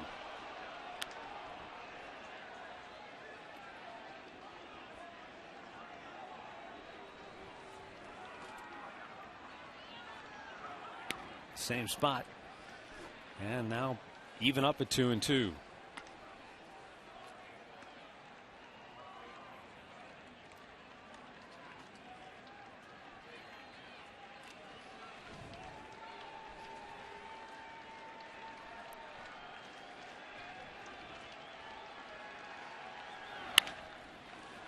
In the air. Long run for Brantley. Can't get it. On his way to second base is Escobar, and he's in sliding with a 2-out double.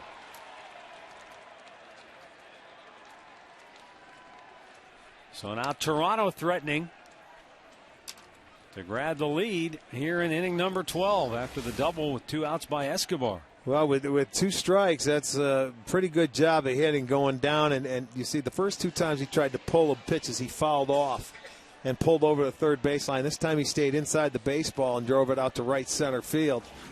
And with that swing rewarded with a double. And out comes Manny Acta to bring in the left-hander to face the left-hander. Tony Sipp is coming on. Joe Smith heads to the dugout. Tony Sipp entering. We'll be right back.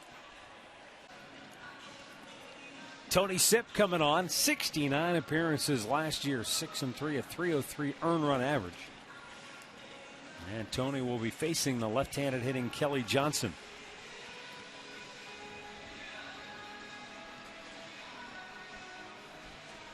With the game on the line. I mean, all these Indians relievers, I guess with the exception of Joe Smith, I mean, they've had to come into tough spots. Vinny Pistano came in with the potential go-ahead run in scoring position.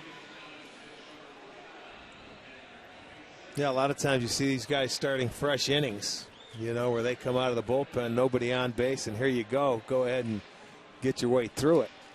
Hasn't worked that way for a couple of guys today. Now Tony Sipp will try his hand.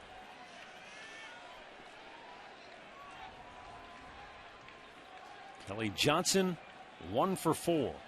He singled and scored in the 9th, hit by a pitch his last time up.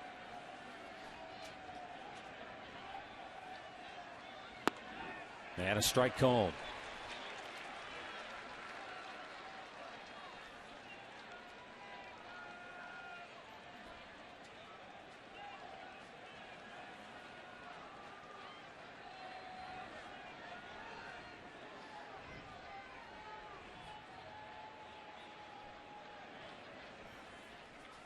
Tony Sipp ready with the 0-1. Too high with it. Evens the count.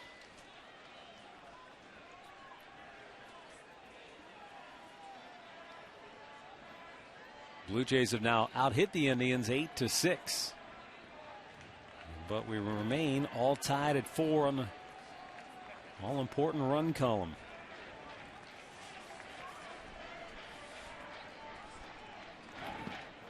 Good block by Santana. Very nice. That was a good 4 or 5 feet in front of the plate. Sure was. He just put a chest protector on it to keep it in front of him, and that's basically all you can do. Look at, he just gets up there and just keeps it in front. It's a good job. That's called spiking one into the dirt. Spiking is right.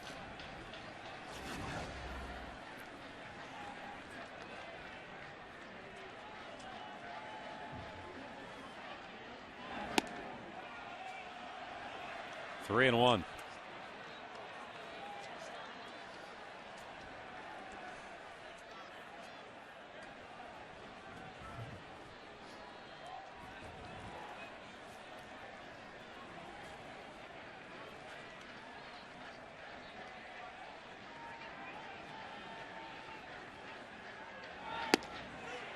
And there's a strike call to run the count full at 3-2.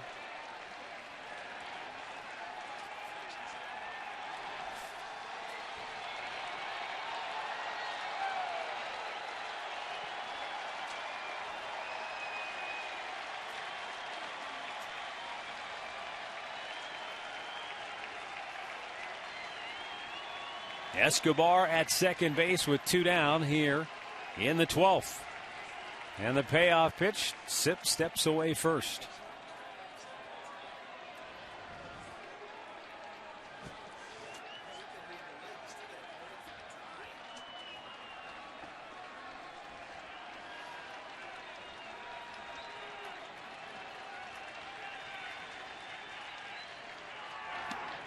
And he walked him. Not the way you wanted to do this. Maniac bringing him in to face the left-hander. But, you know, this is a guy I certainly wouldn't want to face. There's the breaking ball up and in to Johnson. Now you've got trouble. Well, they might just walk him anyway. I would. This is a guy you don't let him beat you. He didn't come in. He wanted to end the inning there. You go ahead. What you do, you're putting the man on third base. But still, you're going to face Rajai Davis. But he wanted him to get the left-hander out. I wouldn't throw this guy anywhere close, so I don't blame him for walking him. Now there's just no room for error. Yep. You know what I mean? You got to go out there. Your pressure's on your defense. Your pressure's on your pitcher to get that final out. But you don't let this guy beat you. That's for sure. Remember back in the 10th inning, there were 2 outs, and Vinny Pastano looked like he was going to cruise through the inning. He had Kelly Johnson. I think he had him 2 strikes, and then he hit him with a back foot slider. Yes. And he had to face Batista, who promptly singled to right to keep that inning alive. So I agree with you. You just see you later. You take your chances. You got to go after the next guy. You know, every team in a scouting report, when they come in, you don't let somebody beat you. And this is the guy, the whole league. They say, don't let this guy beat you. I mean, they've got a nice offense, but this guy is head and shoulders above everybody else. 43 home runs last year. Well, you said 130 walks. Yeah. It's scary.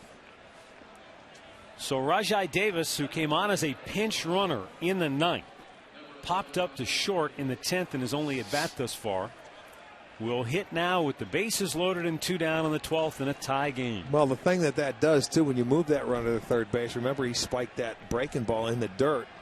Yeah, I mean, you know, wild pitch, pass ball, things like that come into play now.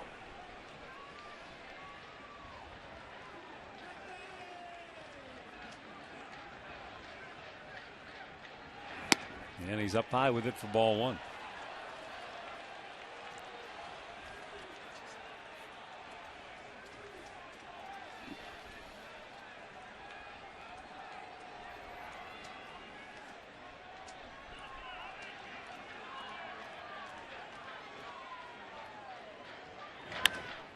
In the air left field, Cunningham back onto the track, pulls it down, and the inning is over. The Blue Jays leave him loaded.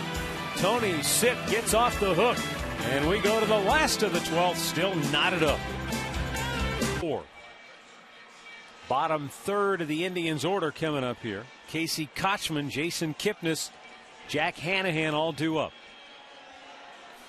And it's Carlos Villanueva out there pitching for the Blue Jays after 2 scoreless innings under his belt already. A 1-2-3 10th. And he walked a batter in the 11th, but has not allowed a hit.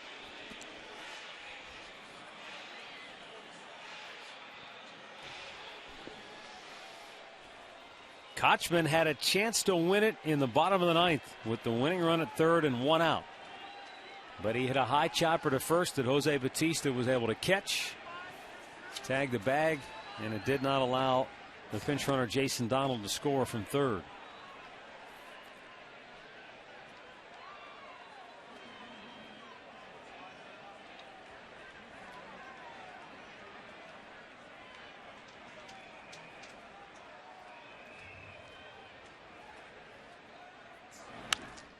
Fouled back. 0-2.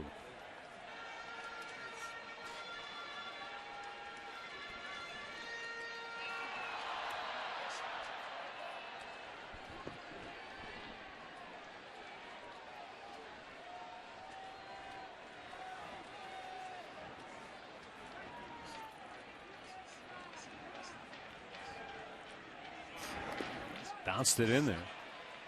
1-2 the count.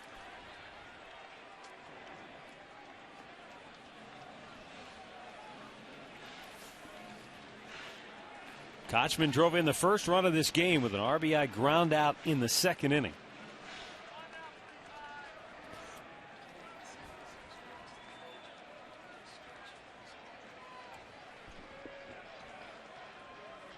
And the 1-2. And he strikes him out. One away here in inning number 12 now. Second strikeout for Villanueva.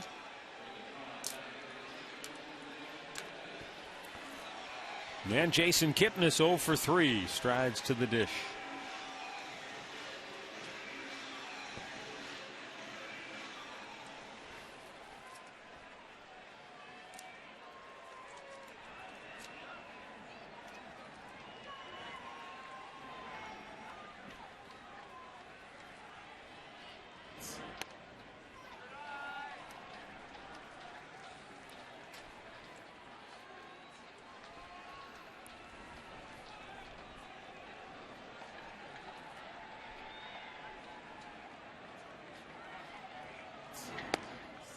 Last year, Jason Kipnis hit his first big league home run on July 31st.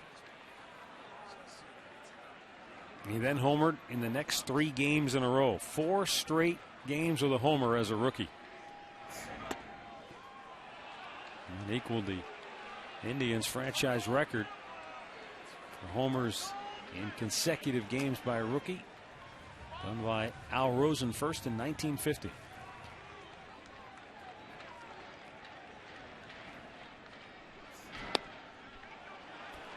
Three balls and a strike.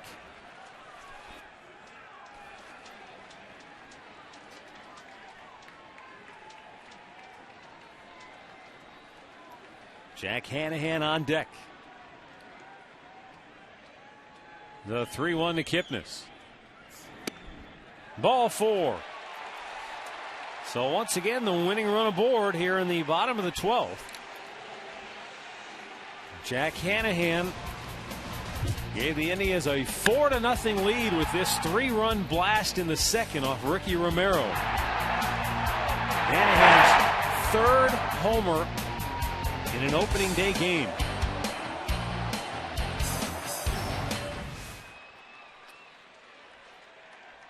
Be a nice way to bookend things, wouldn't it? Yeah, oh boy, would it ever. Don't have to hit a homer, just find a gap. But it is funny how opening day just seems to rise to the occasion. Kipnis back with a dive.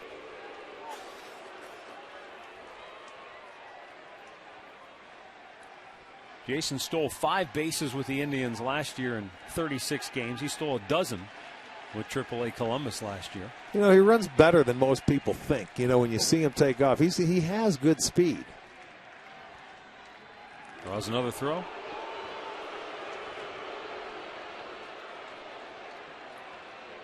But overall, when you look at the team speed for the Indians, it's very average. There's nothing plus where you have burners or anything like that, or the opportunity to have a lot of stolen bases. And if you're going to try and steal bases, you have to steal at about a 70% clip if you want to go out there and try and do that. Got the outside corner, and he's 0-1 to Hanahan.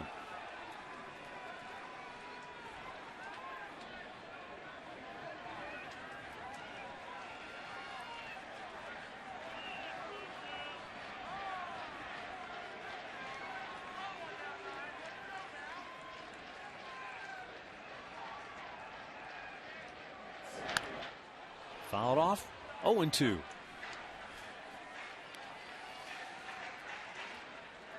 Thing about Kipnis, though, talking about his steals, he stole 12 bases at AAA. He only attempted 13. So when he stole them, he made sure they counted. Well, that's the ones you want. I mean, in a situation like this, you may hold on to him now because Jack obviously has gap power, but he's down in the count, and now they got a couple pitches to waste.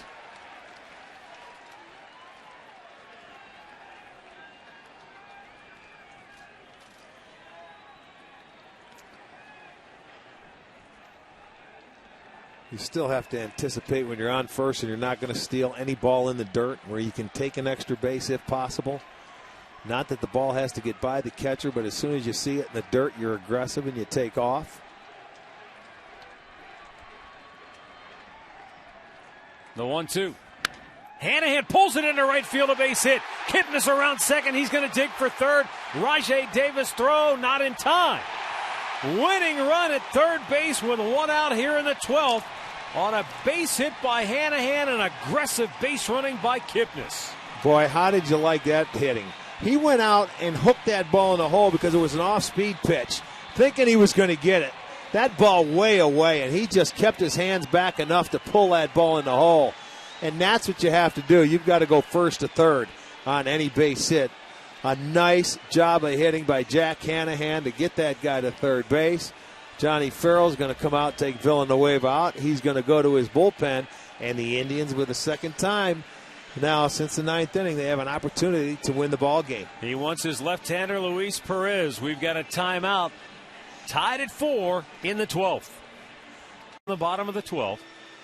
And left-hander Luis Perez will come on to face Michael Brantley, with the game hanging in the balance. In the ninth, they had a runner at third with one out, but couldn't get that runner home. A little different scenario this time, Rick, with runners at first and third. Blue Jays, you don't expect them to play the infield in this time. No, well, it all depends, though. I mean, they can play halfway and maybe cut the run off, although Kipnis runs well, at third base. So we're going to see. They are going to bring him in. Because you know why? You don't think you can turn the double play with Michael Brantley. Yeah, Brantley's got good wheels getting down the line. You trust your left-hander going out and making the pitch and maybe keeping the ball in play. So, again, they're going to bring the outfield in as well. So you're not going to stay back there. John Farrell is going to play it just like there's nobody at first base. All right, so here we go. Everybody in almost to the backstop. Wow. He almost ended it himself. Perez doesn't have fond memories of pitching here in Cleveland. He gave up the grand slam to Hafner a year ago that was a game winner. Whew. And Aaron Sebia did a nice job to keep that from ending up over the screen. Boy, you certainly don't expect your first pitch to be there. Outfield drawn in, infield cut of the grass, 1-0 pitch, 2-0. Winning run, Jason Kipnis at third. As Drupal Cabrera would be next should he end up walking Brantley. Hanahan's at first. You saw the infielders literally at the cut all the way around the horn. Time called.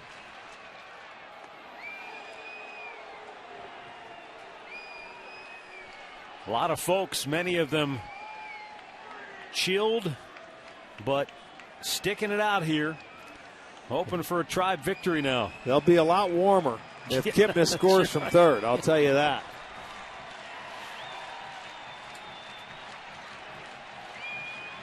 Perez sets. Ins the dirt, gets away, but the runners have to hold. Well, Hanahan should have been on second base. They're not even worried about him. Their main concern is Kipnis, so he should have just taken off.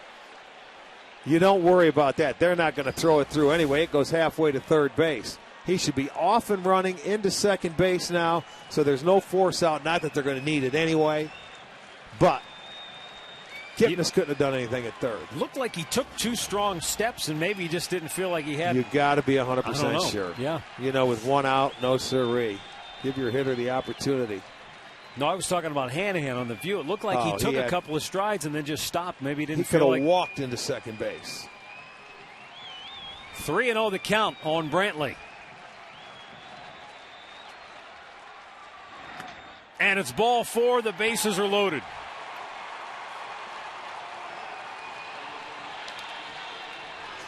As Drupal Cabrera now with a chance to win it. As Drupal 1 for 5 in the ball game, as John Farrell's going to go out and talk to everybody minus the 3 outfielders about the play, what they want to do here. He's talking to his outfielders. Oh, he's going to bring his 6th infielder in, huh? Yeah, okay. Okay, he's having his center fielder, Rasmussen Davis, the 2 guys that can really run. He's going to play him in the gaps. And 5th, did I say 6th? 5th infielder. Whatever. It's going to be a different look. No, he's bringing Omar Vizquel in. He'll be that extra infielder. Okay, he will be the extra infielder. You're right. He's going to have 2 outfielders here. Well, you know what? Not a bad play. It's different, so they'll go over all their scenarios out on the mound. With Cabrera, the hitter. A couple of weeks shy of his 45th birthday. Made this Blue Jays club. As a utility guy, figures on playing a couple of times a week. Omar says, let me get a couple throws in here. I've been sitting for 3 or 4 hours on the bench. I haven't thrown a ball.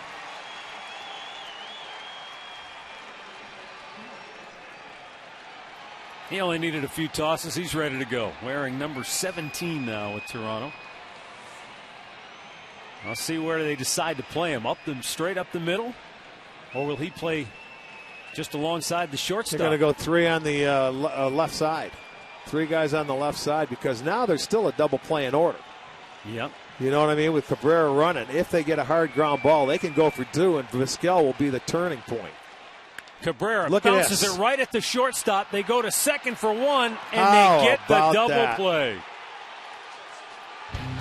So Cabrera going after that first pitch, bounces into the inning-ending double play, and we go to the 13th, still tied at 4.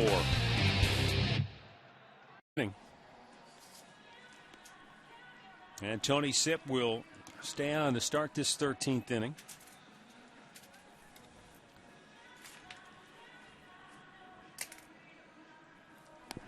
And I assume he'll be facing Encarnacion, Lowry, and then Omar Vizquel. I think it was Omar who came in for Thames on that defensive switch, and that paid off for John Farrell. Attention media, that was Omar Vizquel's 2nd career appearance in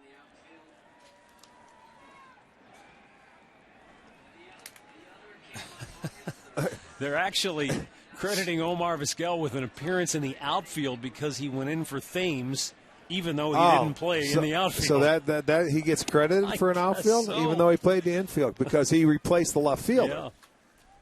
Yeah. Okay. You don't see that every day. Well, Omar is the only outfielder that plays the infield. I guess you're right. You come in for the left fielder. Yeah. They don't explain the situation or the circumstance. There's no alternate shortstop. Well, 6 and 7. He can go to 6.5. He was the 6.5 guy. Tony Sipp deals. Encarnacion checks. They appeal. He didn't go, says Mark Carlson.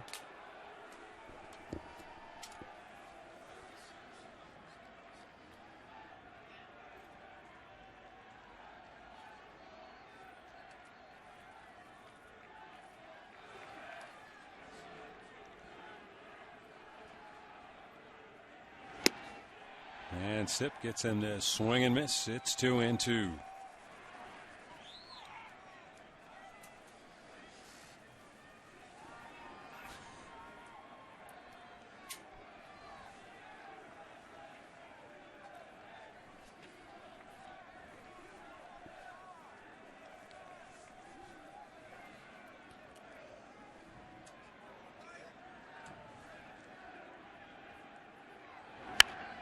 Bounce foul third base side.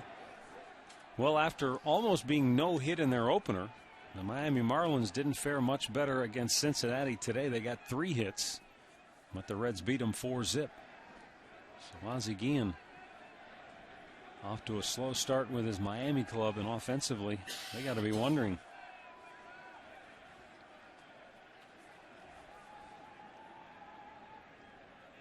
The 2-2.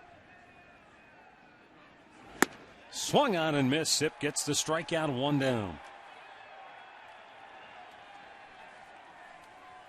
Let's pause for station identification. You're watching Cleveland Indians baseball.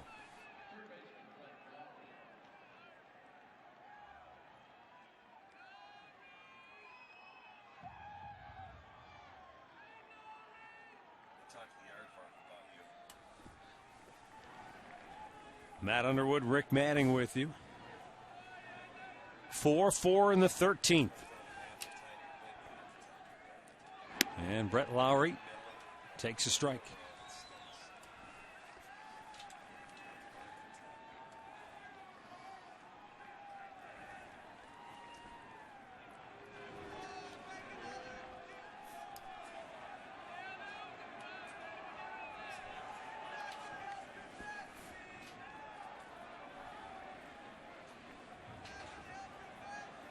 Lowry's bounced into a couple of fielders' choices today.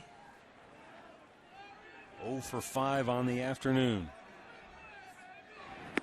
That afternoon is now descending into evening. I think it's safe to say 7 o'clock is evening. Although the nice thing about it stays light out a lot We've earlier. still got a little sunlight. Yeah, we sure do.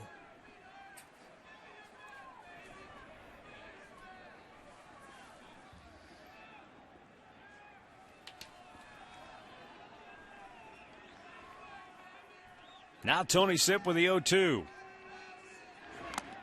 Breaking ball foul tipped at it. That was not going to be a strike, but Lowry went up and checked his swing, and the glancing foul tip caught Santana right square in the mask.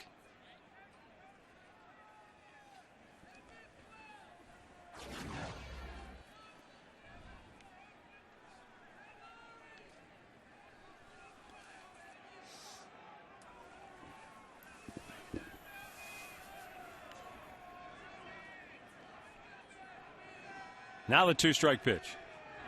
Got him. 2 down. Tony Sipp now with back-to-back strikeouts here in the 13th.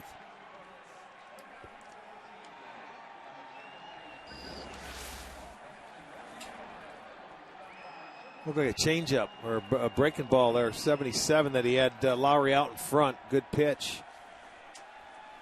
Yeah, good action. Man with 2 down. Omar Vizquel steps in. And the Frosty fans give Omar a nice ovation.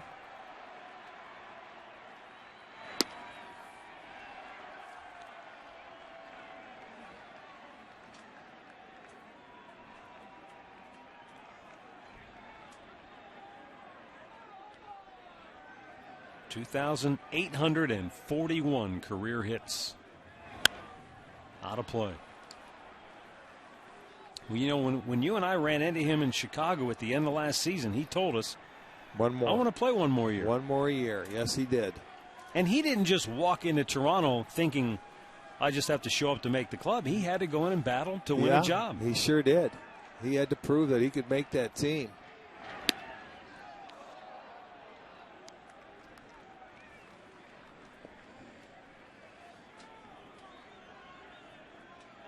We were reminiscing before the game just about how the weather today was so reminiscent of that first ever game here at this ballpark. In 94, you in mean? 1994. Yeah. Remember, it was sunny but very cool.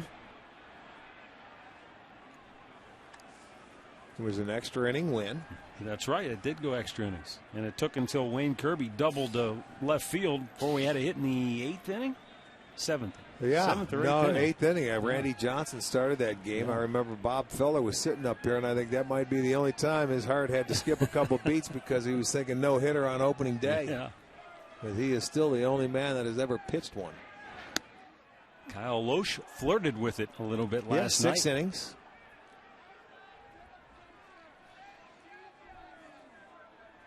Vizquel closing in on 3,000 games played.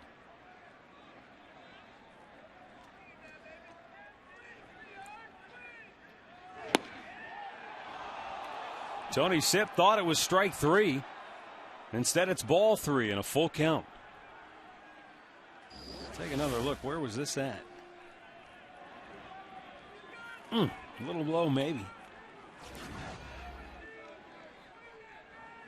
And that 3-2 bounced to third. Hanahan with a routine play. And we'll go to the bottom of the 13th. Still 4-4. Just now for Toronto. Omar Vizquel takes over at first base. New nickname, Stretch Vizquel. Rajai Davis goes from right over to left, and Batista, who started in right, went to first, is now back in right field. And Shin-Soo Choo, Carlos Santana, and Jason Donald due up for the Tribe.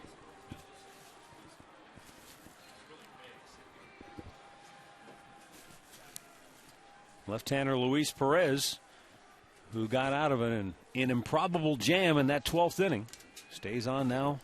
Yeah, he ended up walking the left-hander Brantley on 4 pitches as Drubel came up and swung at the first pitch, grounded into that double play.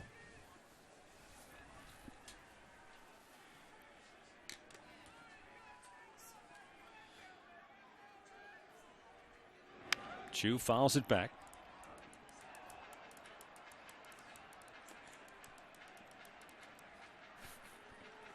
Choo has singled and walked. He's also been hit by a pitch today.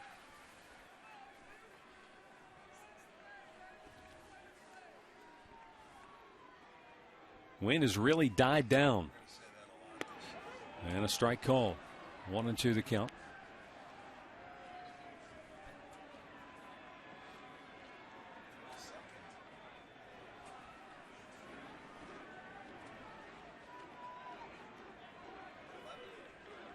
The 1-2. Hit pretty well to left, but Davis is there to make the catch. 1 down. Talked about opening day 1994 and Wayne Kirby with the first hit of the game, and no doubt about it, double into the left field corner. There's Jeff Newman. That was a game winner. Well, that was the game winner. Yeah. Sandy got the first hit of the game in the 8th inning. That was game winner on game 1 of Jacobs Field. Up high to Santana.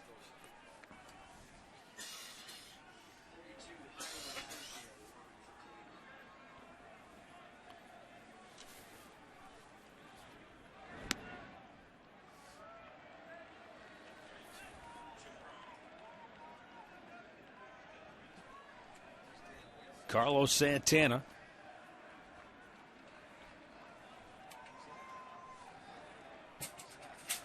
Batting right-handed. And it's a strike over the outside corner.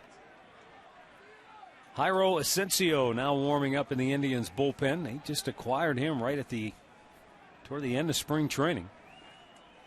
A deal from Atlanta. Way outside, 3-1. He would be coming on should this game go to the 14th inning.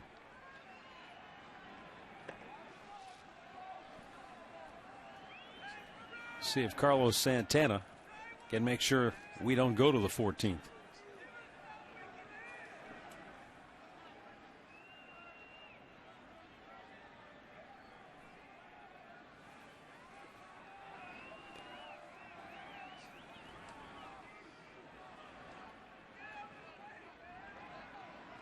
The 3-1.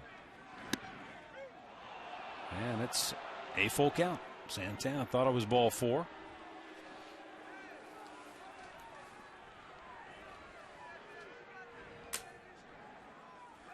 There's Jason Donald waiting on deck.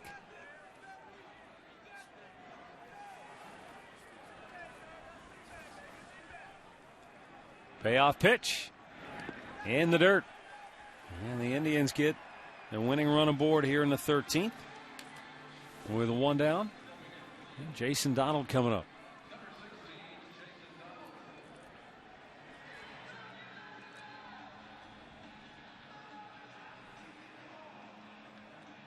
Donald walked in his only trip in the 11th.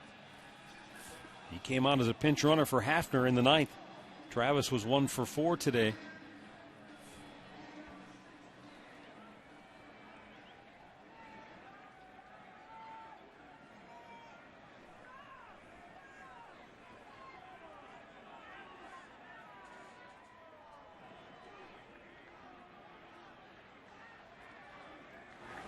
It's up high, ball 1.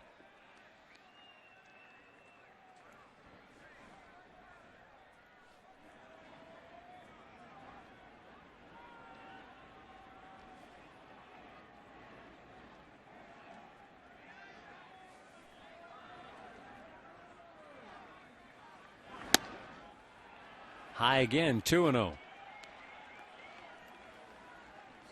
Aaron Sebia is going to go out and talk with Perez. Donald taking a long look down at third base coach Steve Smith. Well, Jason swings a bat very well against left-handed pitching. He has a good approach and has always hit him well in his career. He goes the other way. Look for a gap in right center field.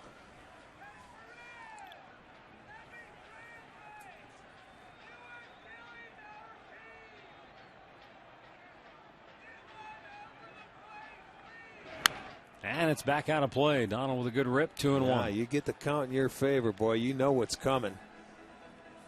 Put a good swing on it. He fouled it off.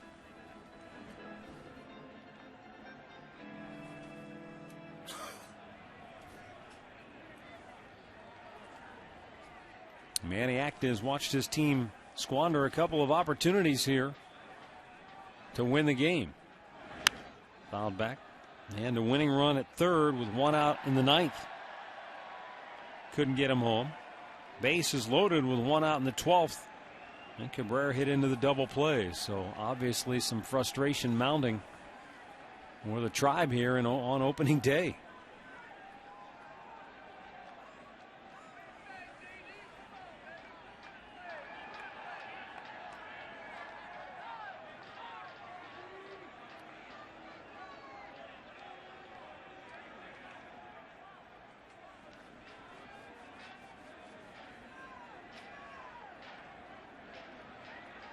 The 2-2. Back out of play.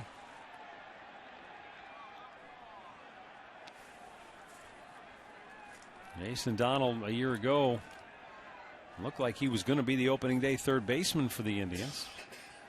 And then suffered a broken hand in spring training, and that opened the door for Jack Hanahan. He took advantage of that opportunity. But Donald, meanwhile, had a terrific season at AAA. Got the call up. Made the most of his opportunities in the big leagues last year. In 39 games, he hit .318. Which, even though that's a small sampling of games, it still represented his highest batting average at any level in his entire professional career.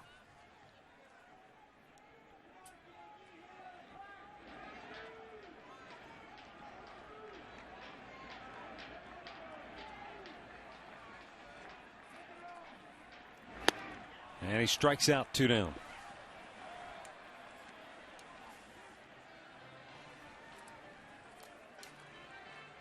Finally put him away with the breaking ball. That's a big curveball. Going down, he gets Jason to swing over the top of that pitch.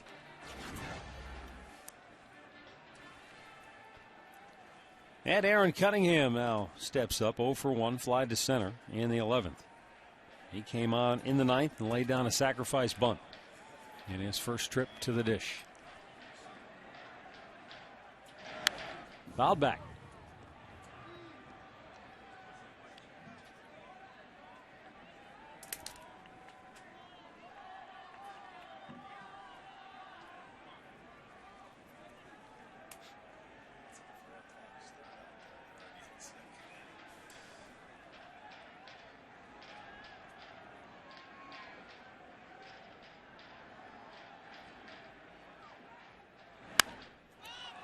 Lazy pop, shallow left center. The shortstop Escobar's out. He's got it, and we're going to the 14th, tied at 4.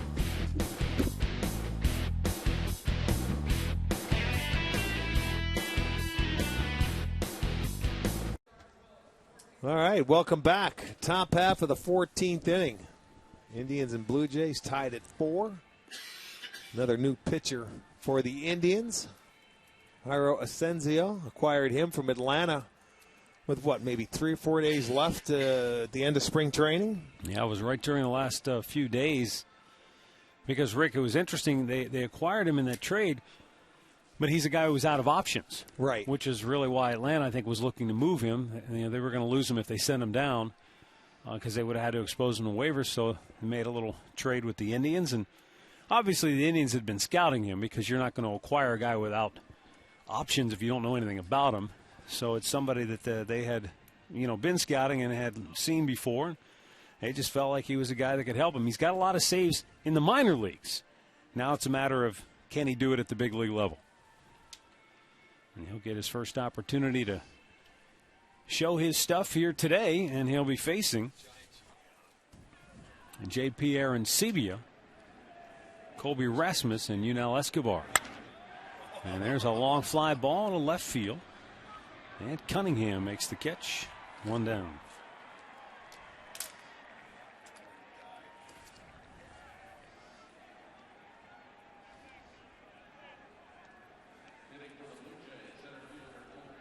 Colby Rasmus, 0 for 5 on the day.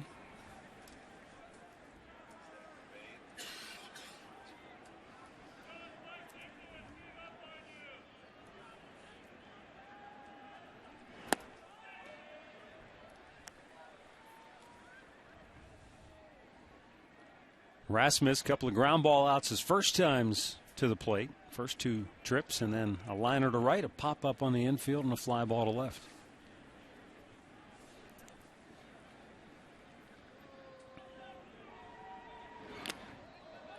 That got Tim Welke second time today. Again.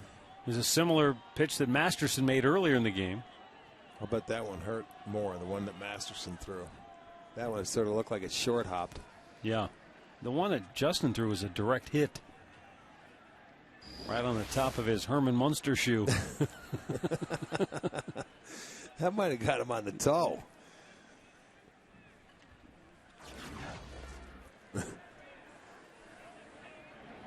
The 1-1. That's down low. 2 balls and a strike for Rasmus.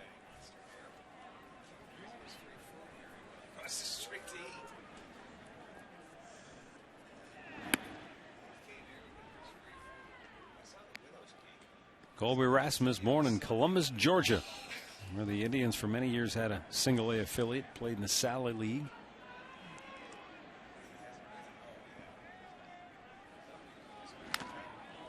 And that got Santana. That's a direct hit on they Carlos. are getting beat up behind the plate. Did it go off the glove hand or the arm? I think the it got him in the forearm? mask again. It's the second one he's had straight back into his grill. I mean, that mask only offers so much protection. No, Look that's at the the arm. shoulder, too. Sure did. Oh. That went off the arm. Yeah. His left bicep. Watch this. Above the sleeve. Right around the red sleeve. Boom. Ouch. It's a double hitter, though. I mean, it also caught the mask, too, pretty good. Well, relax, Carlos. Only 161 more to go back there.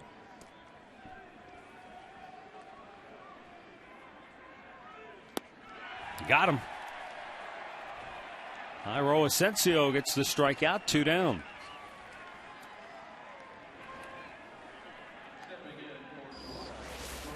Looked like a nice off-speed pitch. Change-up going down and away. Pretty good location. He gets the strikeout. See him turn that pitch over, and you see the movement on it. Down and away to the left-hander. Here is Yunel Escobar. Single, a double, and a run scored in the ballgame.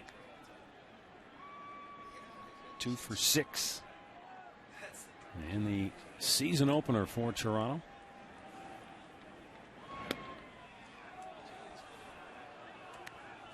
2 balls, no strikes.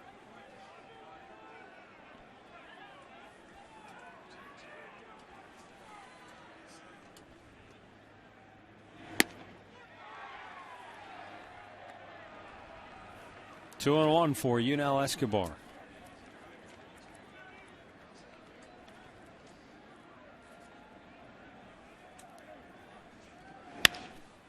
Grounded to short. Cabrera off balance throw. Kochman dug it out, and he gets him at first to end the inning. Close play, but it's a 1-2-3 14th inning for Asensio in his Indians debut. For bottom of the 14th inning. Bottom third of the Indians order coming up here. And Luis Perez, the left-hander, will stay in. You got 3 left-handed hitters coming up. Casey Kochman, Jason Kipnis, and Jack Hanahan. Well, I'll tell you one thing. Kochman over there at first has had 4 balls he's had to dig out over there at first, and every one of them he was up to the occasion. A couple tough ones. One on a double play ball. That one right there on Cabrera was a sort of an in-between hop that he made a beautiful play on.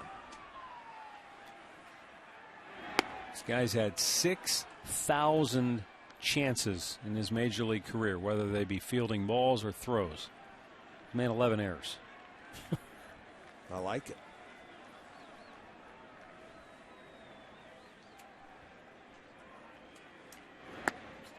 That's down low, 1-1.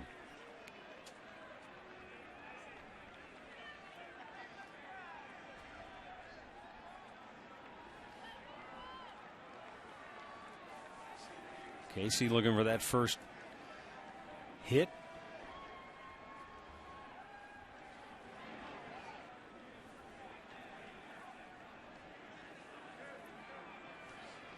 Four ground ball outs and a strikeout.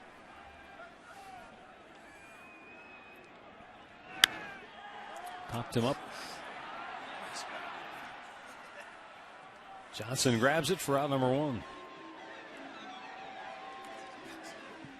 Going to bring up Jason Kipnis now. Kipnis, couple of walks today and a run scored.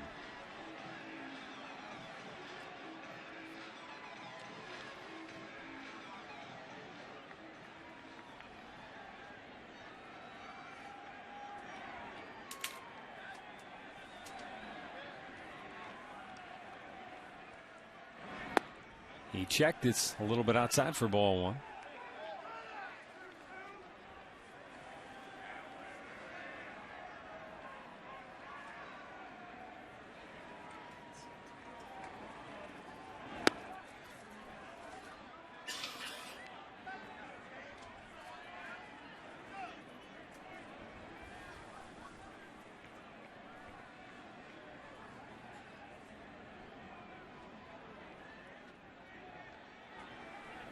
Now Perez with a 1-1. Down low. Kipnis gets the count work to his favor.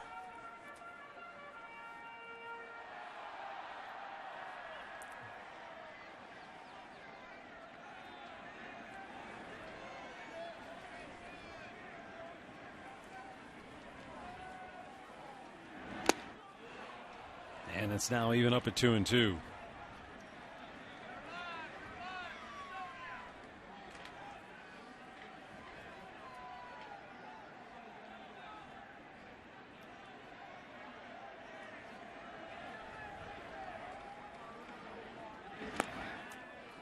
Full count.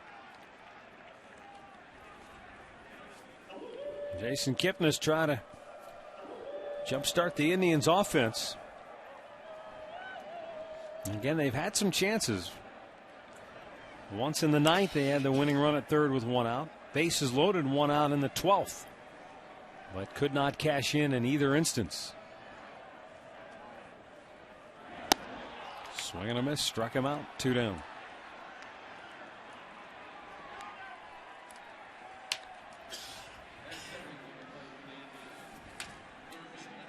Now for Toronto, they had the go-ahead run at second base in the 9th.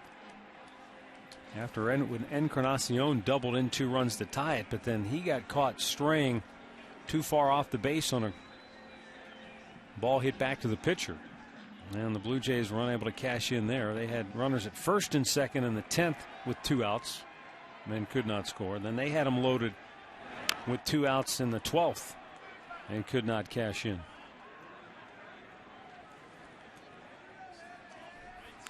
But going way back, Justin Masterson was masterful today. He went 8 innings, allowing just 2 hits. One of those hits, a solo homer by Jose Bautista, but struck out 10. He was dynamite.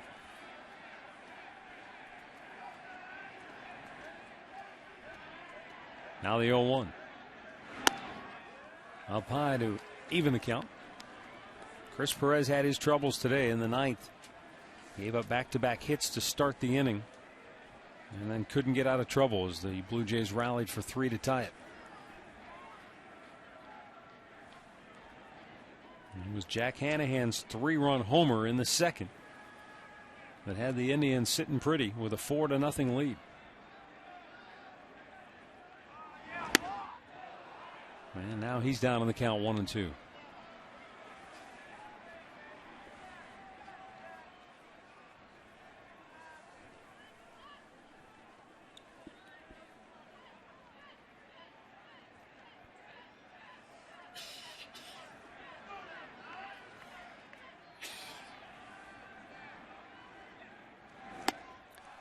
Perez strikes him out, and we go to the 15th inning, still tied at 4. Well, as we start the 15th inning, this game will, at the very least, match the longest opening day game in Indians history.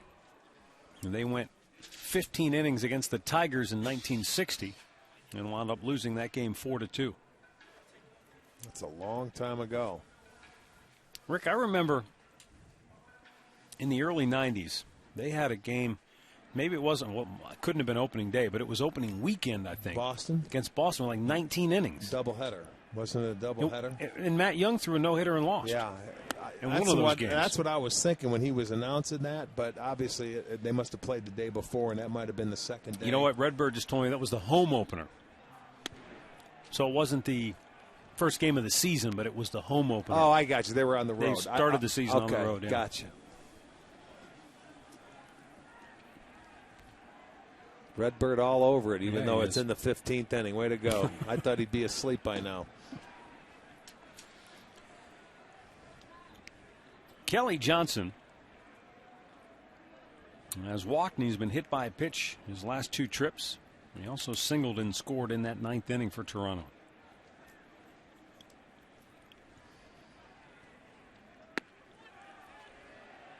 And a strike call, 3-1.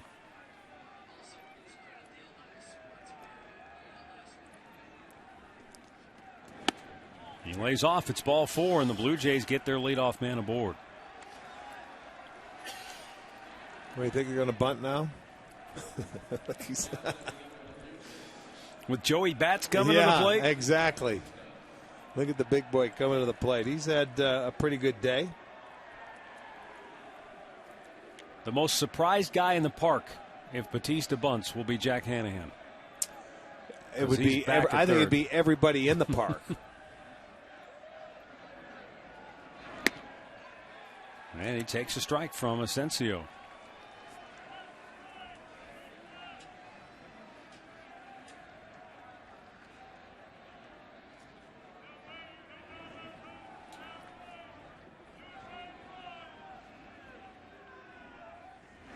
Swung out and missed. It's 0-2. Nice little slider there, back-to-back sliders, and he looked like that swing. It looked like he didn't pick the spin up on that pitch. Watch how late it is. See what I'm saying? I don't know if he was trying to shoot it to the right side and hit that hole between first and second, or he didn't really pick up the spin on it. Fastball looked like strike 3, didn't get the call.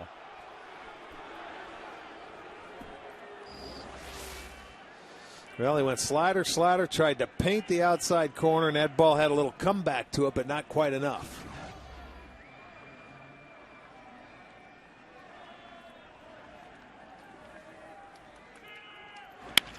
Line drive, base hit to center field. Well, the second time this guy was down in the count and ends up finding a way to get a base hit. He's just one tough out. Well, now a good start in the 15th for the Jays. I mean, he's down. He was trying to push that ball. Look at two-strike approach, got the slider again, too much of the plate from Asensio, and he just slaps it right back up the middle. That's 9 hits now for the Jays, and Bautista has 3 of them.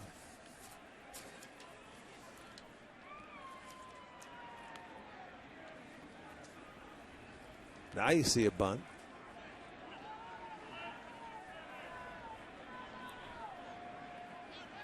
Davis with the Indians pinching in at the corners.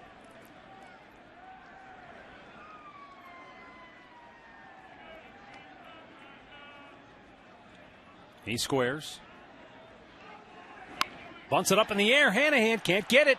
And there's nobody at third to cover, so he'll go to second, get one. A double play. And they'll get the double play. Davis did not hustle on that play at all.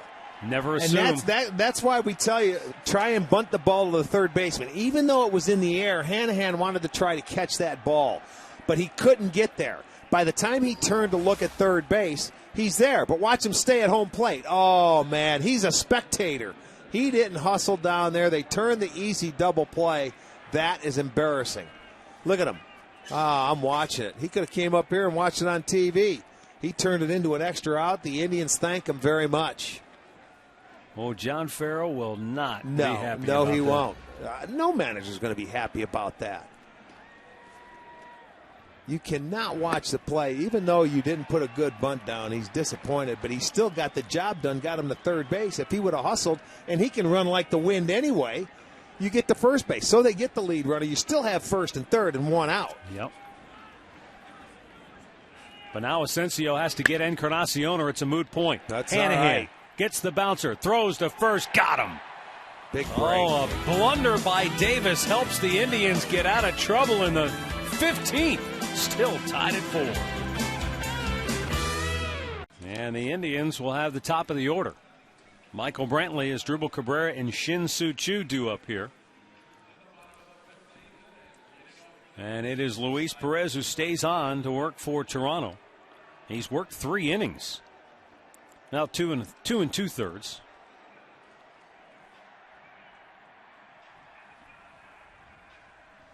Well, there's still, I give the fans some credit. There's still a pretty good number here for this game starting at 3 in the afternoon. Still here waiting, pulling for their Indians to win game number 1.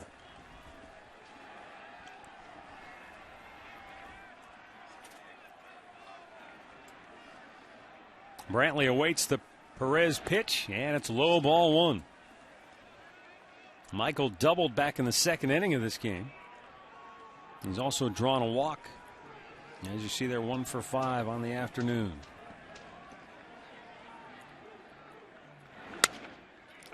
Bouncer to third, bobbled by Lowry, but he hangs on to throw him out, 1 down.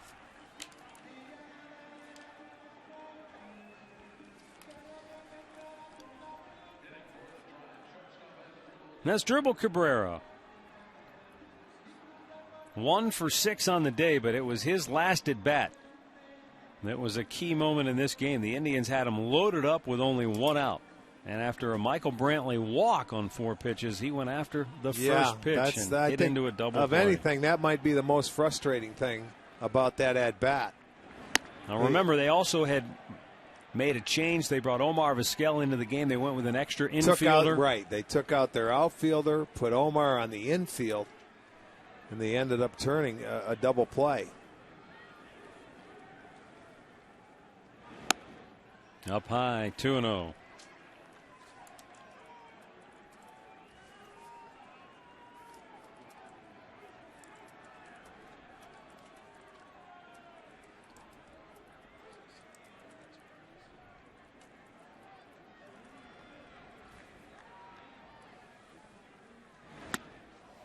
Two and 1. Asdrubal might have been trying to end it with that swing. Do you think? Either that or he was just trying to loosen up his back. Well, I don't think it needs to be loosened. This is the 15th inning. He should be nice and loose. Inside corner, a called strike. It's 2-2.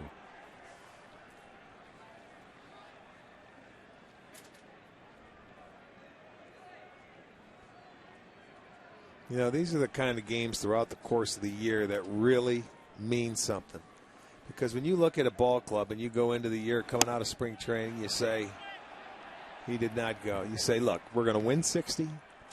We're going to lose 60. It's those other 42 games that really mean something. This is one of those games that you got to pick up on out of those 42 that are going to be left. You had a game that you felt you were going to win. It gets away from you on the 9th, but you've had opportunities to win it. This is a big game to win. The payoff pitch to Cabrera. Popped him up. Right field, Batista. 2 down. And that'll bring up Shin-Soo Choo. Choo has 1 hit today. He's also walked and been hit by a pitch.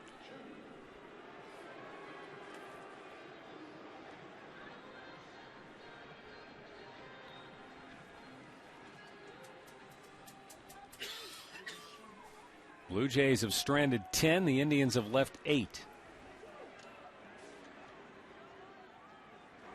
Oh, that got Choo, and he was almost headed to the mound, and now he is going out there. That went up near his helmet, and he didn't appreciate it. Not at all, and both benches going to empty here. And I think the fact that everything Choo's been through in the last year and where that pitch buzzed him, I think he just got immediately incensed. Well, he also was drilled in the back earlier in the game. When you think about it. It's one thing to pitch inside, knock a guy down, but when you go upstairs like that. You know what? That was just reaction, I think, right there. He was so upset. And, you know, as a hitter, I mean, obviously he felt that might have been intentional. I'm not sure. But to get up and he immediately walked out there is something you don't want to do. Something I can't think of ever seeing from Choo. Well, right. That's what I'm saying. It's not like him to do that. And, you know, now think about this. Way back in this ballgame, both teams were warned. Yes. So it's very easy for that umpire to, if he felt it was intentional, throw that guy out because both teams were warned. Well, John Farrell had a long talk with Tim Welke. The umpires are going to convene. Right. I mean, that's what happens. They warned both benches after Masterson came inside to, who was it? Was it, let me see, wasn't it Johnson? Kelly Johnson. Yeah, he came inside to Johnson. No, they're not going to throw him out. No. Well, let's take a look at it again and see. Look that's right at the coconut, man. I'll tell you what, as a hitter you do. That's reaction right there. He didn't like that whatsoever.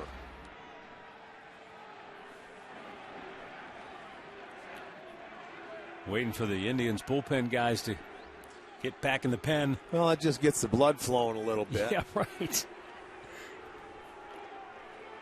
All right, so we're ready to go now. Well, if everybody needed a wake-up call, they got it. 1-0 pitch. Down low, 2 balls, no strikes. Just happened to notice Genmar Gomez is out in that bullpen. I mean, it won't be long to where they're going to have to go to somebody like him. Yeah. If this continues. Well, sure, he's not going to pitch for a while, and he may need some work, so why not? Choo taps it foul. Toronto's going to end up having to do the same thing. This was what happened earlier in the 3rd inning. Shin-Soo Choo got drilled in the middle of the back. Yeah, he took it right on the number 7. He didn't like that. Okay, and then back comes Masterson. Now they're warning, and he was just inside. And now this one up and under the chin. He's sick of it. He didn't like it. He didn't like it at all. And Perez is saying, look, I didn't do that intentionally, but it was at his coconut, man, so he didn't like it.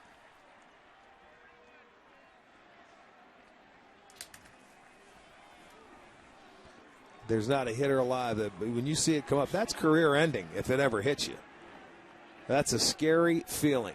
Well, and again, it was just a year ago he got hit in a pitch up high on the hand against San Francisco. We showed it earlier in the game as well. And it cost him a big chunk of his season. So a 2-out walk keeps the inning alive. And it brings up Carlos Santana. Torey Lovello talking with John Farrell.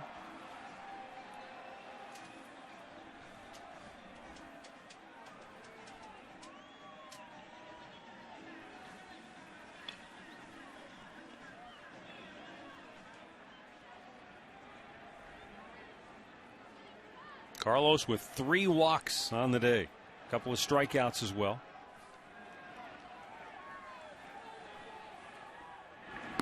Checked on a ball down low. He didn't go around. They appealed. Well, their outfield coach just came out of that dugout and to tell the outfielders of Toronto, nothing over your head. He wants to make sure. He got out on the field on the warning track. They know that. They're playing deeper.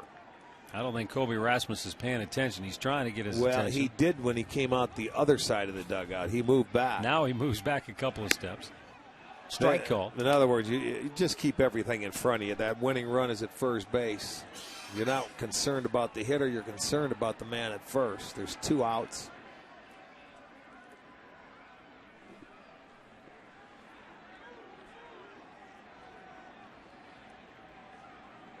The 1-1. Santana fouling it back out of play. And he's down to the count 1-2.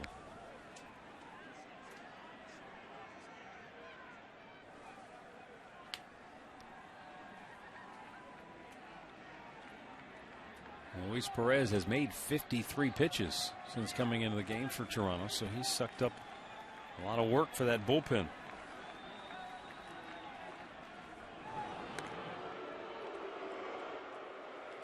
Ricky Romero, the starter, went 5 innings. Perez is the 7th Blue Jays pitcher to work in this game.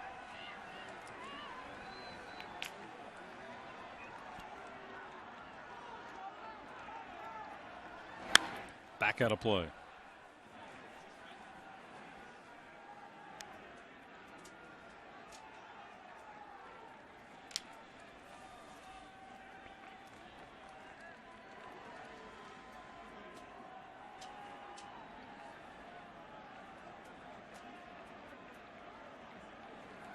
Chu held at first by Omar Vizquel. And the 1-2 high in the air to right. Coming in is Bautista. And we play on. To the 16th we go.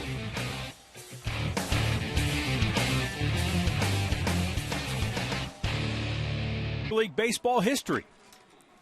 And because as we go to the 16th inning, this is now the longest opener ever. Well, that's why you got to come back with a win. You come back with a win, it makes it all worthwhile.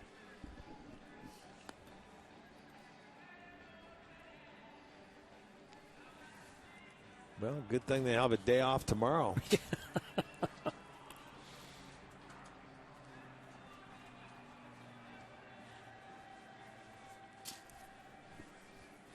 Well, Tommy Bowe has been counting pitches all day long. 235 for the Indians, 256 for Toronto. All right, right around 500.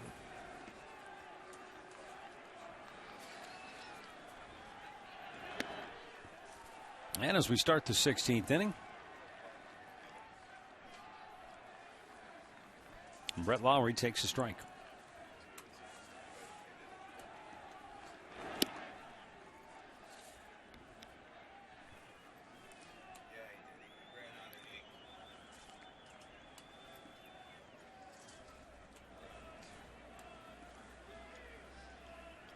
Swung on and missed. And the count 1-2.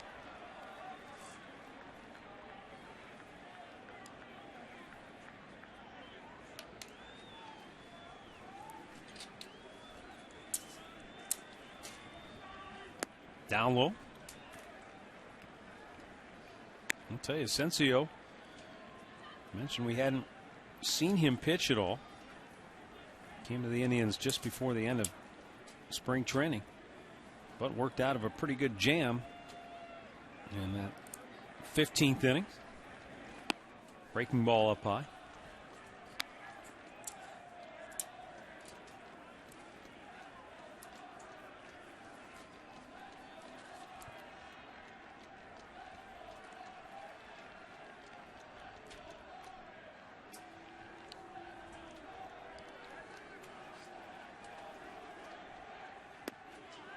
And it's low, ball 4. So a leadoff walk there in the 16th.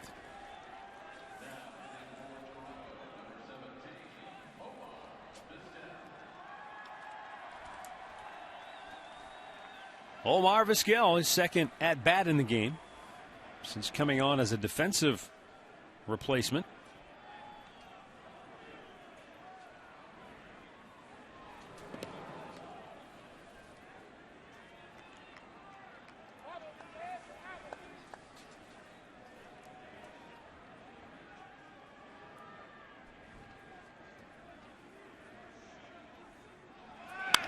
Runner goes back to the mound. Asensio goes to second. They don't get the play there. He made a mistake. They started the runner instead of a sacrifice. They start the runner. Omar puts the ball in play. Instead of giving up the out, Asensio tried to go to second base, made a bad throw, and pulls him off the base. You see, Kipnis, he was trying to point to first base. And it was a mistake right there by Asensio. So now it really opens up the inning. Should have taken the out at first. You know, when in doubt, you always try to get the out. And he tried to push the envelope right there and force it. So it'll go as a fielder's choice. And the throw pulled him off the base. I don't even think it mattered. I think he was going to beat it anyway. Well, at second, he was. You're right. So Aaron Sebia steps in. They pinch in at the corners. No square. He takes ball 1. You know, with Omar up there, the great bunter he is, everybody felt, all right, he's just going to go ahead and sacrifice. Well, John Farrell ends up rolling the dice and starts the runner, and it pays dividends.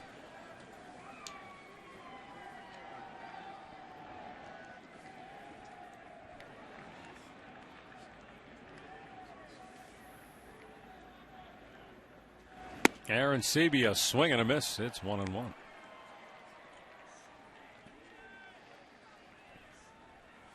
You know, and this is a great indication here how the American League, I think, differs with the National League, where you're down to your 8th place hitter, and you're in the 16th inning, and you're not bunting when you have guys on first and second, because obviously this guy can't bunt. And his career came up in the minor leagues, probably always swung the bat and has power, and you can't take the bat out of his hand. You got to let him swing the bat. So if that's the case, you're looking for, oh, there it is. And you can see the attempt. He gave him one swing, comes back. Now he buried him in the hole, and I don't see him bunting again. You see, with guys that don't know how to bunt, most of the time their bat angle is going to be behind home plate. Tough to put the ball in fair territory. If you want to hit it to third, if he kept the barrel head of his bat out in front of home plate, he could have bunted it to first base.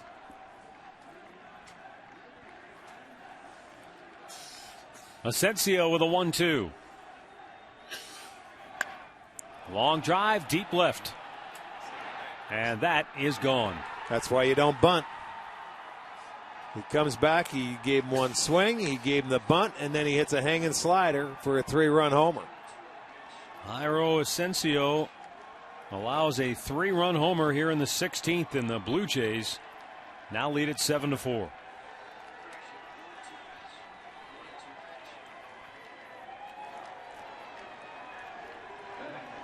Let's check out the slider thrown here by Asensio, and there it is, middle of the plate, some swinging room, and he hits it a long way. So in the top half of the 16th, Toronto takes a 3-run lead, now makes it 7-4.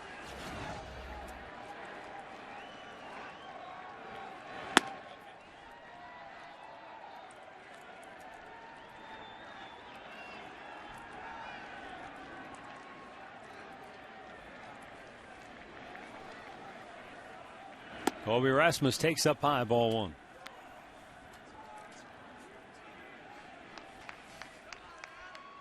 Now Sergio Santos begins to loosen for Toronto.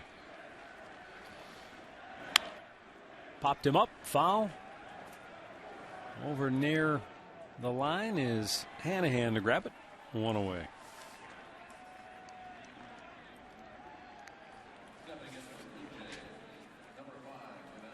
For the Indians in the bottom of the 16th, Jason Donald, Aaron Cunningham, Casey Kochman due up.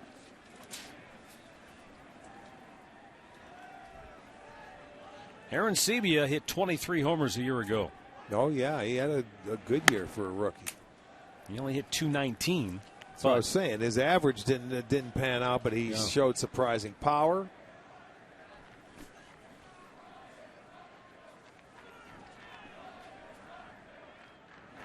Breaking ball down low.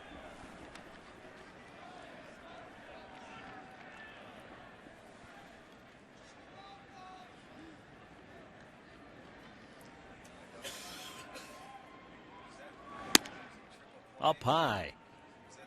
And it's 3-0.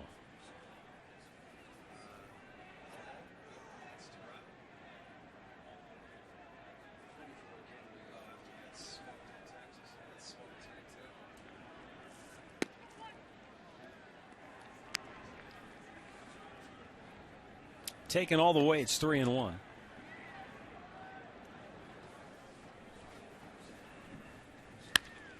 And a liner to short for out number 2.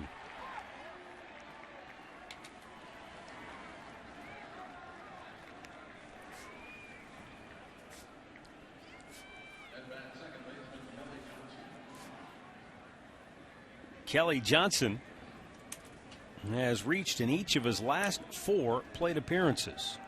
With 2 walks, he's been hit by a pitch, and he is also singled.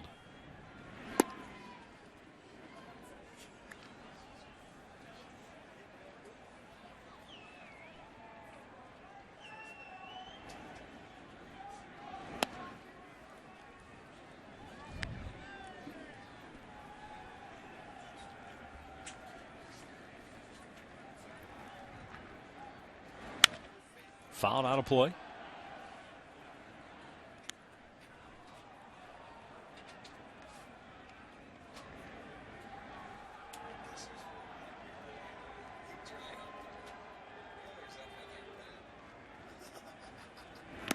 Down low, 3 balls and a strike.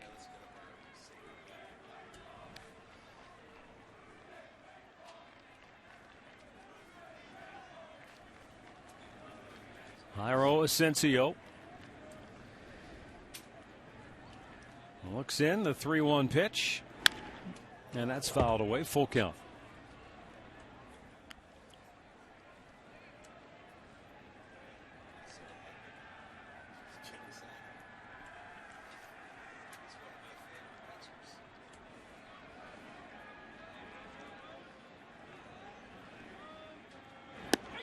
Got him looking. The 3-run homer by J.P. Arancibia. As Toronto looking good now. They lead it 7-4. Bottom of the 16th here at Progressive Field. And the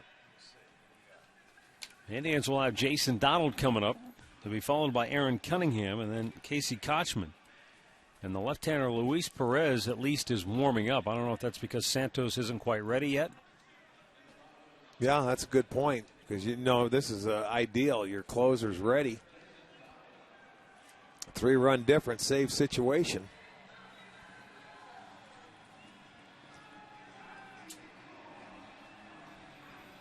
Don't see a move made by John Farrell yet. So no, he's sitting down there. Maybe he's going to stick with Perez.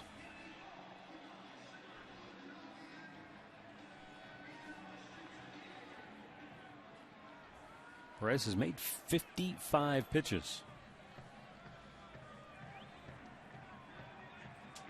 Santos is going to get warm again as Donald fouls it back out of play.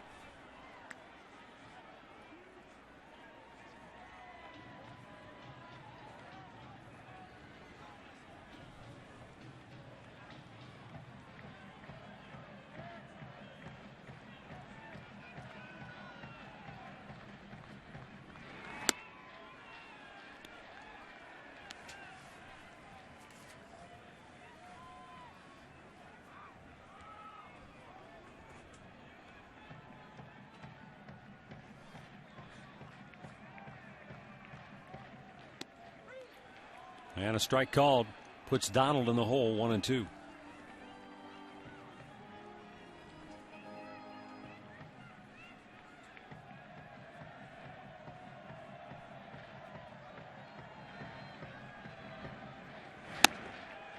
Evens it up. 2 balls, 2 strikes.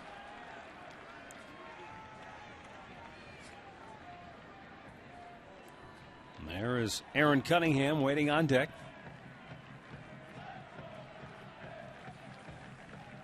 Indians down 3 now in the bottom of the 16th.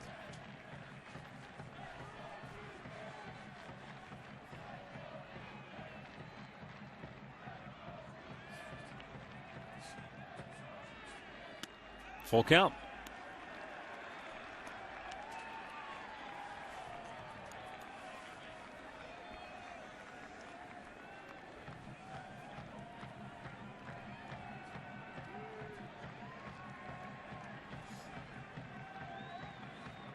Donald has walked and struck out in his 2 plate appearances. Back out of play. It remains 3-2.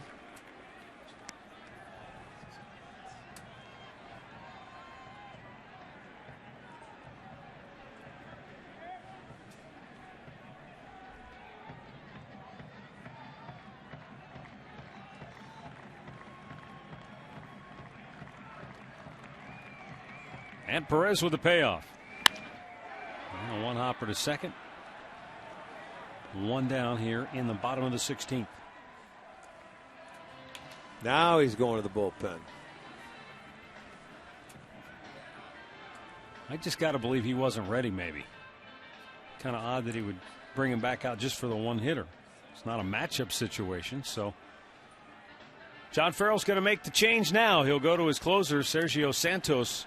7-4 Toronto in the 16th. Here in the bottom of the 16th with 1 out. Sergio Santos, last year closing for the White Sox, saved 30 out of 36. And he comes on with 1 out here to face Aaron Cunningham. You know, he really did a nice job. I remember with the White Sox last year in April, they blew about 6 games as a team. They tried Thornton, they tried all their left-hander Sale. And this is a guy that ended up stepping to the forefront, ended up closing games for him and doing a terrific job. And then after that year, they traded him.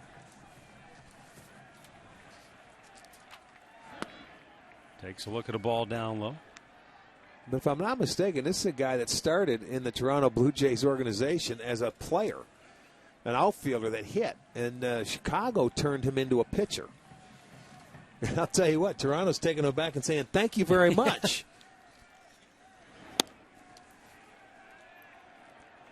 2-0 the count for Aaron Cunningham.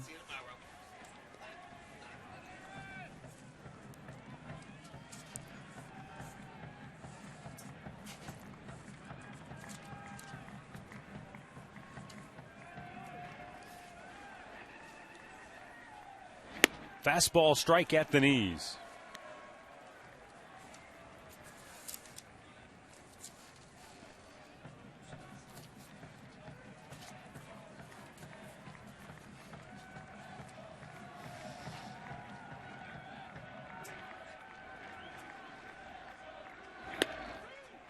Called a strike, 2-2. Unless the Indians can muster up some serious magic here in the 16th, they are about to lose their 4th straight opener.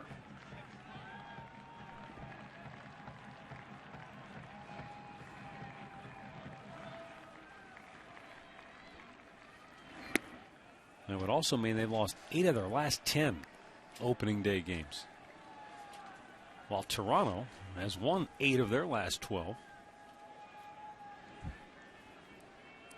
In fact, they're tied for the best record in season openers since 2000. The Blue Jays, Yankees, and Orioles all 8-4 since 2000.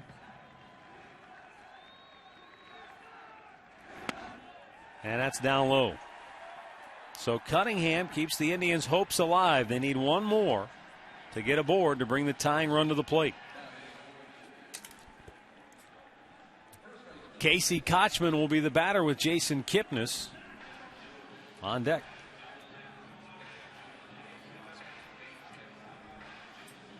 By the way, that home run that Aaron Sebia hit means the Blue Jays have now had 8 straight games against the Indians in which they've collected 10 or more hits. That's 1 shy of their franchise record. Down low. They've had at least 10 hits against the team in 9 straight games, and they've done it twice. Once was against the Indians back in 1993, and the other time they did it against the White Sox. The 1-0. Kochman lays off. It's called a strike to even it up.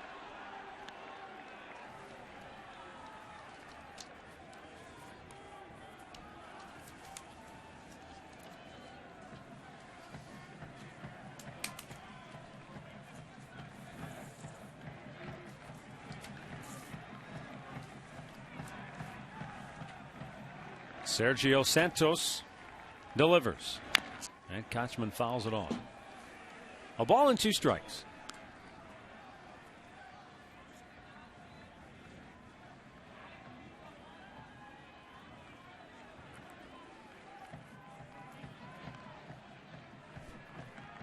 Kochman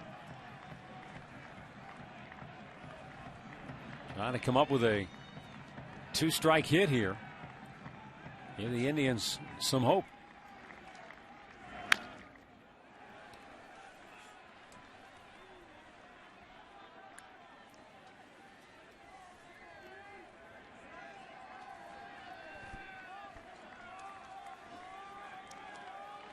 Cunningham at first. With a 1 out here in the home half of the 16th. Officially the longest season opener in Major League history. Way outside. 2-2.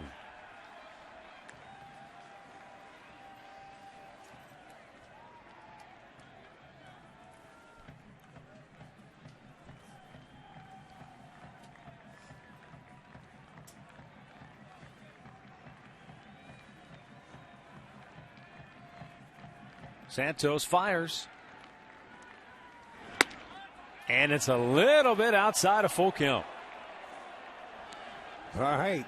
Need another base runner to bring that tying run to the plate. Laid off a pitch just off the outside corner. Watch Arancibia sitting out there saying, give it to me. But that was outside. Off the dish. He didn't offer. Brings it to a full count.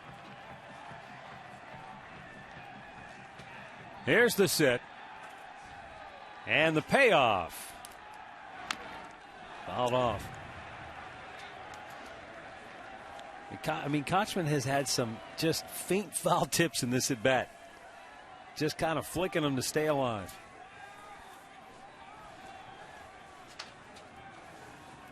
It'll be at least an 8-pitch at bat for Kochman.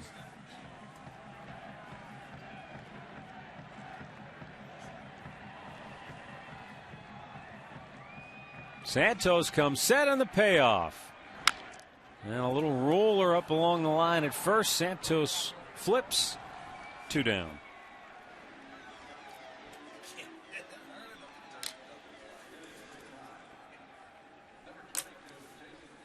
That'll bring up Jason Kipnis as he tries to keep it alive for the Tribe here in the 16th.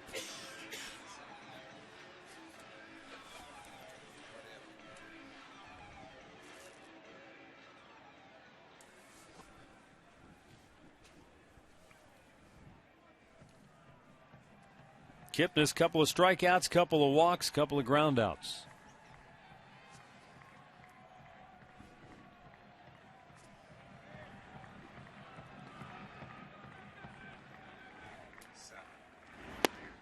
Takes low, ball 1.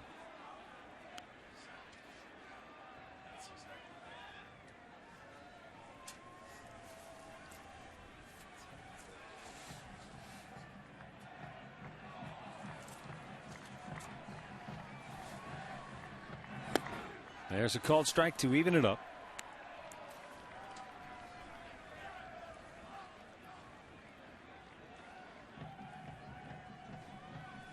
Jack Hanahan would be next. If Kipnis can get aboard, he'd be the tying run at the plate.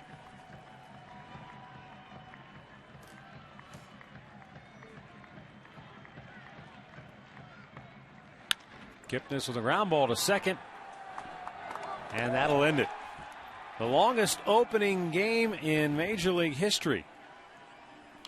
belongs to the Toronto Blue Jays as they come from behind to ultimately win it by a final score of 7-4. The Indians have now dropped their 4th straight opening day game. And when you look back on this one, it's a story of missed opportunities. They had a 4-1 lead in the 9th, couldn't hold it. They had the winning run at 3rd with 1 out in the 9th and 12th innings and could not get it home. And ultimately, Rick, Toronto just outlasted them and won this game. Well, they really did. And when you look back at it, the Indians only scored out of the 16 innings, 1 inning. They scored 4 runs in that second inning. They couldn't add on, and, it was 7 unanswered by Toronto. And they had the opportunity to win it in 9. They couldn't close it out. Toronto came back and just had the momentum. Our key play of the game is brought to you by KeyBank, the home of relationship rewards. Earn reward points, redeem for gifts. Well, and JP Arancibia comes up. They had 2 strikes on him. They gave him 1 swing. They let him bunt, and then he hits a hanging slider for a 3-run home run, and that's the difference in the ball game. The time before they thought Omar was going to bunt, they started to hit and run. He made a mistake, and Toronto's inning. They scored 3. They come back. They win their first ball game, and it's a big win for them. And a disappointing, frustrating day for the Indians, who let this one get away.